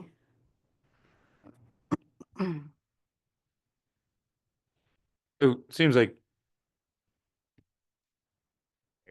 No. Yeah, it's fine. Yeah, Fine. yeah. I don't often ask. It's fine. It's Patrick rubbing off on me. So it seems like we changed the language in the beginning of 2.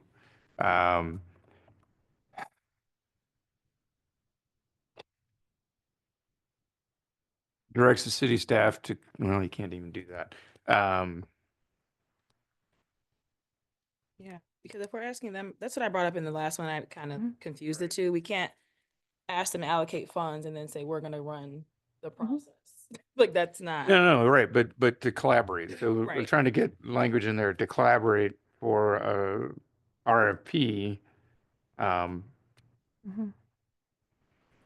To, and then suggestive language rather than should, to say, think about this a second.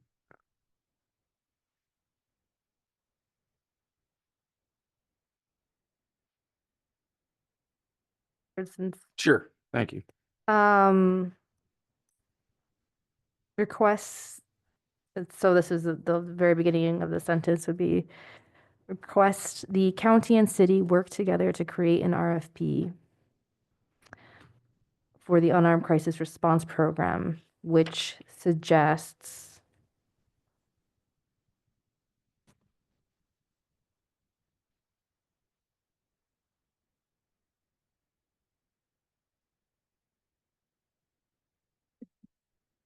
and I don't move. the county, that is all county entities. Not just the board? Are we talking about the sheriff's office too, or just the board of commission? Yeah. You just say county partners. Any county partners? I think county partners works.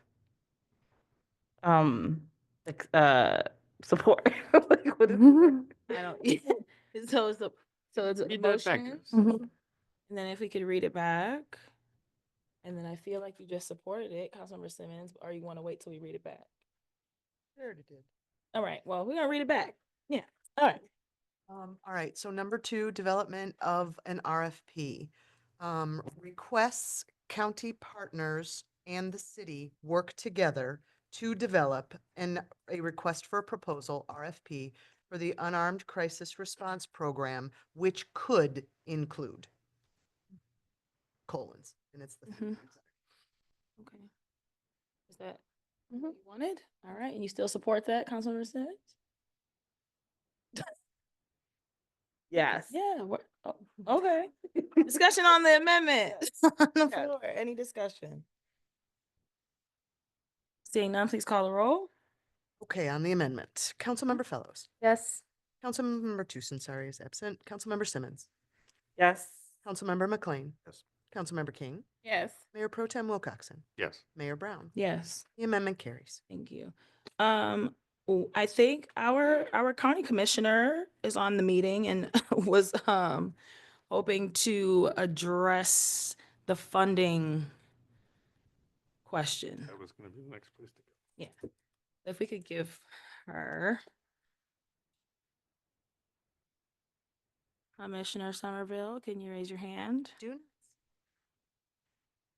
Maybe it says Annie.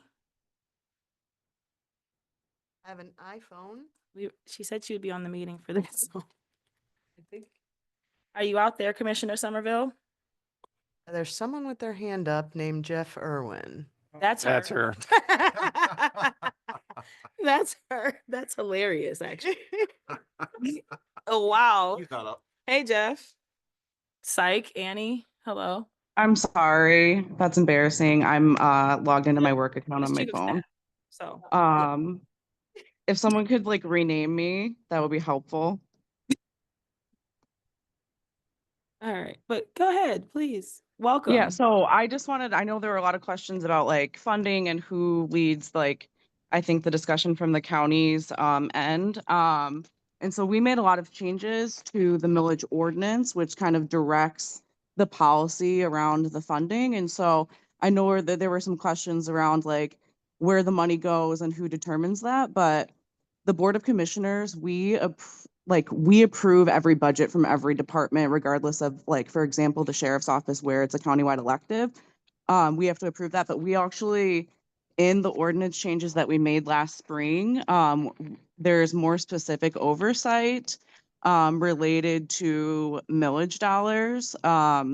And I know there were comments made about like maybe some of the money wouldn't come from the millage dollars. I think in this case, especially given like some of the work around related to the previous resolution, the county operates a quadrennial budget. And so we are already in that, and we've already approved our budget for the next 4 years. And I can tell you that there's not much wiggle room. And so the funding that we've already like stipulated in the millage allocation, there are requirements around the sheriff's portion of the millage. And there's a dedicated requirement around alternatives to traditional policing for community safety that doesn't limit or it or exclude unarmed response. So my suggestion, I think it depends on the direction you all are interested in going.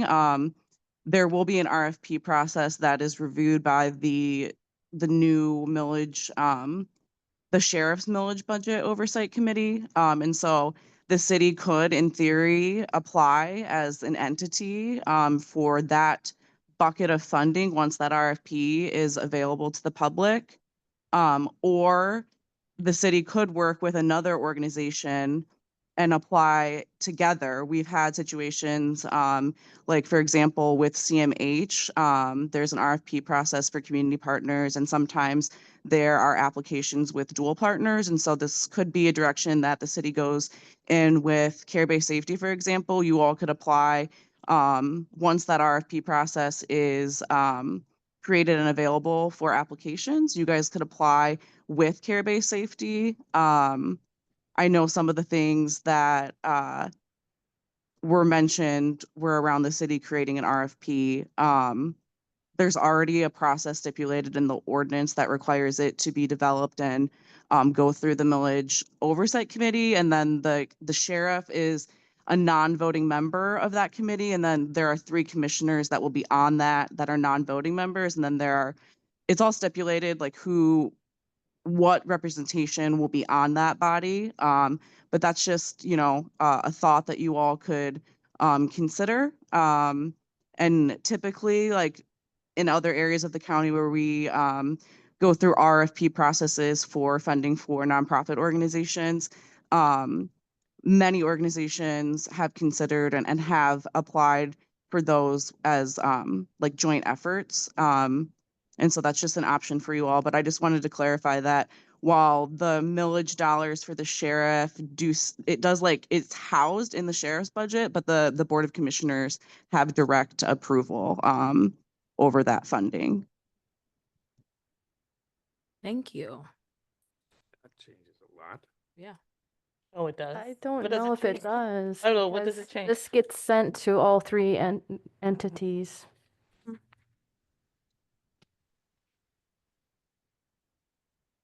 Is that in addition to this, then we need to have a conversation with CBS and put in a proposal to them to get that funding as well. So we can do both things. When it opens, there's one to submit. Right. One thing that that I was thinking is that maybe in the number 4, collaboration and implementation, we could do something similar to what we did in the other one and say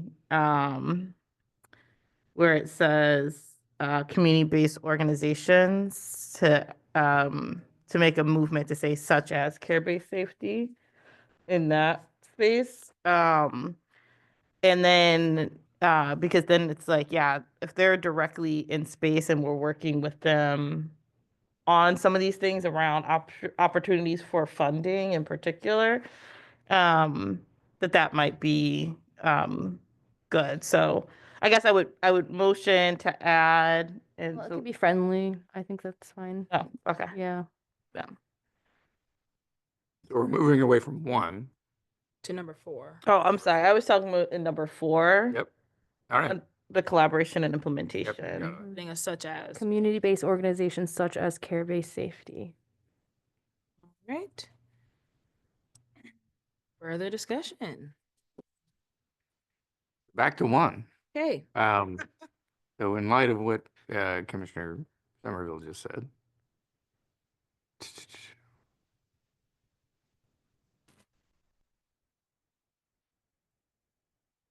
clause of utilizing resources from public safety, but then that, from what she said, I'm interpreting that to be appropriate. So that's where it would come from. They don't have. Exploring potential funding from the county sheriff, so that even if it's not, and then, so I'm curious about the prosecutor's office and how that fits in here, and it's exploring. I get that. So has there been any contact with Ellie's office about this? And I guess CMH would be included in whatever the commissioners does, right? Okay. The county prosecutor's office, and I haven't yet to speak to them, but I do plan to do that, regardless of if they're named in here or not, because they do contribute to, carcerality and recidivism and the outcomes from policing. So I think that they do have stake in this too and can contribute. the vast amount of funds that they have.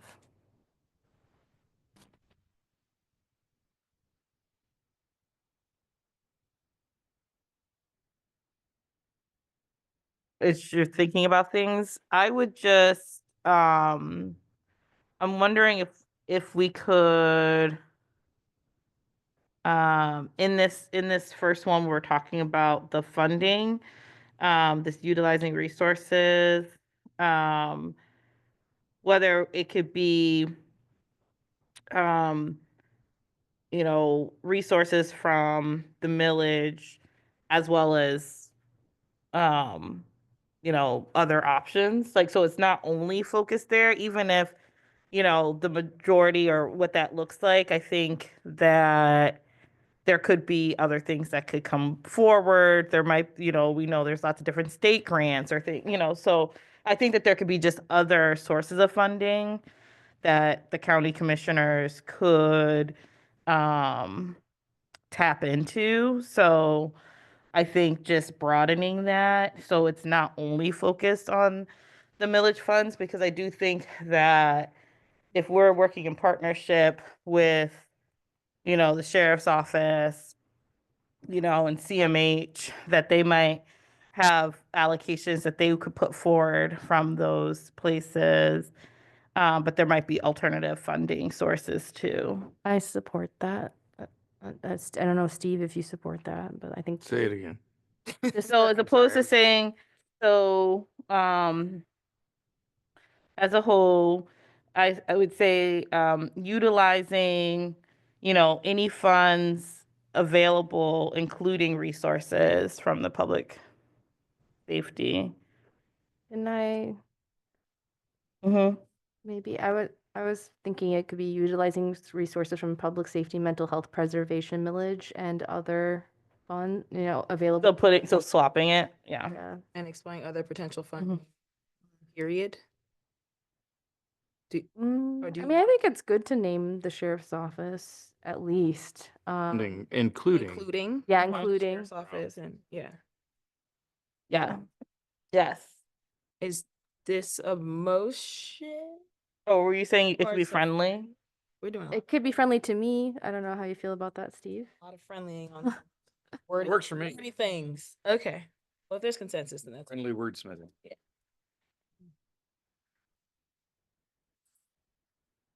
Councilmember McLean, I feel like, yeah, okay. Feel that? Yeah, I felt it. I felt it. Mayor, Mhm. I think it's a small issue, but I'm curious in the whereas clauses, the first two.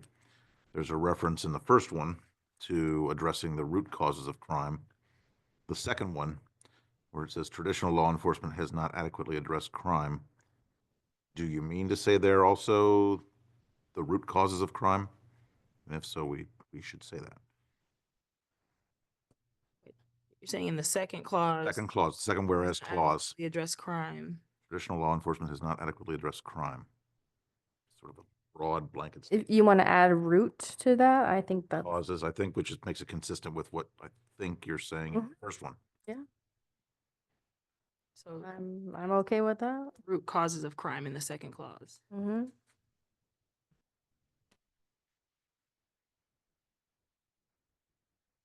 Of crime. Of crime, thank you. Add root Just to causes. mirror the first clause. Is that friendly as well, Councilmember Sim? Oh, am I the person? Oh, yeah, sure. Yeah, it's you. Wait, or is it Steve? I think it's Steve. That's why. Okay, It's thank you. Steve. 'Cause I was like, I thought it was Steve. Because you definitely were sitting there like this. You were like, People often confuse us for. yes, yes. I know. Sorry, is that friendly to you, Mayor Pro Tem? That works for me. Okay. And it's really just mirroring the language in both clauses. Okay. All right, let's keep moving. Anything else? One, we got two, we got four, we got three had a friendly. Yeah. I think monitoring and reporting is pretty much, unless we.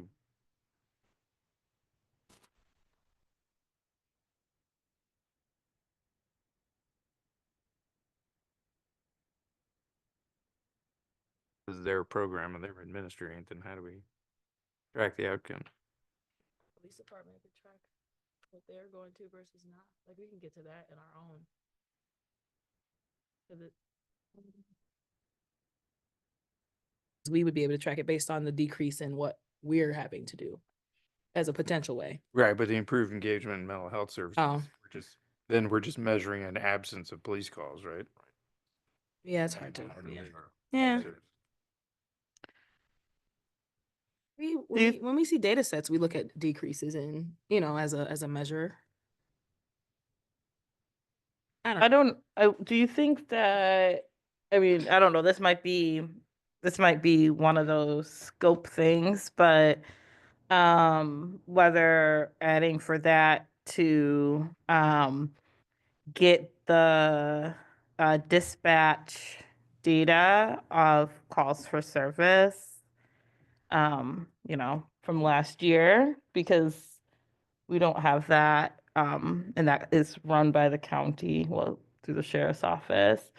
And so whether we want to put that in as something that we would need in order to even like figure some of that out. I know we were having conversations about this before. One of the things was like how we create some of those baselines that then you would try to build off of. But we can ask need, for right? that separately. That could be something. I was just wondering, as you're talking about this monitoring piece. So if this is a county program, the city desires to track program outcomes. Yeah, for the Regular city. progress Us. reports and requests regular progress reports be provided. Mhm.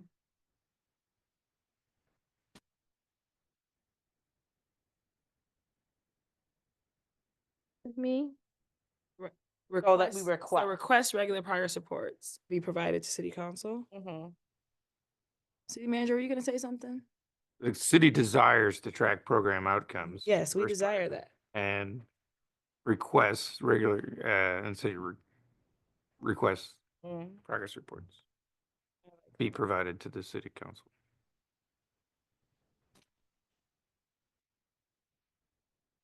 Or did I just, okay.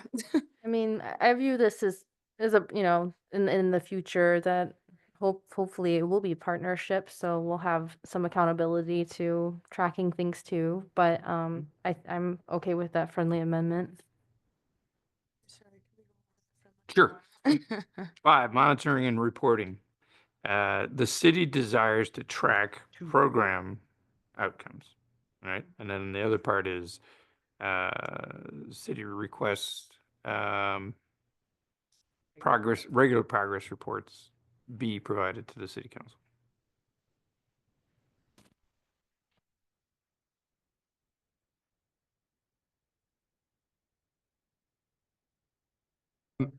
So in terms of this, I wonder if it's as a part of this process, methodology on how to track programs will be completed and including these certain things, and then regular progress reports will be provided to city council and other pertinent members of the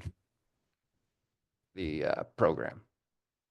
But I think we should understand what the methodology is for what we're trying to track. Mhm.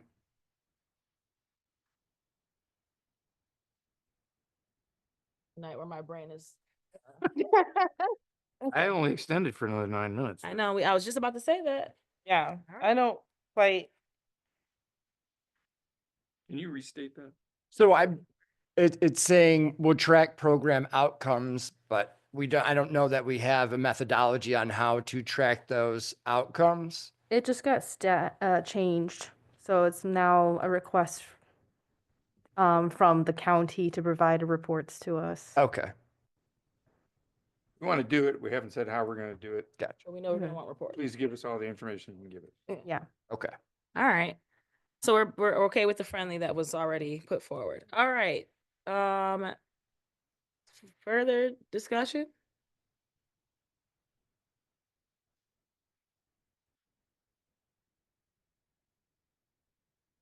Needed voted on? Nothing crazy. Nope. All right. It's the first for us.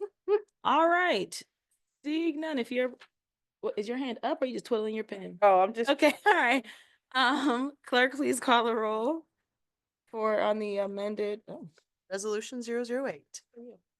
Mayor Pro Tem Wilcoxen, Yes.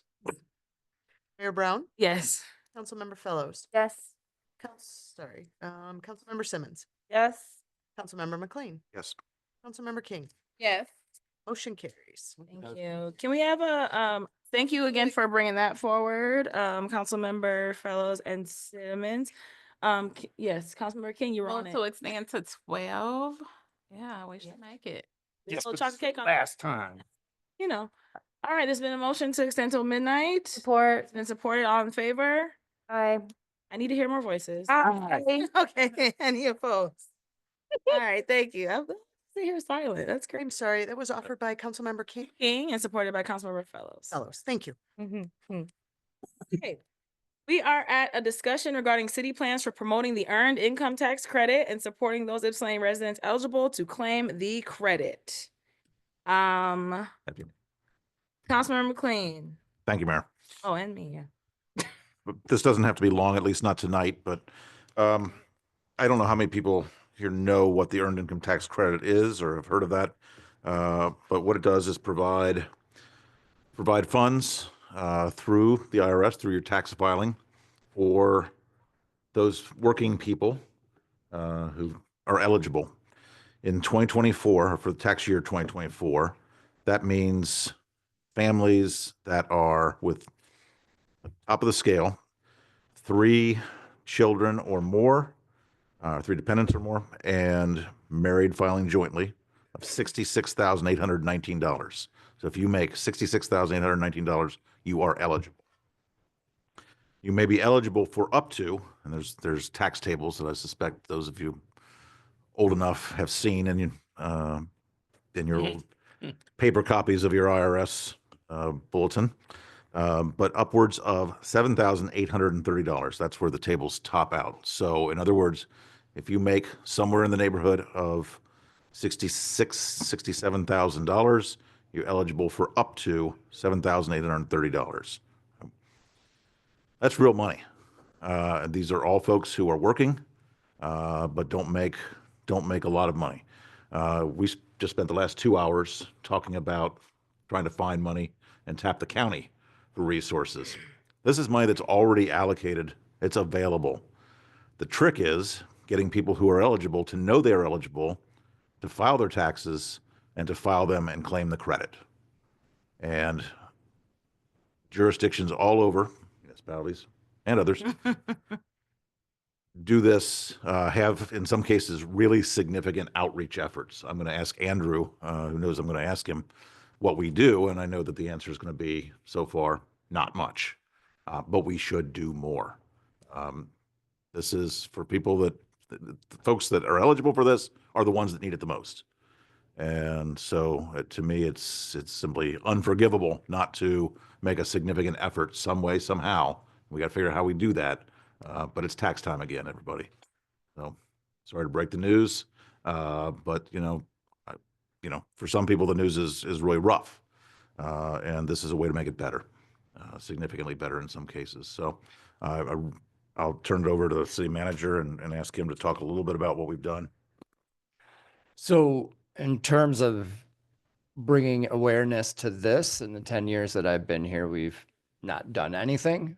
I've been thinking about what we would have the capacity to do, and that is to create a one-pager and then distribute that one-pager perhaps to the library and places like that, or Park Ridge Community Center, as well as create a landing page on the website that we could push out in our social media accounts and try to bring people to information that way. In terms of a more broad plan, we don't have the capacity or really funding in order to print this and then get this out to each single family or multifamily, which would be another thing.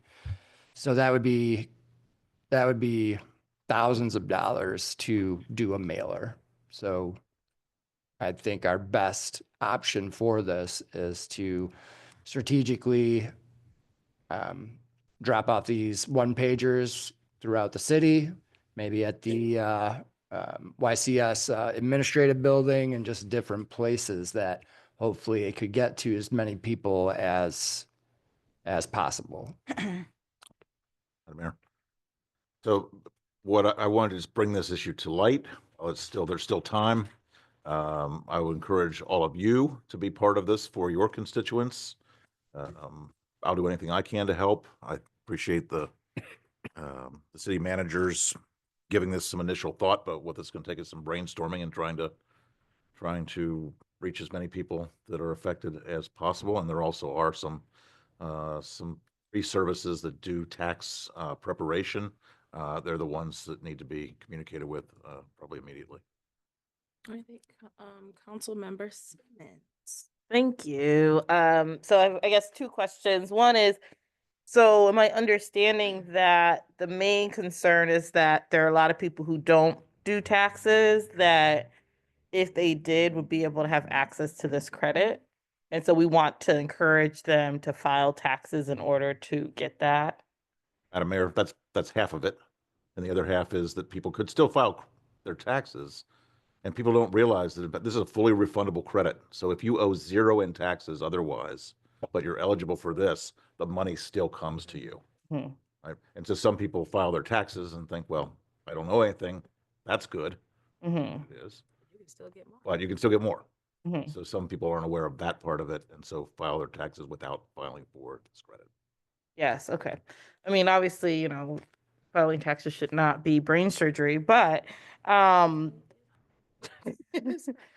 guess my other question is just, like when I saw this, it made me think, and even hearing, it makes me think about, this is why, like think about different kind of things we would outreach to folks to know about different resources. And so I'm thinking about what makes this different from other ones, or if this,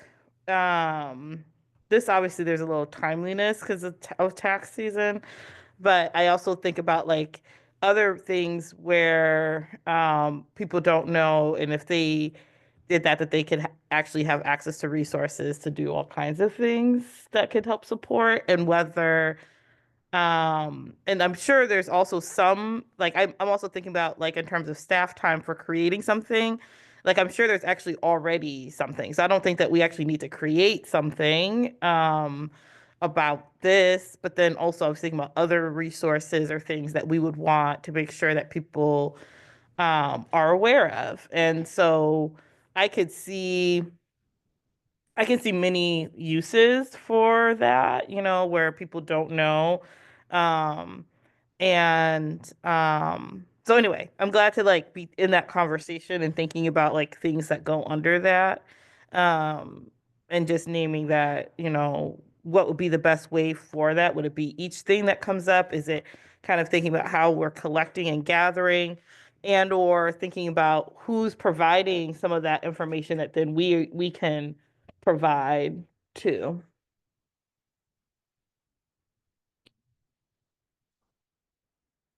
Experience. A lot of the local schools, frankly, including high schools, if they have accounting education at the high school level, but definitely the colleges, what's called a VITA program. I know the United Way of Washtenaw County offers the VITA program, stands for Volunteer Income Tax Assistance. It's a program that's nationally managed by the IRS. Qualified tax preparers work with students and other volunteers to get that information out there. We're certainly a community that has that resource. Yeah. I'm just wondering, like, do we have like a percentage of people that are not claiming there? I'm just wondering. Madam Chair, Councilwoman, I don't know. I suspect there's probably research on that. This has been pretty well researched. I'll look it up. It's a good question. Discussion on this.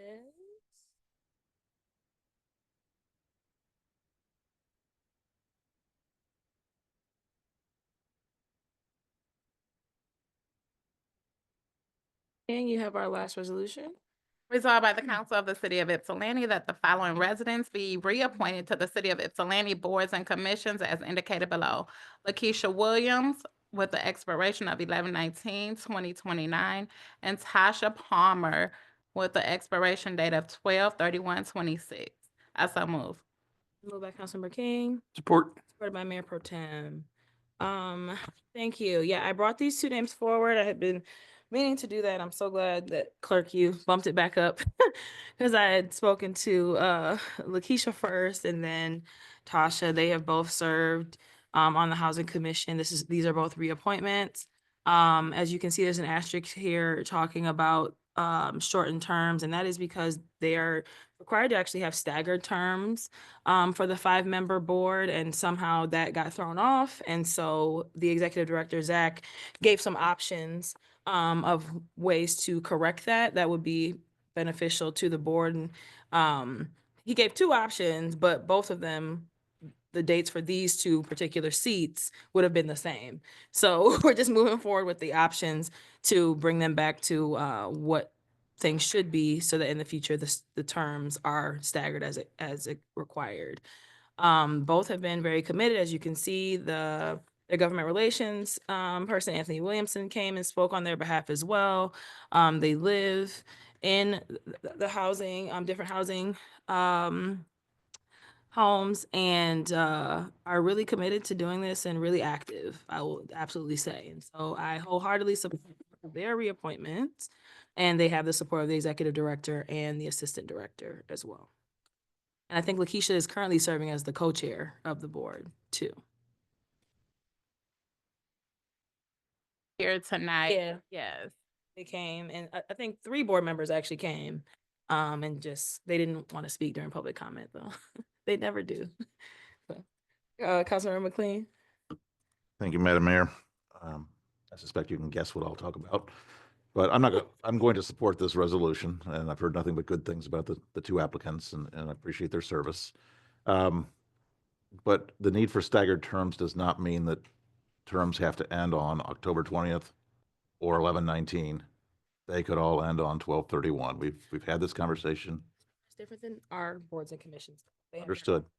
Understood. Yeah. But as I read the prep materials, they could still have those all be at the end of a year, at the end of a calendar year.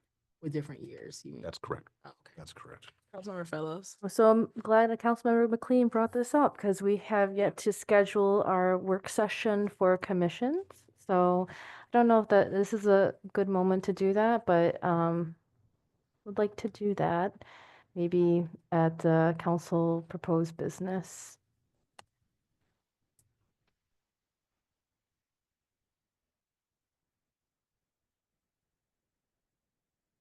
Like a questionnaire.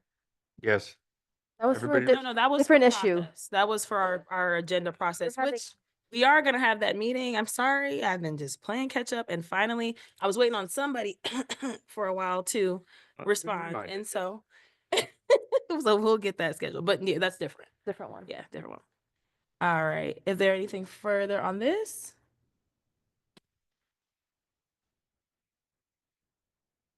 Close. Yes. Councilmember Simmons, Yes. Councilmember McLean, Councilmember King, Yes. Pro Tem Wilcox, Yes. and carries. Thank you. All right. Board and commissions, police advisory, he's absent. But they also haven't had their first meeting of the year. HRC. So our first meeting of the year will be Thursday, January the 16th at 6 p.m. And as the chair stated during public comment, they will bring the report on the February 4th meeting. All right, thank you. Parks and Arts. That is me. February 6th, I believe, is the date for the next meeting. Okay. Sustainability. Our next meeting is the 13th. Awesome. HDC. Well, Yeah, I was gonna say. week from tonight. All right. Planning Commission. They met on the 18th, and now that I've found the agenda, I can speak to what was going on there.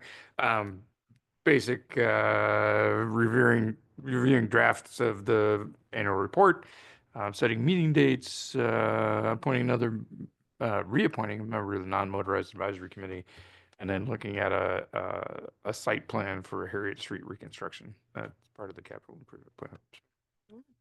Thank you. SEMCOG. SEMCOG, let me get to my notes. haven't met with them, but there are a couple things coming up. Tomorrow, in fact, the Transportation Alternative Program, there's a session for that for fiscal years 26 to 27, maybe 28. There's $10 million per year for regional trails, pedestrian and bicycle infrastructure, and stormwater management. Director Wessler has brought forward many issues in terms of TAP grants in the past.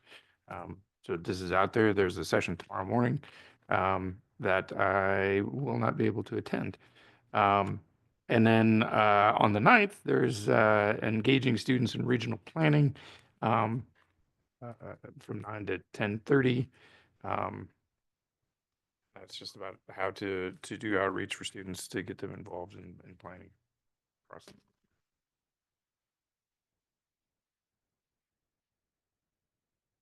So, we have a meeting that'll be coming up, but what I wanted to share, is that the Watts, crash report, was released. So just a couple of things, to note. Increase in overall crashes. There was an increase in overall crashes by 8%.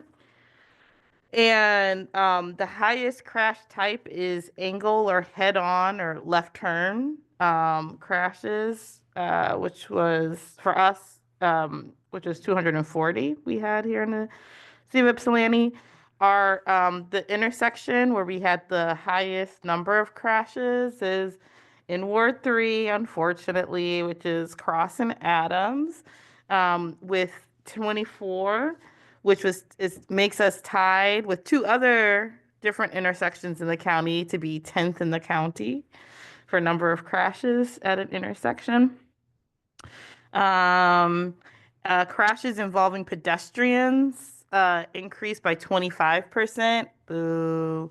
19% of the 19% of those were fatal or serious injury. And crashes involving pedestrians, no surprise, happen most in urban communities like Ypsi. And crashing. Oh, wait, did I write that? Yeah, because I had crashes involving pedestrians increased overall by 33%. Oh, no, that's not pedestrians. That's supposed to be crashes involving cyclists. Increased by 33%. So that was like the biggest, where we see the biggest increase. And then also they kind of break down different things, but just to say that crashes involving folks older than 65 years old is on the rise in all of the categories. So 19% of all the crashes involved people older than 65, 40% of the fatal crashes involve people over 65, and 22% of serious injury. And so just naming that this is something we're going to really want to be thinking about and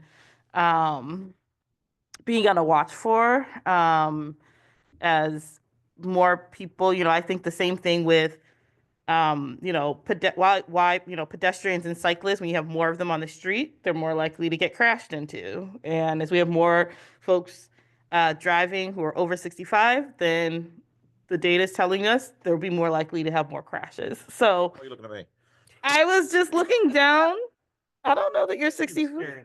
Stephen me. 65.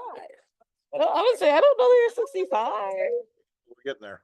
But anyway, so I'm just naming, so just things to think about. And, my mind is always on, there's both like what we do with cars, but also our design of area and also making it easier. One of my points for this is, around what we do to make it so that people who are older are able to still maintain, I only say this too because for younger drivers, those numbers were going down. So in terms of crashes, but there's ways to help it so that people don't have to feel like they have to drive in order to get around.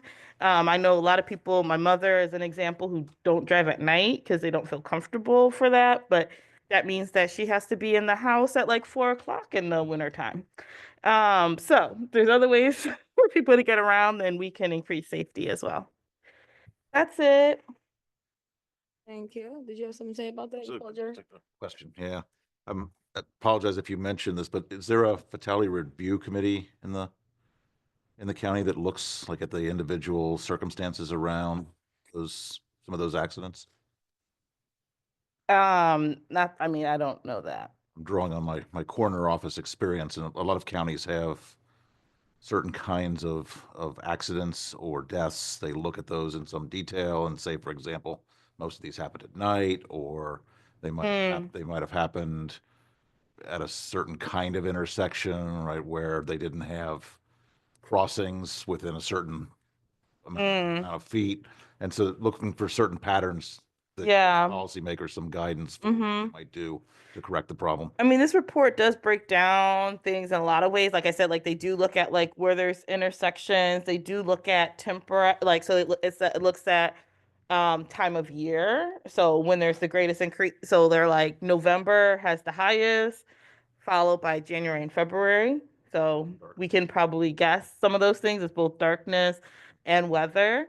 So they look at things like that. But yeah, I don't know if they kind of how they investigate at that level, but I can ask at our next meeting. Thank you. Thank you. Urban County, the meeting in December just went over kind of year-end information, and there was actually report outs on the warming centers across the county and overnight shelter, and then looking forward into 2025 at some funding opportunities. And the next meeting for Urban County actually won't be until March, which is it's a pretty big gap from normal. DDA in the last meeting in December, we had the chief, myself, and the city manager did our community chat at the beginning. That was a separate part of the meeting, and then the regular meeting started. We talked about progress from the SHINE program that's being implemented by the Life After Incarceration and Transition Reentry program. And so how many hours have been spent in downtown, in the parks, and in West Cross. And I think in total, it's been about 30 hours to start. And that was in month one. And talked about, where there might be need for increase in supporting that. Also talked about the Freight House Plaza project and kind of refocused on what the DDA is looking to do down there and what is feasible financially based on some of the kind of robust plans that have been presented. And so we'll keep talking about that as we go. And those were pretty much like the high level, the normal report outs on everybody's budgets and things, but there wasn't much change in the last month of the year because it was a little slower in December. And then Rutherford Pool. Rutherford Pool, next meeting is tomorrow night. They sent out an end of year summary, and I can send people a link to that. Could I add something to that? Yeah. So yesterday we received our the state share of the funding for the pool resurfacing, so that's paid off. I just wanted to again thank our state partners and then Mayor Pro Tem Wilcoxon for their work on this. Thank you. That's wonderful. All right, council proposed business, Councilmember Fellows. Can we schedule a work session? Is that something within our capacity right now? How about next Tuesday night? It doesn't have to be fast. Just getting get it it scheduled. getting it scheduled. Does everyone have availability February 11th? We're looking at doing something outside of our meeting. Is that what's happening? Separate from a meeting. That would be on. The only thing I would say is that we actually have some other work sessions that are also have been waiting, that if we were scheduling something, I would want, like, because we have the CBO, like, we still have some other ones that I would actually say should come even first. What did, because I was discussing with the city manager about having the CBO session be next, like right after budget items. Would you be open to that? Or I don't really, the order is not hugely important to me, but, do you mean goal setting, not budget? Because budget comes. or goal setting. Okay. I see. Yeah. What working session are you talking about? Talking about The commissions. Currently, that's what Councilmember Fellows brought up. Mhm. And city manager offered February 11th. All That of would be us. us. That's a work session for council. The off week of February 11th. Yep. Yeah, I have something scheduled. About the Wednesday following, the 12th. I have, February 12th? Yeah. yeah, I have something scheduled.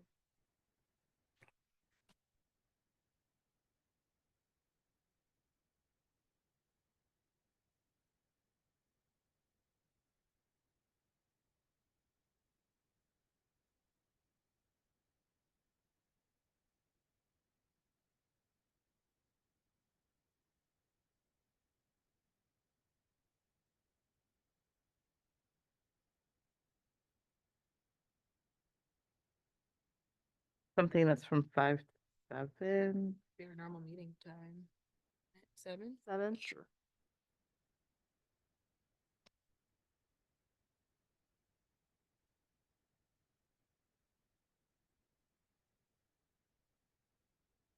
March, but someone's gonna need to extend. Did you say 12:30 or do we do? At midnight.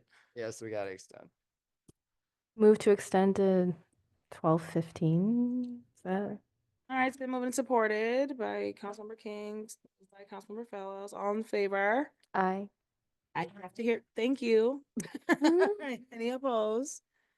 Okay, so we're looking at February 25th? Yeah, February 25th. I'll just be coming from something, so I might, but it'll be, I don't know. It'll be your way. Maybe I can come with you. Leave early. Mhm. So is that okay? That works for me. Is that a yes? I'll make it work. I mean, saying it, but I don't know. It's gonna be events. That's what I'm saying, but it's fine.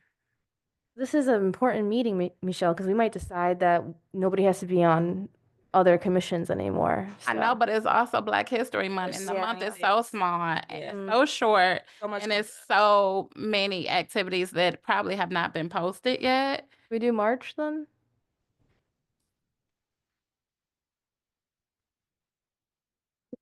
I respect that. I understand that. Yeah, because last year we missed a bunch of stuff because we were here. So can we do March? Yes, let's go with March. I So mean, March 12th. That's a Wednesday. Yep. The Tuesday before is HDC. March 12th. March 12th? That works for me. That works better for me than every other option. You don't know yet? All right, so March 12th. Oh, it's a work session. Can you Yeah. do it from? Yeah, you can Zoom. You can Zoom if you have to. Yep. Yeah, Possible. because it's not like a yeah. Check. Not that we don't want to see your. And we would do, you said 7 would be the You'll start be time? gone. Oh, okay. What you worried about? I was gonna go to the clerk's conference. Yeah, I bet. All right.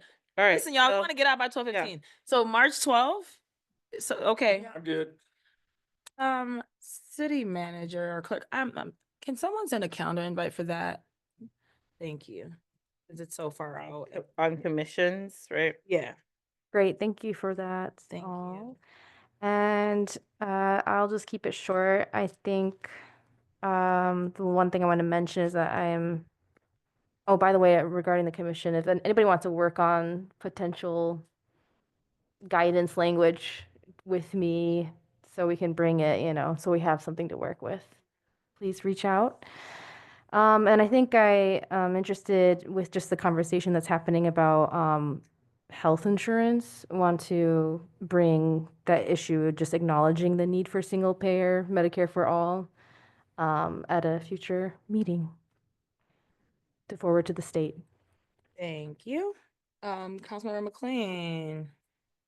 I'll just mention, sort of remind people, a couple of months ago, I think we passed a resolution for honoring the 200th anniversary of the First United Methodist Church, and I had an opportunity to go on Sunday and present that resolution to them.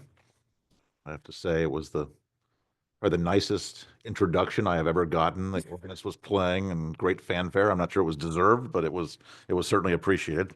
And they were very kind and I think appreciated everyone on council. So wanted to mention that. That's it. All right, thank you. Mayor Pro Tem. Nothing at this time. I want to go home. Thank you.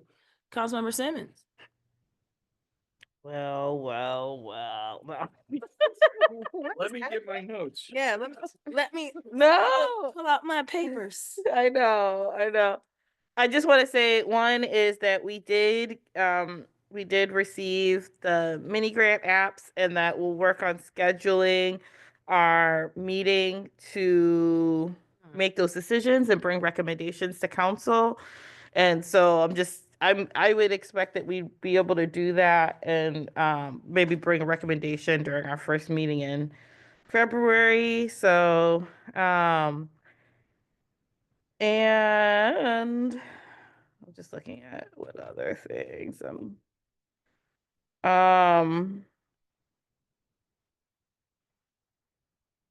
Okay, I think that's it for now. Councilmember King, I'll come back to you. I really was gonna say I didn't have anything, but one thing I want to say, I know during public comment, we heard from Anthony Morgan, and I did not receive an email. Even when he made the statement, I was looking through my emails. I didn't see anything. So if you are still listening, please go ahead and resend it so we can reply. I can send it to you too. You can? I did get it. Okay. Yeah, I don't know that he sent it because I didn't get an email. I had gotten a flyer from somewhere. Yep, I got it from Women's Studies. Okay. I've Thank you. seen That's all for me though. Yeah, there was Mayor Pro Tem, you had something? yeah, just in terms of the dam, the request for proposals was out. There have been 4 proposals that are being evaluated. There is a meeting on Thursday to individual reviewers were requested to evaluate them and score them, and we'll meet on Thursday with the Watershed Council and Katie and Andrew and tally that and decide on who be the providers. Engineering firms, yeah. Awesome. And they're great. So we got 4 good proposals. 2 have significant history with the project. One of the engineers from one firm moved to another firm. So we've got 2 really good proposals. So it's nice to have real choices in it. Awesome. Thank you. Let's see. Happy New Year. Hope everybody feels rested. At 11:30 and I'm tired. So yes, Councilmember Fellows had reached out about our subcommittee meeting. I have been awaiting my colleague to the left to give me a time, but it looks like next Wednesday, for those who did respond, either at 12 or 2 would work for everyone. So if that works for you, then I will send a calendar invitation for us to meet next Wednesday on this, the 15th.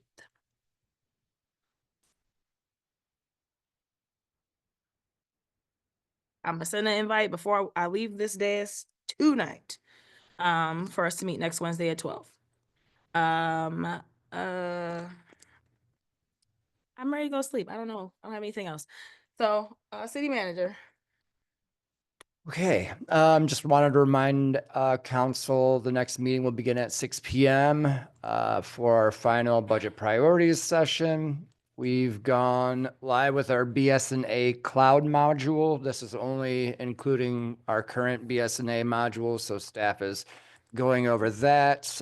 It will be fully live at the beginning of February. Um, we're going to start our next round of community chats either end of February, beginning of March, and that will be with EPW. Where staff is continuing to meet with federal and state officials to access funding for larger infrastructure projects. The next meeting, I will be a little backstory on this. When we had the solar array installed at the Highland Cemetery, there was a lease with DTE. In order to use that land, we took 25% of it, and the cemetery took 75% of it. They've requested that they receive the 8,000 we do. Myself and the mayor had talked about it. I personally don't see a big issue with giving them an additional $8,000 a year. That will go a long way for them. It doesn't do much for us, and we already get around 22,000 in personal property for the solar array. That will be on the meeting for the 21st. I'm saying, you're saying will get the money? Highland Cemetery. So it's a lease with DTE in the cemetery. And then at that time, we're included in the agreement to take 25% of that rental fee. So the cemetery asked if we could terminate that agreement, so they would get the 8,000. It could go a long way for them, and I think it's worth bringing forward to have council make a determination on it. Sorry, Andrew, that was. Yeah, Councilor McLean has a question. If I understand correctly, in that case, that's a one-off. We don't do things like that. Normally, we didn't. That was I'm trying to think. I think it was 2015 we did that. Typically, no, we wouldn't do that. It is the Highland Cemetery's land. We somehow we became involved with that agreement, and we took 25% of it. It would do a lot more for the Highland Cemetery than us. Yeah, I'm totally supportive of that. Thank you. Already given my support for that, of course. So, okay. Before I go to the clerk, I just want to name that I just committed myself to next Wednesday at 12, and I actually, well, I don't know if I'll be able to meet at that time, but I'm gonna make it work. I got a week to do this, so I'll figure it out. So I'm not gonna change it. I'll figure it out. All right. A Zoom, right? Yeah, it's a Zoom or a Teams. Yeah, so I'll make it work. I'll make it work. I have an 11:30. I think that might run over, but I'm gonna make it work. I'm gonna skid out. Yeah. Anyway. City Clerk, anything from you? Oh yes, no problem. All right. Well, seeing that, I hope everybody drive safely, get home safely. Have a great night. Wonderful meeting. Adjourned. Good night. Okay. Yeah, I didn't read this.